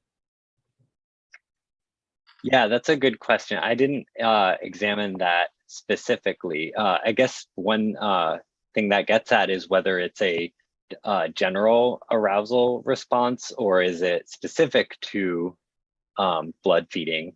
We don't see the same response to other arousal stimuli, such as bright green light, which I mentioned. And I also did use an optogenetic sugar stimulus where you activate the sugar sensing neurons, and we didn't see as long of a response to that as we do for fictive CO2. So there's another question from Berenbaum. Some or many flowers secreting nectar also release carbon dioxide. Could carbon dioxide response play a role in male food finding? Yeah, that's an interesting question. Yeah, I have heard that suggested as a potential, evolutionary origin for host seeking as from plant feeding insects that relied on CO2 from plants. In terms of male mosquitoes, I believe that they do use CO2 to track over long distances to get in the vicinity of hosts where they hope to mate with females. So they don't show the same strong attraction to land on skin that females do, but they do show this sort of long distance attraction to hosts. Any question from the podium? Yes. Okay. It will be next, but my question is, it looks like you have a burst of light and that lasts 40 minutes. They have memory of 40 minutes. Have you tried to do that burst of light at different duration, see if that memory will last longer? Yeah, I've done, I didn't do that comprehensively, but toward the initial experiments, we did a lot of different durations, and you do sort of see the longer stimuli show larger proportion of the animals responding, and the same for intensity of light, but we didn't see a strong effect in terms of duration, but we didn't examine that systematically. It seems there's another question from the podium there, but as they come to the microphone, let's take this one very quickly here. Just 1 minute. I'm curious, there is an advantage of using fictive CO2 over actual CO2 other than control for airflow. In addition to control for airflow, any other positive thing that you see? Yeah, I mean, I think that is maybe the main advantage for studying sensory neurons, but one area that we'd like to go in the future is to target central circuits that can only be accessed optogenetically and can't be stimulated in any other way. Okay, so Marcelo? Yeah, thanks, Trevor. Very nice story. You referred to this as some form of a memory change. Could it instead be more of a motivational change? And then if this would be the case, could it be related to some change in biogenic amine levels after simulation? Yeah, that's an interesting hypothesis. And yeah, memory is sort of, like a short-term memory or something. Maybe we lack a precise, a state change, on the order of minutes. I think that it could be some sort of neuromodulatory system that maintains that. And we don't know right now. There are similar persistent states in other organisms. So maybe, for instance, Drosophila, and we don't really know the mechanism that sustains them even in Drosophila. So maybe we'll get some clues over the next few years. We are running out of time, Trevor, but can we address this question from Greg? Wood Foster has done a lot of work looking at the behavioral switch from sugar feeding to host seeking in females. Have you looked at the lack of fictive CO2 response in females post-eclosion? Oh, that's an interesting question. I have not looked at that. One confounding variable we might have there is the expression level of the optogenetic channel, because that may depend a little bit on age of the animals. So immediately post-eclosion, they may not have as high an expression level of the channel. So it might be hard to do that way. Thank you very much. We might come back to that later. Now we have to move the podium to Blacksburg in Virginia Tech, where Chloe is going to do her presentation to bring the latest from her lab and share with us here. So let's go to Chloe.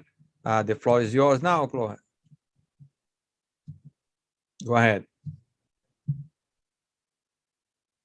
Hi, everyone. My name is Chloé Lahondere. I am an assistant professor in the Department of Biochemistry at Virginia Tech.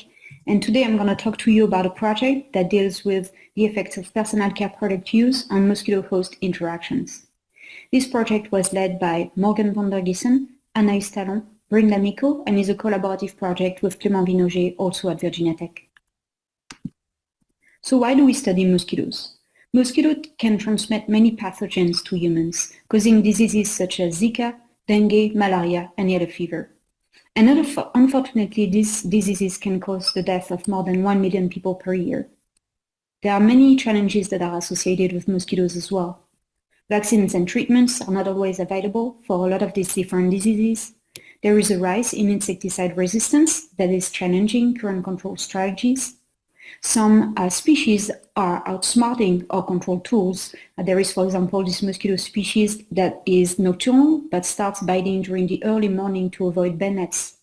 And then finally, there is a big problem with invasive species and climate change.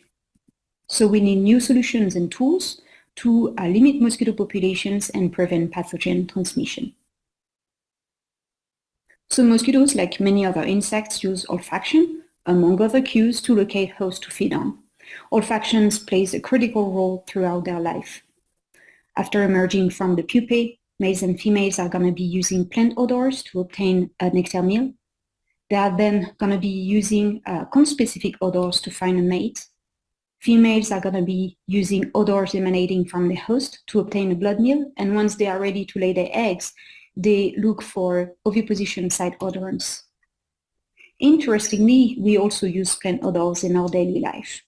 If we look, for example, at the use of soap, of shampoo, of detergent, of perfume. Just as an example here, a brief history of soap. The earliest recipe that is known is from the Sumerian civilization almost 5,000 years ago. People from the ancient Egypt civilization used a lot of these different plant-derived compounds for creating balms, ornaments. They also use waxes in their rituals. The more modern soap emerged during the medieval Europe, and thinking, for example, about the Savon Marseille, this recipe is almost unchanged and is still used right now. Hygiene has drastically increased during the Renaissance, and people starting wearing more and more perfume. And then we need to wait for the Industrial Revolution during the 19th century to see really a boom in the use of soap. At this time, it's mainly hard soap or bar soap. But then a little bit later, during the 20th and 21st century, we see the invention and emergence of liquid soap that is going to change a lot, because we can use it for shampoo, detergent use, hand soap, and body washes. And today we have access to such a large range of different products, some of them being more naturally derived and some of them being more chemically derived. And if we look at just a couple of examples here of the composition or ingredient lists of some of these body washes, what is fascinating is that they are full of mosquito semiochemicals. So plant-derived odorants, for example. I'm thinking about linalool, citronellol, geraniol, limonene. A lot of these different products also contains extract of plants, essential oils, and a more obscure term, which is fragrance. It's basically a blend of different compounds. In that case, that's under the name of perfume. So we can see that these body washes that we use every single day are full of mosquito semiochemical. So then this question arises: what is the potential impact of this soap use on our scent, on our body odor? We know that mosquitoes use our different compounds that are emanating from our skin to locate us and to bite us. So how is it affecting their mosquito host-seeking behavior? And what is also interesting is that a lot of different research conducted on chemical ecology and mosquito host interaction is led on volunteers that are unwashed, or we ask them to wash with a specific soap. And this is also the case in our lab. But we know that every morning we are using a lot of different creams and hand soap and shampoos and body washes. So the hypothesis for this work was that soap application would alter the host profile, the host odorant profile, maybe adding some VOCs to the headspace, or maybe removing, masking some of the naturally occurring compound on the skin.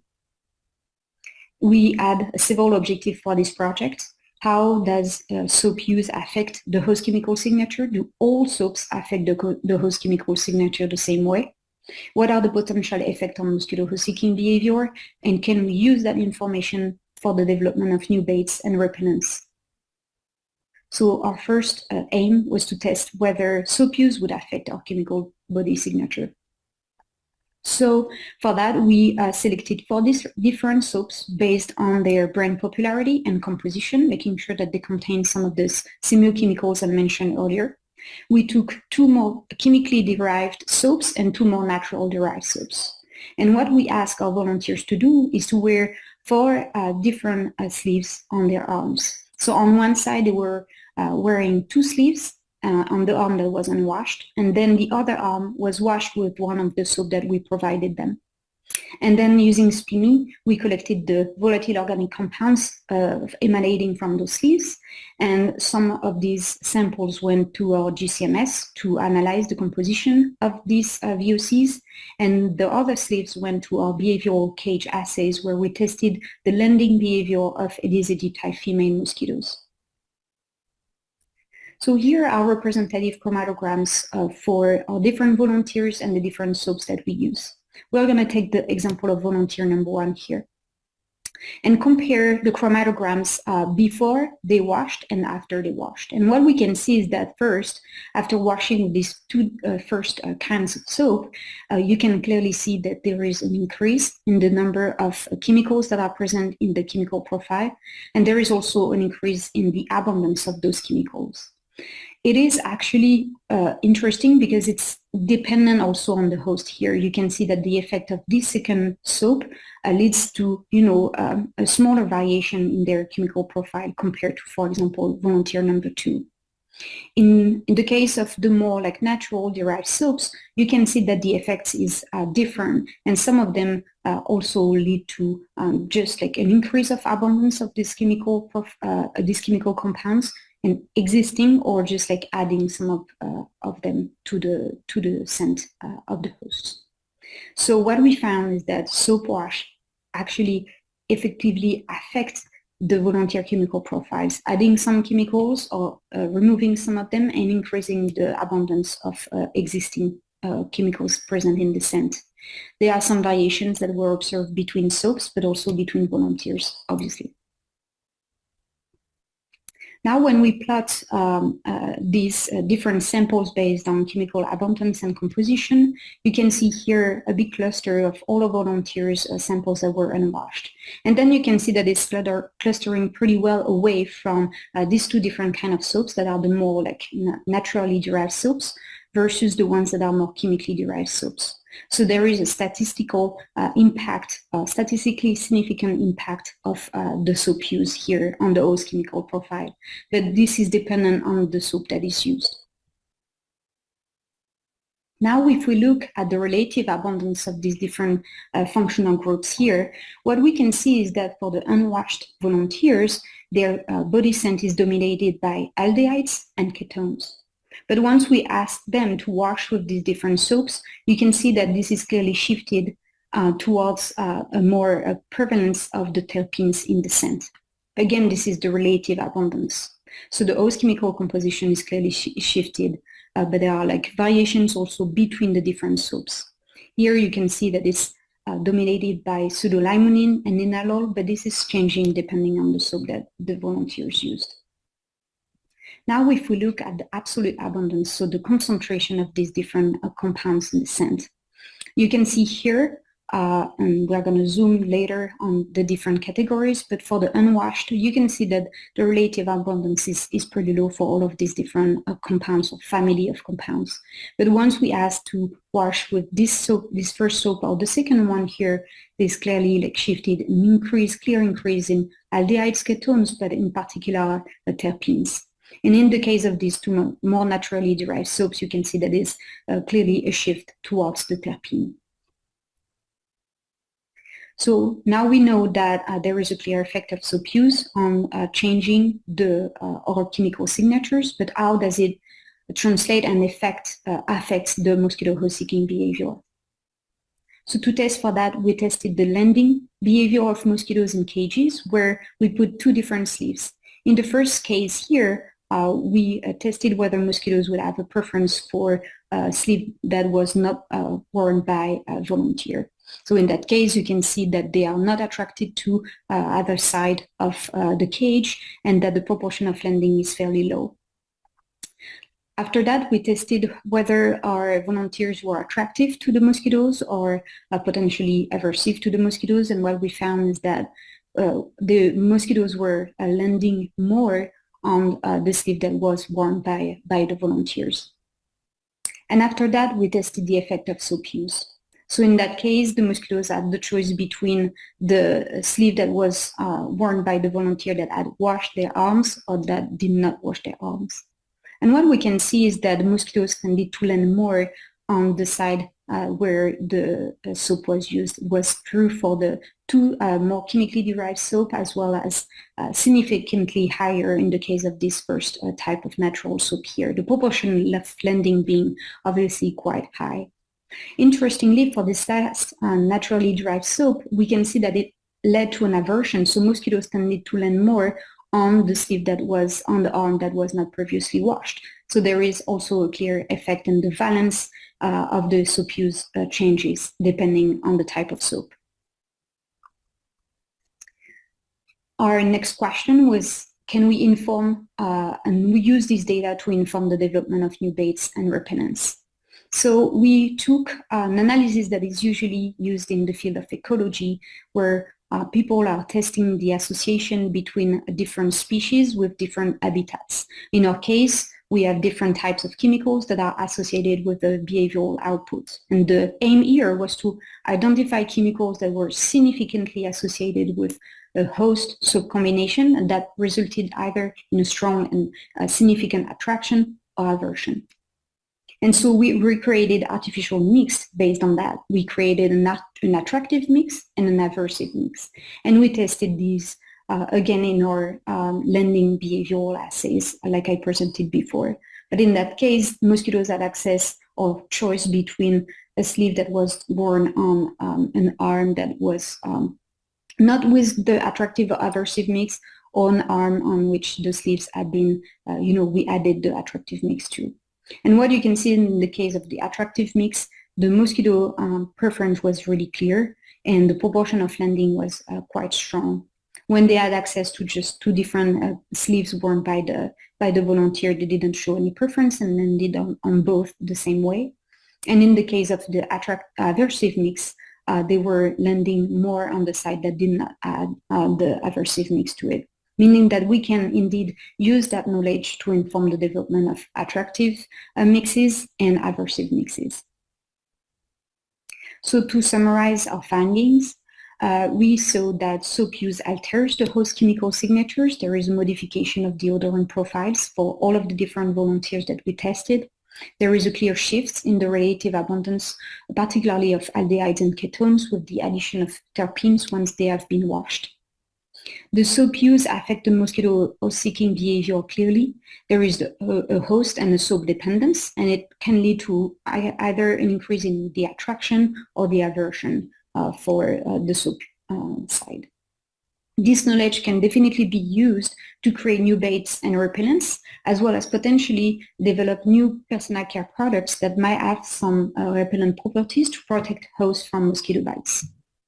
So this project is a kind of a proof of concept project, but what we are working on right now is to try to understand how long that shift in the odorant profile lasts after the application of soap.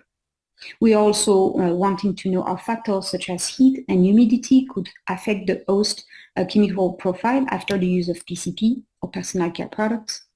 And finally, we know that our scent is, partially due to the microbiome metabolism. And so what we want to know now is that how our microbiome interact with the use of these personal care products. So I would like to thank Dr. Walter Leal for inviting me to participate in this amazing symposium. I would like to thank also my co-authors, Bryn, Anaïs, Morgan, and Clément, as well as our insectarium technicians, Sajida Diggs and Sayed Miroli. I would also like to thank our funding sources, and I would like to acknowledge that I work on land that belongs to the Tutelo Monacan people, and that I respect their nations. And I would like to thank you all, and I would be happy to take any questions. Thank you very much, Chloe. So let's open the floor for questions. There is one already here. Let me see before we have the question from the floor. The interesting work we showed native show repellent. What do you think are the chemical contributors for the same? That's a good question. So that's what we did in the last part, where we actually, with the statistical analysis, we extracted 4 different compounds that were responsible for the aversive behavior of the mosquitoes, and we took those to put in our blends. But this specific soap contains coconut oil, and we think that it has been shown to be partly repellent to some mosquito species, and we think that is also driving some of this aversion. What about the floor there? Any questions? Yes, there is. Manish? Yeah. Hi, I'm Manish from India. I have a basic question. Like, you have used headspace of human, like washed with soap. Is there, have you checked that the effect of only the headspace of soap, how like that will attract and repel the mosquitoes? Like, how does soap's headspace behave? That's a very good question. This is not something that we tested, just because the concentration was like kind of the concentration that we have on our skin after application is radically different from what you get directly from the bottle. So we think that probably mosquitoes would be like repelled. That's at least, you know, some kind of hypothesis that we have, but we did not test it directly, the soap in our assays.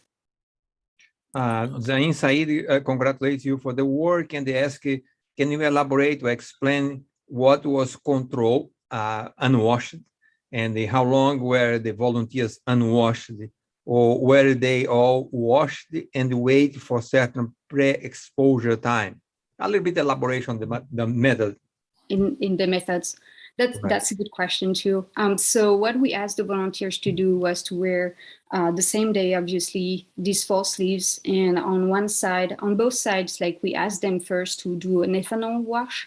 So basically removing any potential soap traces from their own, you know, soap use at home. And then we had them wear those sleeves for half an hour. And they had to wash with a specific volume of soap, a specific dilution of soap, each of them washing for the same time, the same way. So we asked to have them just like regularly and just like be exactly the same across different participants. And what we did was also to replicate that. So we did several behavioral assays for these different hosts and at different time, right? So we did that over the span of several months just to see if we could have any potential impact of like variations in the scent composition of the host, even just the unwashed host, basically hosting nature. Any question from the floor, Alvin? None. None. As we wait for more questions, if they're coming, I have a close interest in this work because my daughter, when she was small, she always complained that the bees were always coming to her. And I never believed that very strongly until one day when she came to the lab and did some work with us, and she had to wash. And one day for the skin to get the composition, look at the mosquito behavior. One day she had an extract, and I got I still have the data here. I got a very big peak of isoamyl acetate, which is a compound that attracts the bees, in fact, but it's cause a stink behavior of the bees. So and she was wearing this shampoo, Ossie, and I told her that's where it comes from. Now I believe it, and she stopped using that shampoo and never had problems with the bees anymore. It's interesting because you are right on target. Whatever you use might have an attractive or repellent effect. So Daniel asks that here, he says, great research, most soap contain perfumes.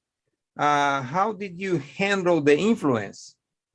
Yeah, that's a very good question. That is so obscure. So even if you get a more like naturally derived soap with like less ingredients in the list, but each time you get fragrance or perfume, this becomes a nightmare just because looking at those chromatograms, you can see that there are like a lot of different peaks and a lot of these different compounds that we find in the other soaps as well, like limonene, linalool, all of those like compounds, even if they are like naturally derived, these are still compounds that are semiochemicals for mosquitoes. So this is something that is really hard to handle. And I think it's also part of the, like each of these brands have like proprietary, recipes that they are trying to, keep. And so they don't want to give off, a lot of details about the composition. But for us, it's like, it makes it a little bit more difficult. But the GCMS is not, it's telling us what we want to know, which is pretty convenient.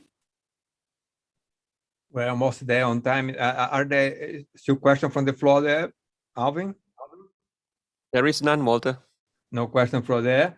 And apparently no question from here unless I missed something. It's very interesting work. Keep the good work going, and we might have some question later. So let's move on now to the next speaker. Now we go to Baltimore, Maryland, to Johns Hopkins, where Ali Afifi is going to tell everything about the DT response by mosquitoes. And he's Johns Hopkins, but soon he's going to be moving to Philadelphia to start a new job as assistant professor at Drexel University. Afif, the floor is yours. Go ahead. Hello, I'm Ali Afifi, and today I'm going to talk about the work I did during my postdoc at the Potter Lab on mosquito repellents. Surprisingly, their mode of action is not well understood. Some repellents work by contact, meaning that mosquitoes land on a skin treated with the repellent, touch the repellent, and then get repelled. But this does not explain why in most cases mosquitoes do not land on the skin treated with the repellent. This suggests an olfactory component. This simple behavior, mosquito repellent avoidance, can be explained as all behaviors by neuronal activation. In this case, the hypothesis is that olfactory neurons get activated, and this leads to mosquito avoidance to repellents. Neuronal activation can in turn be explained by genes, or the expression of odorant receptors in olfactory neurons. And this is what I'm interested in and what I'm going to talk about today. I will first talk about the mode of action of mosquito repellents at the neuronal level. Then I will revisit mosquito behaviors towards repellents in light of my recent findings. And finally, I will talk about odorant receptors that are responsible for this behavior. But before I do this, I will first introduce the mosquito olfactory system. This is the mosquito nose, the antenna. It's covered with many sensory hairs called sensilla, and each of these sensilla contain odorant receptors, or ORs. ORs are always present with their co-receptor ORCO. ORCO is required for OR function. Previous research in Aedes mosquitoes found that deleting ORCO leads to mosquitoes not able to detect the insect repellent DEET. So this suggests that DEET is sensed by Aedes mosquitoes by using ORs. In Culex, an OR was found to be activated by DEET, OR136. How about Anopheles mosquitoes then? Is it also using ORs to detect DEET and currently use mosquito repellents? To answer this kind of questions, researchers have been using a technique called single sensillum recording by inserting an electrode into a sensilla and measure its electrical activity towards repellents or odorants in general. But this is a challenging technique, especially in mosquitoes, because it has a fragile antenna, and also because the antenna is covered with many sensilla that we need to test each one of them. Therefore, we express the calcium indicator GCAMP into the olfactory neurons of Anopheles mosquitoes. Now, once an odorant activates an olfactory neuron, GCAMP in that olfactory neuron shows an increased fluorescence. Now we can image the mosquito antenna while delivering a 1-second pulse of an odorant into an airstream directed at the antenna and measure the responses of the antenna neurons towards that odorant. And this is how odorant-induced responses look like in the mosquito antenna. For analysis, we decided to focus only on one antennal segment because it's representative for the responses of all the antennal segments. Now we can use this method to test many insect repellents, and this is the list that we already tested. It contained man-made repellents like DEET, IR3535, and bicardin, and Also natural repellents like lemongrass oil, eugenol, and p-methane diol. And here, this is an example of imaging recording in mosquito antenna using lemongrass oil at 1%. As you can see, once lemongrass arrived to the mosquito antenna, it elicited a strong response in 3 to 4 neurons. We can turn this into heat maps to show the position of these responding neurons on the mosquito antenna. Then we tested PMD, and also it elicited a strong response in about 4 neurons. And eugenol, which elicited a very weak response. How about synthetic repellents then? We used this method to test DEET and R3535 and bicardin at different concentrations, and we found, for our surprise, that DEET and R3535 did not elicit any response even at 100% concentration, while bicardin elicited a very weak response and only at 100% and not in lower concentration. How these synthetic repellents work then? In the natural situation, we spray these repellents on our skin, so mosquitoes encounter them as mixtures with our own odorants. So we wanted to mimic this natural situation by testing synthetic repellents mixed with our own odorants. And we started with 1-octane-3-ol, a component of human skin odorants that is also attractant to mosquitoes. This is the response to 1-octane-3-ol, also a strong response on the mosquito antenna neurons, but when it's mixed with DEET, IR3535, or bicardin, this response was almost completely gone. We think that this means that these synthetic repellents mask the response to 1-octane-3-ol. How about other human skin odorants? Will they also behave the same way, or this masking is only related to 1-octane-3-ol? So we tested another 5 skin odorants, including 2-acetylthiophene and benzaldehyde, and as you can see, all of these skin odorants were masked by DEET at different concentrations. And we found that at least 30% of DEET is required to completely mask the response to these odorants. This could explain why these synthetic repellents, DEET, IR3535, and bicardin, are used at high concentrations, around 30% in commercial repellents. Now, how this masking happens, how DEET and other synthetic repellents inhibit odorant-induced responses. There are 2 hypotheses here. One, that DEET work on the receptor level by binding to the receptor, preventing human odorants from reaching the receptors and binding to those receptors. The other, that DEET works on the chemical level by binding to the human odorants itself and prevent it from activating other receptors. To test these hypotheses, we decided to modify our odorant delivery method. Instead of delivering 1-second pulse of an odorant towards the mosquito antenna, we deliver 3-second pulse of DEET or the other synthetic repellents, and then followed by 1 second of the human odorants 1-octane-3-ol. In this case, if DEET work on the receptor level, it will arrive earlier and it will inhibit that receptor, preventing 1-octane-3-ol from binding to the receptor. But this was not the case. We found that octanol, whether it comes after paraffin oil control or after DEET, elicit the same response. And the only decreased response is when we mixed 1-octane-3-ol with DEET as physical mixing. This suggests that the DEET and the other synthetic repellents work on the receptor, on the chemical level, not on the receptor level. And this is probably by decreasing the amount of odorants that can reach the mosquito antenna. To confirm this, we used a photoionization detector, or PID, with calcium imaging to measure the amount of odorants that reach the mosquito antenna while doing imaging. So on top, I will show imaging data, and on the bottom, I will show the concentration of the odorants that reach the mosquito antenna while doing these imaging experiments.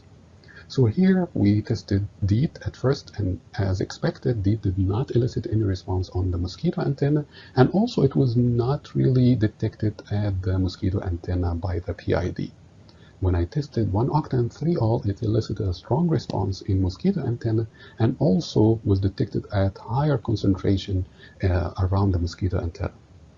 And then I tested the mixture of 1-octantriol and DEET, and the responses on the mosquito antenna was almost completely gone, and also the concentration of 1-octantriol decreased significantly that reached the mosquito antenna, which suggests that DEET indeed prevents 1-octantriol from reaching the mosquito antenna. So this is a summary of this part. This is our model of how insect repellents work with Anopheles mosquitoes. First, we have repellent activators like lemongrass oil and PMD, which evaporate, reach the mosquito antenna, drive these mosquitoes away by activating odor receptors on the mosquito antenna. We have also repellent maskers, which are synthetic repellents that do not really evaporate as much, but they also prevent our own odorants from evaporating and reach the mosquito antenna, and this leads to a lack of attraction, so not really active repulsion as we think it is. So now we talked about neuronal activation, how this translates into behavior. To test mosquito behavior to repellents, available methods like the Armin cage assay or the Y-tube olfactometer were used. In both methods, repellents are mixed with human odorants to see if these odorants still attract mosquitoes. But here, according to my calcium imaging results, some repellents do not activate antennal neurons and might not have a direct effect on mosquitoes. And I wanted to test this. Do these repellents really lose their effect in the absence of human odorants? So we designed a new assay. And we called it the close proximity response assay.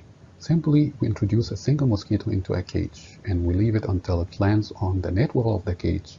Then we approach that mosquito with a pipette tip that contains an odorant or a repellent, and monitor that mosquito for 30 seconds to see if the odorant repels that mosquitoes away. And then we tested 3 mosquito species using that assay. Anopheles, which according to our own result, should not be repelled by DEET. Aedes and Culex, which according to previous research should be repelled by DEET because it activates odor receptors on the mosquito antenna. So we did that. This is the responses to Anopheles mosquitoes. What you see is a survival plot showing the proportion of mosquitoes that remains on the wall of the cage, which are the mosquitoes that did not respond to the repellent. The black line shows the response to paraffin oil, and this is the response to DEET, IR3535, and Picardy. As you can see, they did not elicit any response in the Anopheles mosquitoes.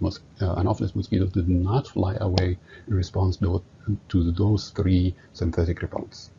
Then I tested natural repellents, and as you can see, this is the response to, in red, the response to lemongrass oil. In blue, this is the response to PMD, and then the response to eugenol. As you can see, lemongrass oil and PMD elicited a strong response, drive mosquitoes away, but eugenol did not, which also agrees with our calcium imaging results that eugenol elicited a very weak response on the mosquito antenna. Now, Aedes also natural repellents, including eugenol, elicited a strong response, drove mosquitoes away, and also DEET elicited a repellent response in Aedes mosquitoes. The same for Culex mosquitoes. DEET and the 3 natural repellents elicited a response in Culex mosquitoes. This confirms our own hypothesis that DEET works only in Culex and Aedes mosquitoes, but does not work directly in Anopheles mosquitoes. So this is a summary of our behavioral experiments. We showed that DEET directly repels Aedes and Culex mosquitoes, probably by activating odor receptors. I also showed that in Anopheles, DEET works only by chemically masking human odorants and not directly repelling Anopheles mosquitoes, which leads to a lack of attraction. I also showed that natural repellents directly repel all 3 mosquito species. So now, which odor receptors are involved in the direct repulsion by natural repellents? Calcium imaging shows which neurons respond to an odorant, for example, lemongrass oil, but it does not tell us which ORs are expressed on those neurons responsible for their activation by lemongrass oil. To answer this question, I decided to cut around those responding neurons and run RNA-seq to identify odorant receptors responsible for their activation. But this is challenging, first because the responding neurons change their position between mosquitoes, and also because the tissue is big enough that it contains non-responding neurons in addition to the responding neurons. But we reasoned that if we run this multiple times, we will enrich for the responding neurons, so we can get a hit list of neurons that might be responding to lemongrass oil. So I did that in 12 samples of lemongrass oil. And the same for PMD. I also tested 12 samples of PMD followed by RNA-seq. And this is a summary of our RNA-seq data. Unfortunately, one sample from lemongrass oil and 2 samples from PMD did not show any RNA. As expected, ORCO was found in all samples. OR15 and OR9 were also found in all samples, while all the other ORs in the list were found in most samples. So this is our hit list that contains the ORs that are present in at least most of the samples. Does this mean that these ORs respond to lemongrass oil and PMD? No, but it means that they are most probably contain the ORs that respond to lemongrass oil and or PMD. So we decided to use the empty neuron system to test which of those ORs actually respond to lemongrass oil and PMD. Basically, an OR, OR22A, is deleted from the AB3 syncyllum on the Drosophila antenna. Now, a neuron is empty, does not contain any OR, and we can express any of the Anopheles ORs into that neuron, and then test that using the single syncyllum recording by inserting an electrode into the syncylla and measure its electrical activity towards odorants. And this is an example of the responses in the AB3 syncylla, which contains 2 neurons, the A neuron, which is the higher amplitude neuron that express the OR from Anopheles, and then the lower amplitude neuron that contains the Drosophila OR, which is not really interesting for us. And this is an example of an OR, OR20, that responds strongly to lemongrass oil and also to PMD. And this is another example of an OR, OR10, that does not respond to lemongrass oil or to PMD. And this is a summary of the responses of all ORs we tested so far. As you can see, OR20 responded strongly to lemongrass oil and PMD, while OR9 responded strongly to PMD but showed a medium response to lemongrass oil. Here you can see also in red that some ORs we didn't test yet. These we had to actually make the lines, and now we are ready to test them. Now, in order to find out how much these ORs are involved in shaping mosquito behavior towards the 2 repellents, we will make mutants of those ORs and test them in the close proximity response assay to show whether they are actually required or not for the repellency towards lemongrass oil and PMD. To summarize, I showed that lemongrass oil and other natural repellents activate olfactory neurons on the Anopheles mosquito antenna, and this leads to these mosquitoes flying away from lemongrass oil in the close proximity response assay. On the other hand, synthetic repellents like DEET do not activate olfactory neurons on the mosquito antenna and also do not repel Anopheles mosquitoes away in the close proximity response assay. These synthetic repellents work only by masking the response to human odorants like 1-octane-3-ol. I also showed that odorant receptors like OR20 and probably OR9 are the ones responsible for the response towards lemongrass oil and PMD. In the future, I would like to use the same methods to test other mosquito behaviors like oviposition behavior to see how mosquitoes respond to oviposition cues, and also to test whether oviposition cues activate olfactory neurons on the Anopheles mosquito antenna, and also to find which odorant receptors are involved in this process. This work I will do in my lab, which I will start at Drexel University next month in September. Finally, I would like to thank all current and former members of the Potter Lab, as well as our collaborators, Chloe Lahondere and Joshua Pitts. I would like to also thank the Department of Neuroscience at Hopkins, the Johns Hopkins Malaria Research Institute, the NIH, and the DoD for funding this project, and you for listening. Thank you. Thank you. Thank you, Ali, Afif. A very nice presentation. The questions are already coming. One here from Shefali. Nice work. How separate was the delivery of octene-3-ol and the DEET? Thank you. This is a good question. Actually, they were not separated at all. So DEET starts, and then after 2 seconds, 1-octane-3-ol, while DEET continued for 1 more second. So there was an overlap between DEET and 1-octane-3-ol. And we did that intentionally to make sure that that DEET is still going to the antenna while delivering 1-octane-3-ol. Any question from the floor in Kuala Lumpur? Yes, Renee, to the mic, please. Thank you.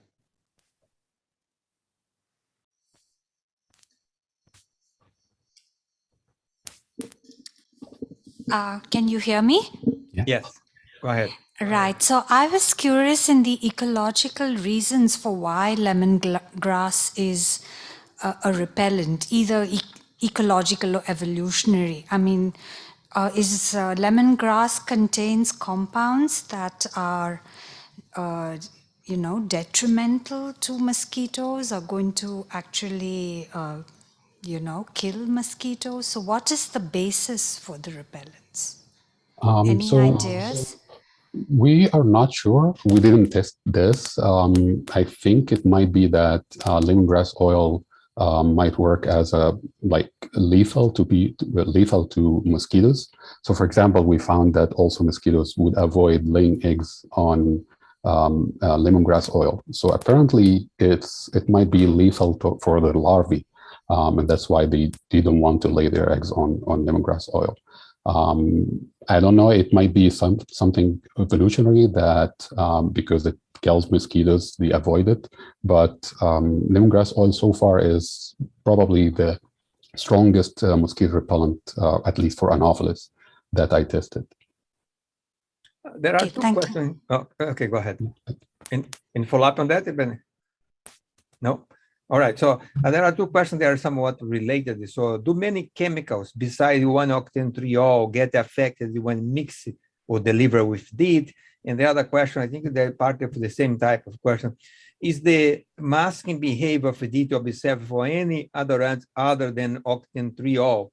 How was it vary with concentrations?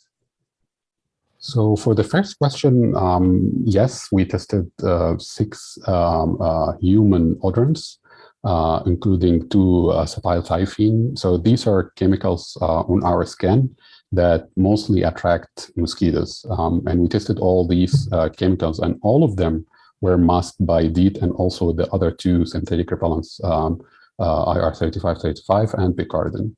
So this masking effect happens in at least those 6 chemicals, 6 human odorants, not only 1-octane-3-ol.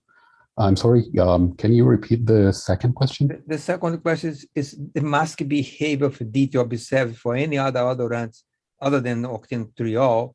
How was it varying with concentration? I think there are 2 separate parts of the question. Yeah, so we did not test different concentrations of the human odorants.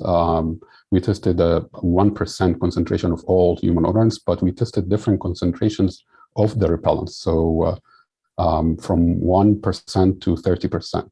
And we found that masking happens even at the lowest concentration of the repellents, but at 30%, at least 30% concentration of the repellent is required to completely mask and cancel the effect of the human odorants. And this would explain why these synthetic repellents are used at very high concentration, around 30% in commercial repellents, because you need that to actually prevent a mosquito from smelling human odorants. If there are no questions from the floor, I will have one from the chat in here. No question from there, right? So interesting, this says Jin Zhang. I'm curious about how much tissue you cut after your single-cell recording experiments to do the RNA-seq, and a part of the antenna segment or just a surface tissue? Was that a part of the segment or just the surface tissue? So yeah, we actually tried different methods. So I wanted first to actually cut just around the neurons that are activated, and we used laser capture microdissection. But because this method is actually used with tissue cultures mainly, and when we did that with mosquitoes, it actually cut and destroyed the whole antenna.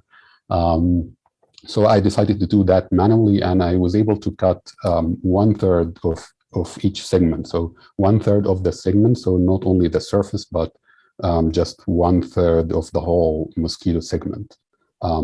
Yeah, so that was the smallest tissue that I could actually manually dissect. We're almost run out of time, but there's one more question. Here's come from Zain. How comparable are response across the segments?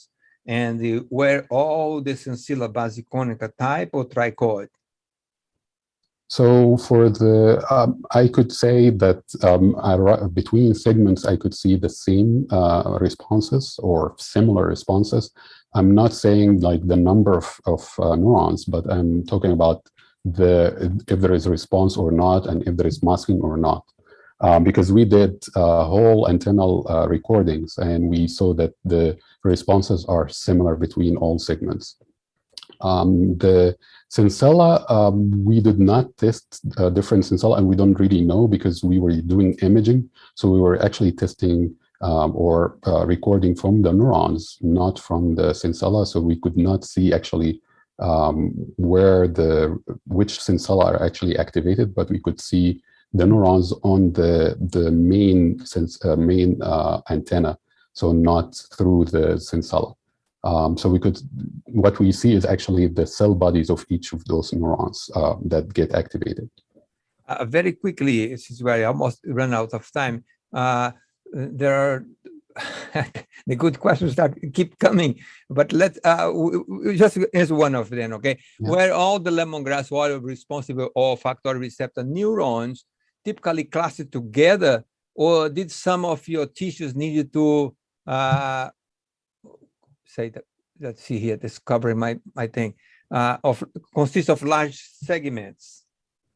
Yeah, so I need to repeat that. Yeah, most of the samples that I got was actually clustered together. So the neurons were actually clustered either to either size of this mosquito antennal segment, except for like one sample that I saw mainly in all of the antennal segment. The neurons were just diverse on all the antennal segment. But most of them were just clustered around one side of the antennal segment. I got a waiver here for another question, but very quickly, does DT act by reducing the vapor pressure of the odorant? Would a polar compound that doesn't interact with DT avoid masking? That question comes from Trevor, by the way. Yeah, it's a great question, actually. I think this is one of the, solving the mystery of how DT actually does this kind of masking. Would be really important, but we really didn't go into that. We just found that it prevents those odorants from evaporating, but the mechanism of how DEET actually does this, we don't really know. We tried using GCMS to do this, and unfortunately, DEET is a very heavy compound that we could notice in samples that does not contain DEET after about 1 week of using DEET. That's why it's a very tricky compound to actually test. So yeah, I don't know how it works. It's just decreased the amount of evaporation. So maybe it just decreased the vapor pressure as Trevor suggested. Thank you very much. We will go back. There are more questions, but we need to move on in the interest of time. I mentioned in the plenary lecture that I gave you before this symposium, a ground-based elucidation of the first structure of an odorant receptor. It happened to be the odorant receptor core receptor, also named as ORCO.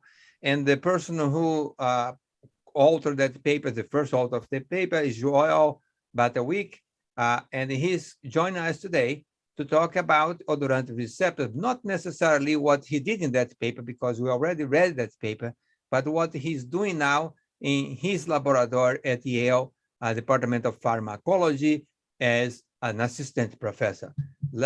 Please join me in welcome Joel Butterwick. Joel, the floor is yours. Go ahead. Glad to have you here.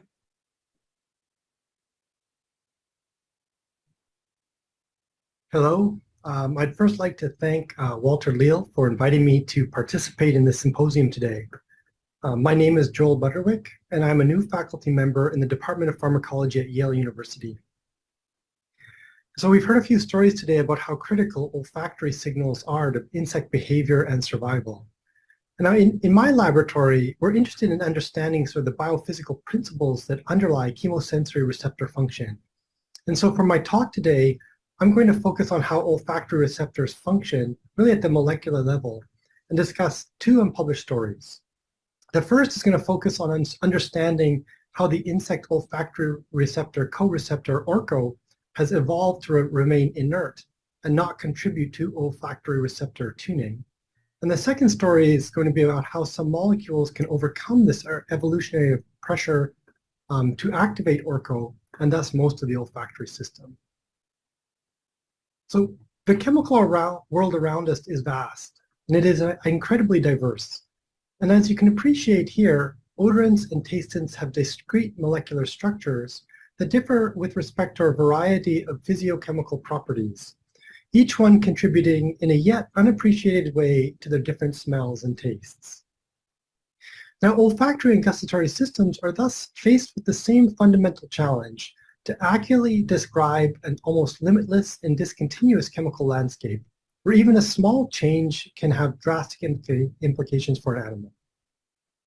And so to contend with such complexity, chemosensory systems across animals essentially use a common strategy that relies on large families of receptors, often numbering in the hundreds or thousands in a given species.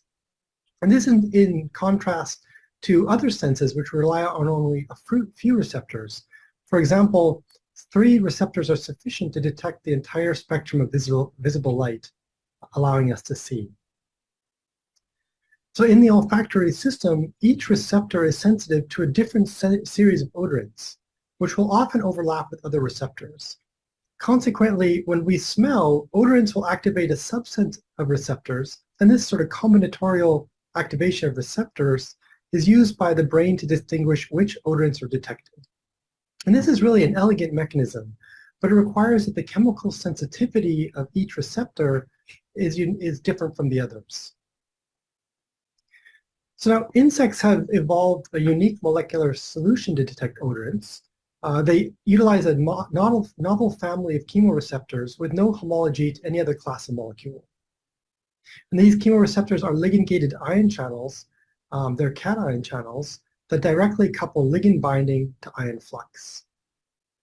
And each insect species has its own specific set of olfactory receptors, or ORs, which can range from just a few receptors, for example in dragonflies, to many hundreds in social species such as ants and bees. And just for some context, we have around 380 olfactory receptors, so the olfactory capabilities of many insects rival our own.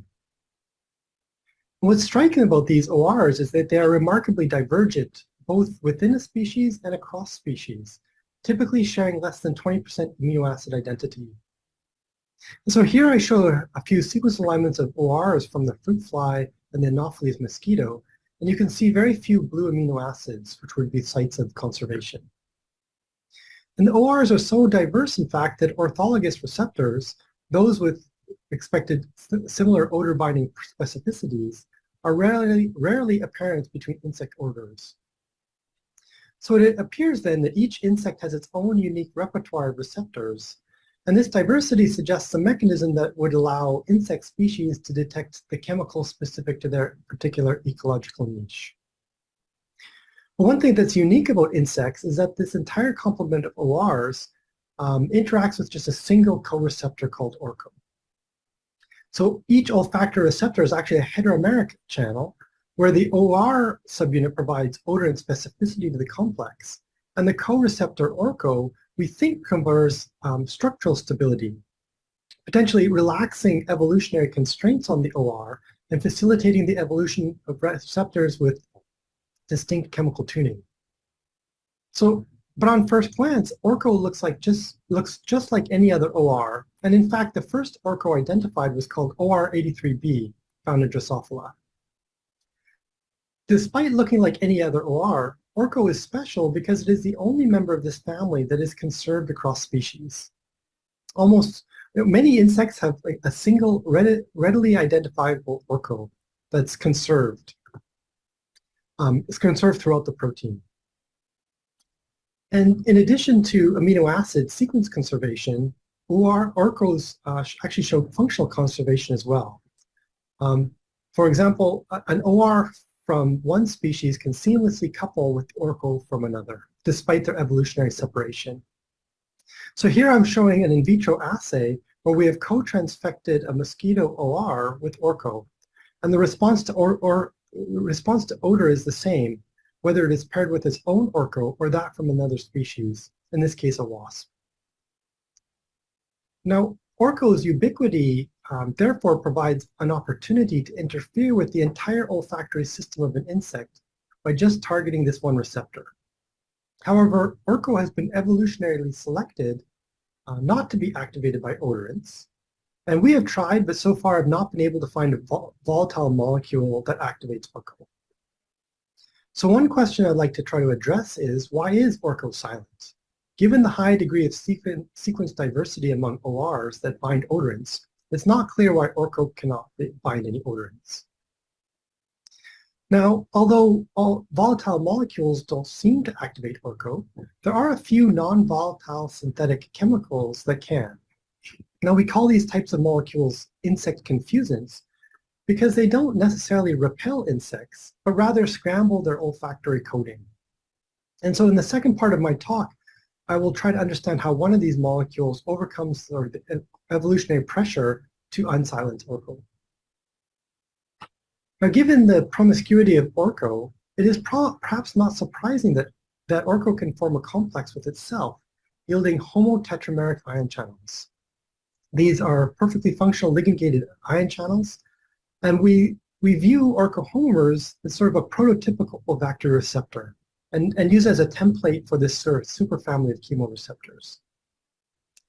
Now, I started this project as a postdoc in the Ruta lab at Rockefeller, where I was able to purify Orco in detergent and in complex with monoclonal antibody fragments. And we were able to obtain micrographs of monodispersed particles embedded in ice, as shown on the left. And these are little individual Orco particles where we can determine the structure of Orco by single particle cryo-electron microscopy. And we incorporated monoclonal antibody fragments really to help align our particles.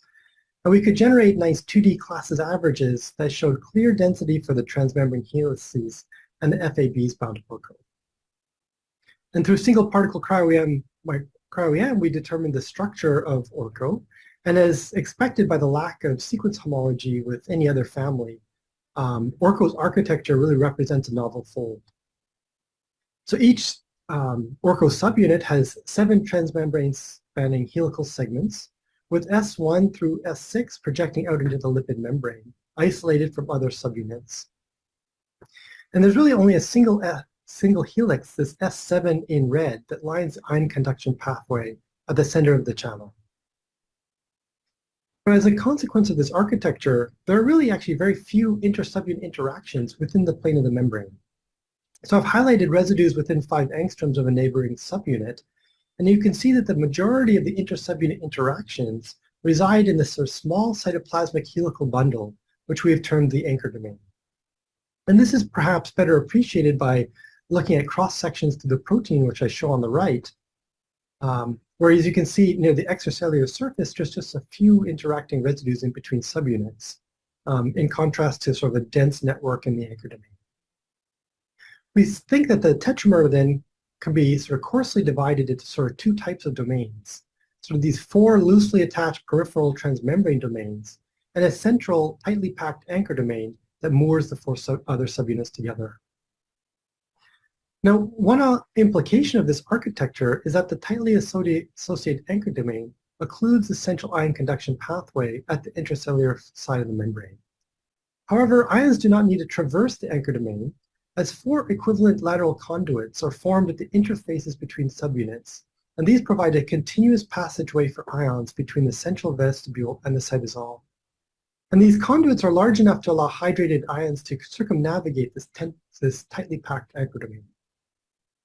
So it appears then that ORCO uses a distinctive quadrivial pore with a single extracellular entryway connected to 4 equivalent cytoplasmic outlets. Now, the narrowest portion of the pore is near the extracellular side, where it is tapered to around 2 angstroms in diameter by a pair of conserved hydrophobic residues. Now, as this narrowing is too small to allow hydrated ions to pass, the structure of ORCO appears to represent a closed state. And this is somewhat expected because we didn't add anything that might activate ORCO. But one thing that we learned when we were studying ORCO is that the lipid membrane seems to play an important role in stabilizing tetramer. So when we extracted the ORCO proteins from the membrane using just detergent, we found that the tetrameric architecture would quickly fall apart. And as you can see on this native gel on the leftmost series of lanes, by the addition of just the detergent LMNG, we see the tetrameric species represented by the top band quickly falls apart. But when we add membrane components, either a cholesterol derivative, the CHS, or a mixture of phospholipids, this BPL, we can see that this tetrameric arrangement is maintained. Now, given that the potential importance of lipids to the structure and function of olfactory receptors, we established conditions to incorporate ORCO into nanodiscs. And so nanodiscs basically have a membrane scaffold protein that surrounds ORCO plus lipids. And what it does is it allows membrane proteins to be reconstituted in a context that mimics a membrane bilayer. And so we were able to develop a preparation that yielded similarly pure and stable protein, but in this case, the detergent molecules surrounding ORCO have been replaced by phospholipids. And so we were able to determine the structure of ORCO to a slightly higher nominal resolution of around 2.8 angstroms. And the structure in ORCO and detergent or nanodiscs is almost identical. But now we observe layers of well-resolved sort of columnar density surrounding the channel in both leaflets. And these density segments really mark the boundaries of the hydrophobic portions of the bilayer. And the membrane layer can be appreciated if we look at it sort of a slice of density through one of the leaflets, where you can see a series of these little gray balls, each one marking sort of a position of one of the lipids. Now, in particular, lipid tails really fill this crevice in between ORCO subunits and contact the pore. And this packing of lipids between subunits is reminiscent of the voltage-gated potassium channels and trip channels. And we think lipids in this region might help stabilize the quaternary structure of ORCO, providing a possible mechanism for the requirement of membrane components to maintain the tetrameric assembly. And I'd just like to point out that one of the motifs that really describes the chemosensory families is this TY series of hydrophobic residues QF motif. And this, one of the lipids actually interacts with both the glutamine and the tyrosine of this segment. So these lipids might have some functional roles as well, which we're currently investigating. Now, we did expect to observe density for lipids surrounding the channel, but one surprising observation was density for a lipid molecule inside of the extracellular ligand-binding pockets of each ORCO subunits. And if we compare our structure of this lipid-bound ORCO to an odorant-bound OR, we see that the lipids and odors occupy very similar locations. And so density for this lipid is really as strong as the surrounding protein. And the glycerol backbone and head group are really clearly defined and really sit in this extracellular pocket. And we don't know the precise identity of this phospholipid, but the density is consistent with an ethanolamine head group, which is the major lipid type we use to form the nanodisc. And we can see that these lipid tails actually extend out from the binding pocket between the helices S3 and S6. And there's additional space for the lipids created by the presence of smaller amino acids, the serines, glycines, and alanines, creating sort of a space between S3 and S6. In contrast, there's really no passage to the membrane that's apparent from the odorant binding pocket in OR5. There's also large hydrophobic side chains, methionines and leucines, that seem to contribute to a tight interaction between S3 and S6. And similar larger amino acids are more prevalent among more prevalent among ORs than ORCOs.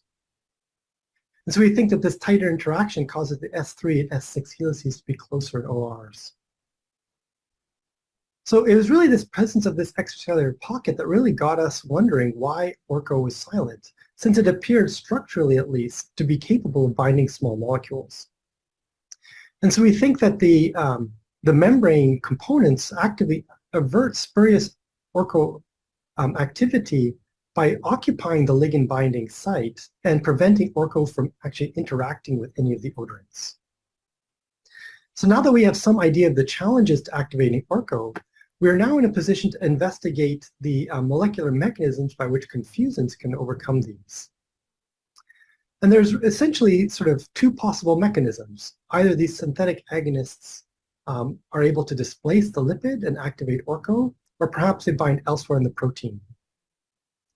So several synthetic agonists have been identified. The first one is VUA1, which was identified at Vanderbilt University. Greg Pask was actually one of the principal people involved in its identification. And we had investigated several of these agonists, which I should point out activate ORCO both as a homotetramer and in the context of an OR. We investigated several of these, and we actually settled on studying a related compound called VUA4, which is just a higher, a more potent version. And we were able to determine the structure of ORCO bound to the agonist VUA4 and obtained a similar quality structure of the complex. And we could readily identify density for VUA4 bound to ORCO in the middle of the membrane. And if you look down at the channel from the extracellular side, you can appreciate how VUA4 wedges itself between helices that line the central pore. Now, importantly, the phospholipid is still present in the extracellular pocket of ORCO, and in fact, density for almost all of the phospholipids seem unperturbed by the addition of VUA4. But the VUA4 binding this location provides an explanation as to why these molecules can activate ORCO. They do not displace the phospholipid, but instead they're poised to directly contact the pore and override any ligand inhibition that might occur elsewhere in the protein. So now, while VUA4 appears to be in a perfect location to alter the position of the JAML gate, we actually find that the structure of the ion conduction pathway is still closed. The hydrophobic gate at the extracellular surface remains shut, and in fact, the entire pore is almost identical to the ORCO structure in absence of ligand. So one reason the pore is closed could be due to the low probability that ORCO opens even when bound to an activating ligand. Alternatively, our nanose preparation might constrain the ion channel and prevent pore opening. And these are some of the ideas we're currently investigating. But our single particle cryo-EM structural studies of ORCO, we think, have really provided us with insight into why ORCO remains inert, even in the presence of odorants, thus ensuring the fidelity of olfactory coding through the family of ORs. We see that the extracellular pocket in ORCO is actually filled by phospholipid, which suggests that the membrane is playing an active role in keeping ORCO silent. So we don't know whether other mechanisms also hinder ORCO, but there are countless molecules in the chemical landscape, and being actively inhibited by the cell membrane seems to be a very robust method to reduce spurious activation. In our structure, the VUA4 bound ORCO, we think, is really a critical precedent to understand how synthetic confusants can overcome evolution and bypass the canonical activation of ORs or by the extracellular pocket to activate ORCO by directly interacting with the channel pore. And so we're now in a position to leverage this information to try to design more effective molecules for preventing the spread of deadly insect-borne diseases. Now, I started this project as a postdoc at Vanessa Ruta's lab at Rockefeller University. I'd really like to acknowledge several of the people who have been helpful. Notably, Josefina did a lot of electrophysiology on ORCO. Martha Jackson and Kenzie all performed various activity assays and supported this project in many other ways. I'd also like to thank Tom Waltz and his then postdoc Kelly Kim for incredible help with learning cryo-electron microscopy. And together, Vanessa's lab and I are continuing to work on ORCO with the Tri-Eye Therapeutics Discovery Institute in New York to derive new molecules that to modulate ORCO activity with the hope to deter mosquito host-seeking behavior. Now, I would also like to thank members of my lab who are working on a broad array of projects aiming to understand the basic principles of chemoreception. And so we're also supported by funds from the Gates Foundation. And I'd like to thank you all for your attention, and I would be happy to answer any questions. Thank you, Joel. Thank you very much. Fascinating presentation. Are there any questions from the floor? Not yet.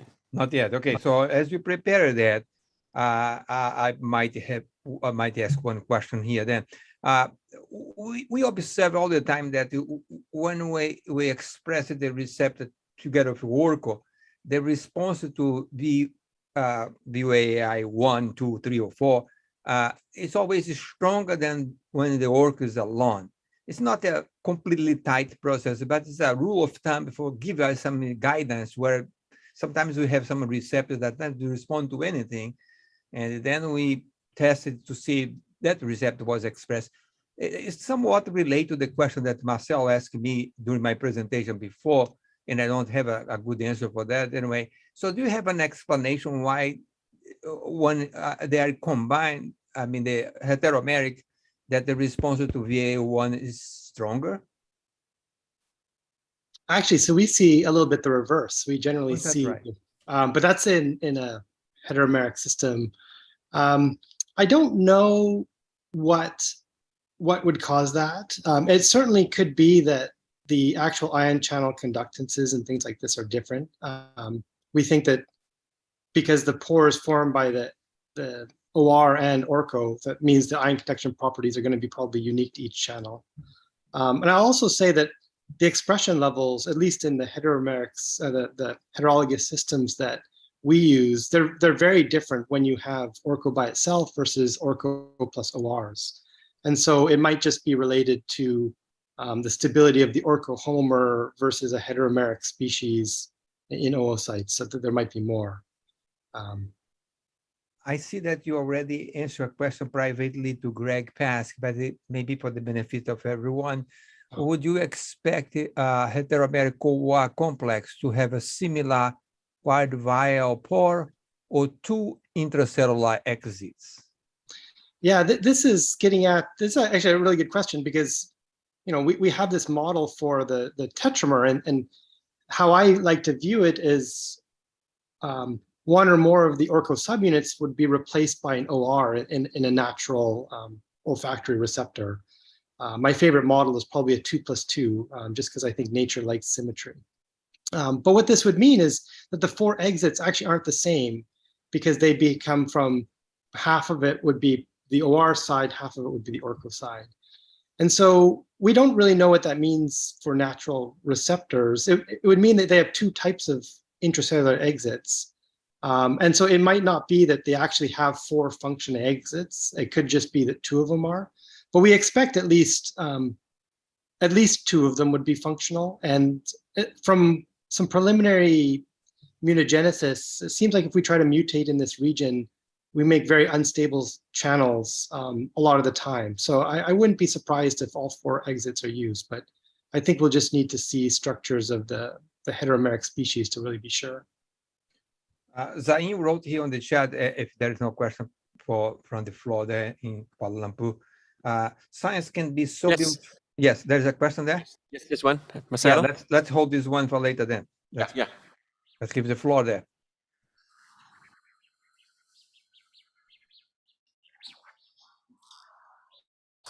For that talk, I was curious about the lipids that seem to have a very fundamental. Do you have any? They are incorporated to the protein already when it is used in the cytoplasm, or whether they are just incorporated when reaching the membrane?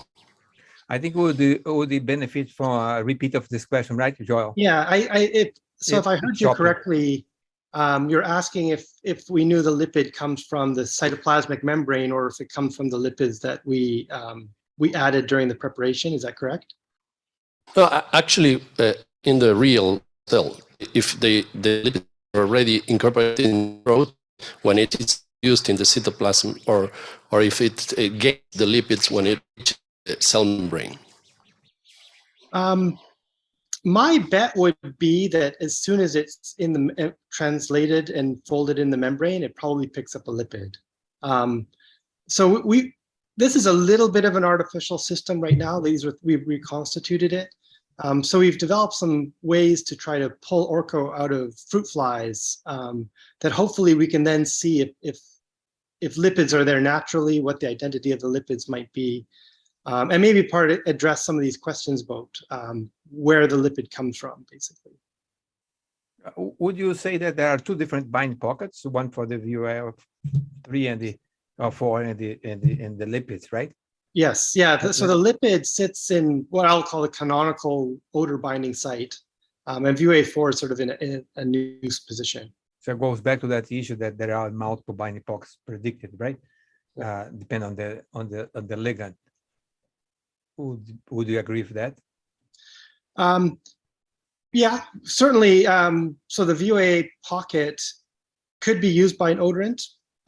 Certainly, it's sort of a very greasy kind of large pocket, but there are lots of, kind of large greasy molecules, especially pheromones and things. So we don't really know if they would use something more closer to the pore, or if they use sort of the canonical odor binding sort of region. We'll have to just see. Certainly, this suggests that at least there are multiple ways to open or to activate the channel, and I wouldn't be surprised if nature somehow took advantage of that. We had similar problem with pheromone binding proteins 15 years ago, but those are detecting lipid-like compounds, right? Pheromones. So that makes more sense. Anyway, reading the question from Zain here, science can be so beautifully explained and illustrated. Thank you so much. In case you have not wondered, is DIT doing something similar to VA4? I do realize that there is no structural similarity. However, from various aspects, DIT appears to mess up orco. What's your comment on that? My comment on that is, I don't know how DIT works. It definitely could do this. I find it a very hard molecule to think about, and it's something I would just say I don't know, but I would really like to find out. I think DIT might be doing a lot of weird things that we're only beginning to understand how it works. Well, if you would stay, you might be able to take some more questions, but I think in the interest of time, we have to move on and move to the next presentation. That's the closing remarks by May Berenbaum. Let me move the slides here and start sharing the slides. Closing remarks by May Berenbaum. If someone does not need an introduction, it's May Berenbaum, but in any case, I'll let the White House do that. May Berenbaum.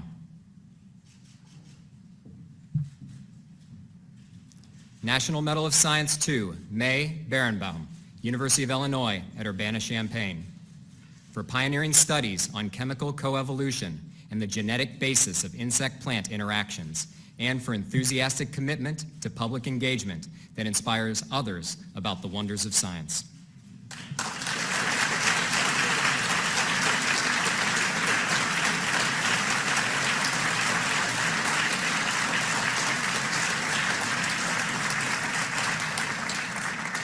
In case you don't know that person, May Berenbaum is Barack Obama. May, the floor is yours. Okay, I'm unmuting and starting video and asking you if I still have 10 minutes because we're running. Yes, no, go ahead. Okay, good. All right. Well, this is the end here, and we all owe an enormous thank you to the indomitable Walter Leal, who I think, given the opportunity, could bring people together and bring about world peace. this accomplishment, this symposium spanning 48 countries is truly remarkable, and an example too of how science communication has changed in so many fundamental ways. So for some of the speakers in today's Frontiers of Chemical Ecology, and shout out to Ben Duki and Bio for supporting this wonderful effort. Some of the speakers today, the Rising Stars Symposium, this might have been their first scientific meeting. If you could, next slide. Okay, so I am the opposite of an early career investigator. So I thought it might be interesting or informative to describe how one progresses from early career to, don't even ask me how long I've been doing this. I attended my first scientific meeting in February 1980. It was the first Gordon Conference on plant-herbivore interactions. As I attended as a graduate student 6 months before defending my thesis, I was invited to serve as a panel discussant, not because I was a rising star, but because Paul Feeney, my advisor, was co-organizer of the meeting, and he brought along everybody in the lab. This is us, I think, en route from LAX to Santa Barbara. In fact, the meeting was a week before my job interview at University of Illinois, where in August I actually began, and I've been there ever since. Yes, 42 years. In a way, this Gordon Conference was a prequel to my first International Society of Chemical Ecology meeting in 1984. Next slide. This is the Gordon Conference. It was mind-boggling. It was not like other conferences, most other conferences, which are hundreds or thousands of people and concurrent sessions. The structure of a Gordon Conference is basically scientific talks, a break in the afternoon for interaction and conversation, and then eventually posters in the evening. I was totally blown away by this. You can see me, the red circle there. Not only am I standing next to another early career investigator, one of Paul Feeney's other students, Mark Rauscher, who's now the John Carlisle Kilgo Distinguished Professor of Biology at Duke University. But look who I'm behind. I'm standing behind Dan Jansen, who at the time was a legend. Every legend you can think of in chemical ecology was at this meeting. Tom Eisner is there. Gottfried Frankel is in the picture. Vince Tatier in the front row. It was just an incredible experience and an unforgettable one. Next slide. Okay, but more appropriate to ISCE was the second Gordon Conference. That was in 1983, and I attended that one as well. And that was held in the Holiday Inn in Ventura, California. I did actually, I was invited. By this point, I was a faculty member. I got invited to give a talk. But probably the most interesting aspect personally to me was the fact that the venue, right near the beach, was only 3 miles away from an overwintering site for monarch butterflies who undergo this heroic migration. There across the beach were hundreds, if not thousands, of monarch butterflies being eaten by the feral cat population at the time. And poor Lincoln Brower, who demonstrated why they were unpalatable and indigestible, had to explain to every member of the Gordon Conference attending the Gordon Conference how cats could get away with eating these things. More to the point and more important, next slide, for the history of chemical ecology, it was at the Ventura Gordon Research Conference that the decision was made to found the International Society of Chemical Ecology and adopt the Journal of Chemical Ecology as its official scientific society publication. You can see the history, it's posted on the website of the ISCE. This is really a foundational meeting. Next slide. This is where all the concepts and principles and goals and missions were laid out. The first ISCE meeting I attended was its second meeting. I didn't go in 1984 to Berkeley, but in 1985 I went to Madison, Wisconsin. That's the program from that meeting. I didn't give a talk, but by 1986, just to show how rapidly things can change, I was offered the opportunity to edit an entire special issue in Journal of Chemical Ecology. That meant a lot to me. To have this opportunity basically to at the time, my main interest was in photobiology and photochemistry and their role in plant herbivore interactions. So this, I still have in my office, this special issue, yellowing, decrepit original issue is still in my bookshelf because that's how much it meant to me to have this opportunity and become more of a recognized contributor to the discipline. Next slide. So almost 30 years after that, as a way of expressing my gratitude to International Society for Chemical Ecology. By that point, I was a department head, and I had offered to help celebrate the 30 years of ISCE existence by hosting the annual meeting at the University of Illinois. So why go to a meeting? It's an opportunity to see old friends, meet new friends. There's my advisor on campus with me, and the revered Jim Tumlinson, whom we lost just recently, and who was called out during Erika's talk during this session. Next slide. And here I am now at the end of the program, offering, I hope, some useful information and maybe some inspiring thoughts as requested by Walter. Next slide. Next slide. Okay, so what can you expect from participating in a scientific conference at any age or any level of experience? Meeting formats change.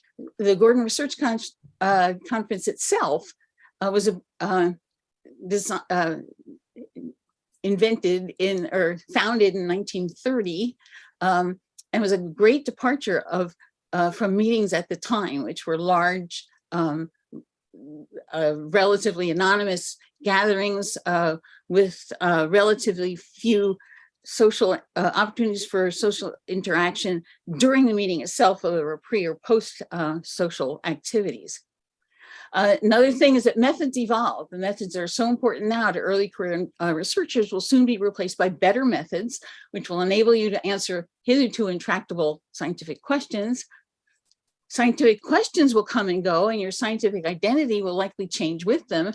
And beyond the scientific content, there will be conversations, camaraderie, collaborations, and enduring friendships.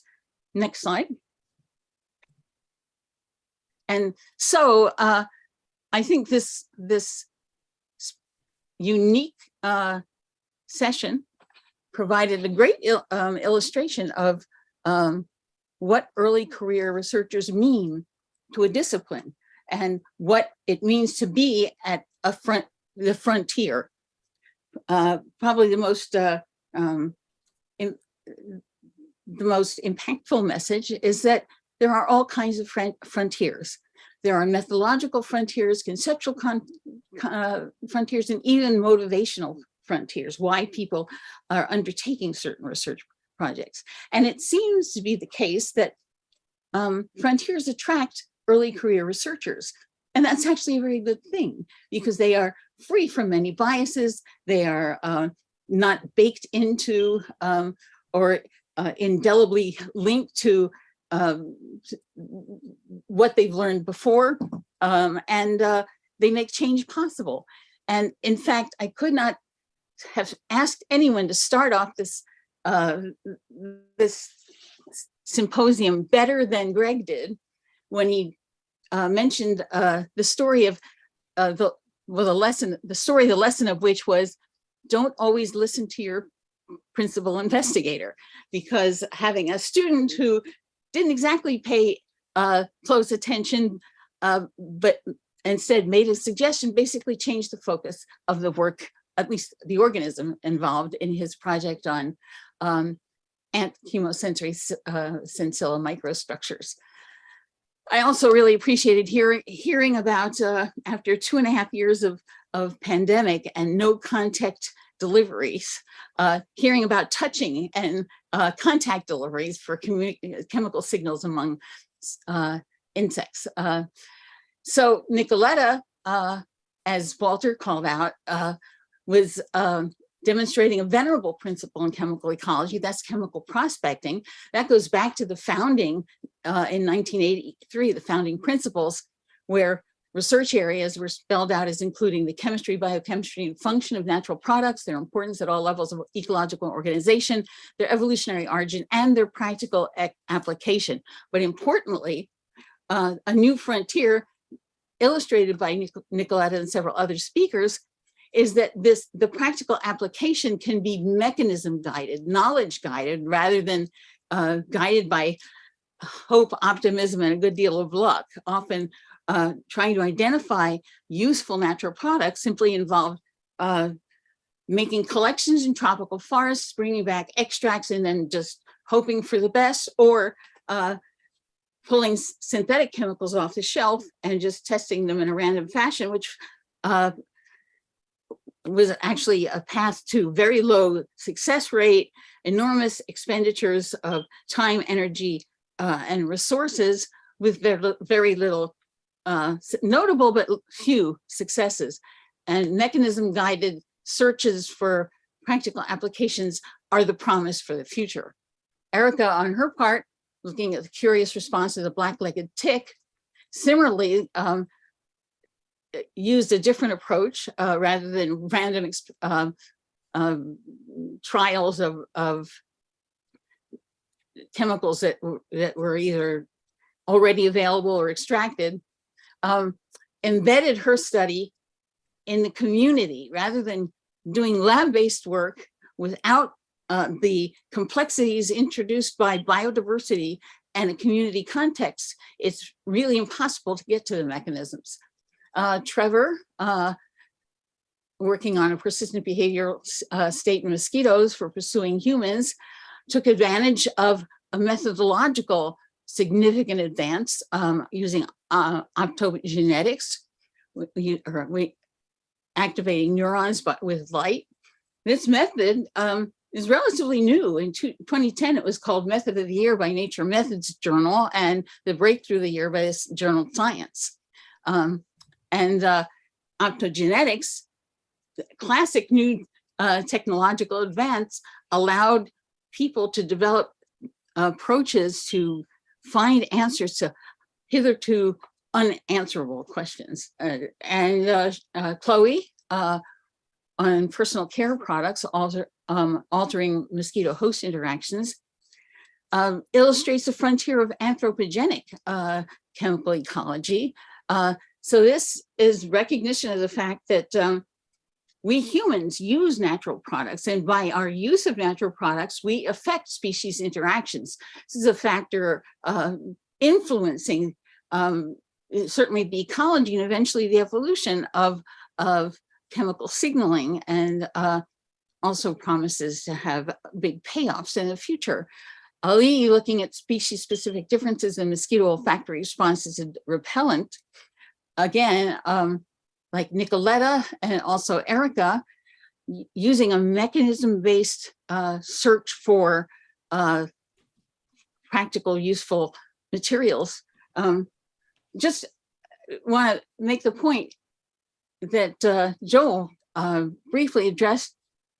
DEET is still the standard repellent. DEET was discovered in 1946. Its properties were discovered in 1946 in one of these random searches, and it's been registered for public use in 1957. We don't have many alternatives to DEET that are as effective, and we still don't exactly understand how DEET works. So this is a frontier. And finally, Joel was at sort of a conceptual frontier and also a methodological one, using, as he did very creatively, the cryo-EM, which was in 2020 declared by the journal Nature revolutionary for 3D structural elucidation. As a conceptual frontier, the idea that insects can have this fundamentally different mechanism for olfaction from any other organism was very slow in coming. And I know this to be a fact because I taught chemical ecology for many years at University of Illinois. And that's the one lecture that year by year by year, I had to keep changing because it took a long time for this realization to be embraced and then to restructure how olfaction in insects mechanistically works. That's really, I don't know if I went over time. If I did, forgive me. But just let me conclude by saying thank you, early career investigators. I have to say I have a different perspective listening to this meeting as I did for my very first International Society of Chemical Ecology meeting. Now I'm a department head and I keep listening to these talks thinking, how can we steal these people away from their institutions so that we can hire them and have them in our department? So wishing you all what seem to be very likely productive, fruitful, and lengthy careers that will inspire us all. So thank you for listening. I don't know that you need any questions. It's pretty late where some people are, it's 11:43 where I am. So, and I'm clearly at home. And I don't know, Walter, what's next? Thank you very much, May. May, if I could ask you one question, can you identify the gentleman, please, in this video?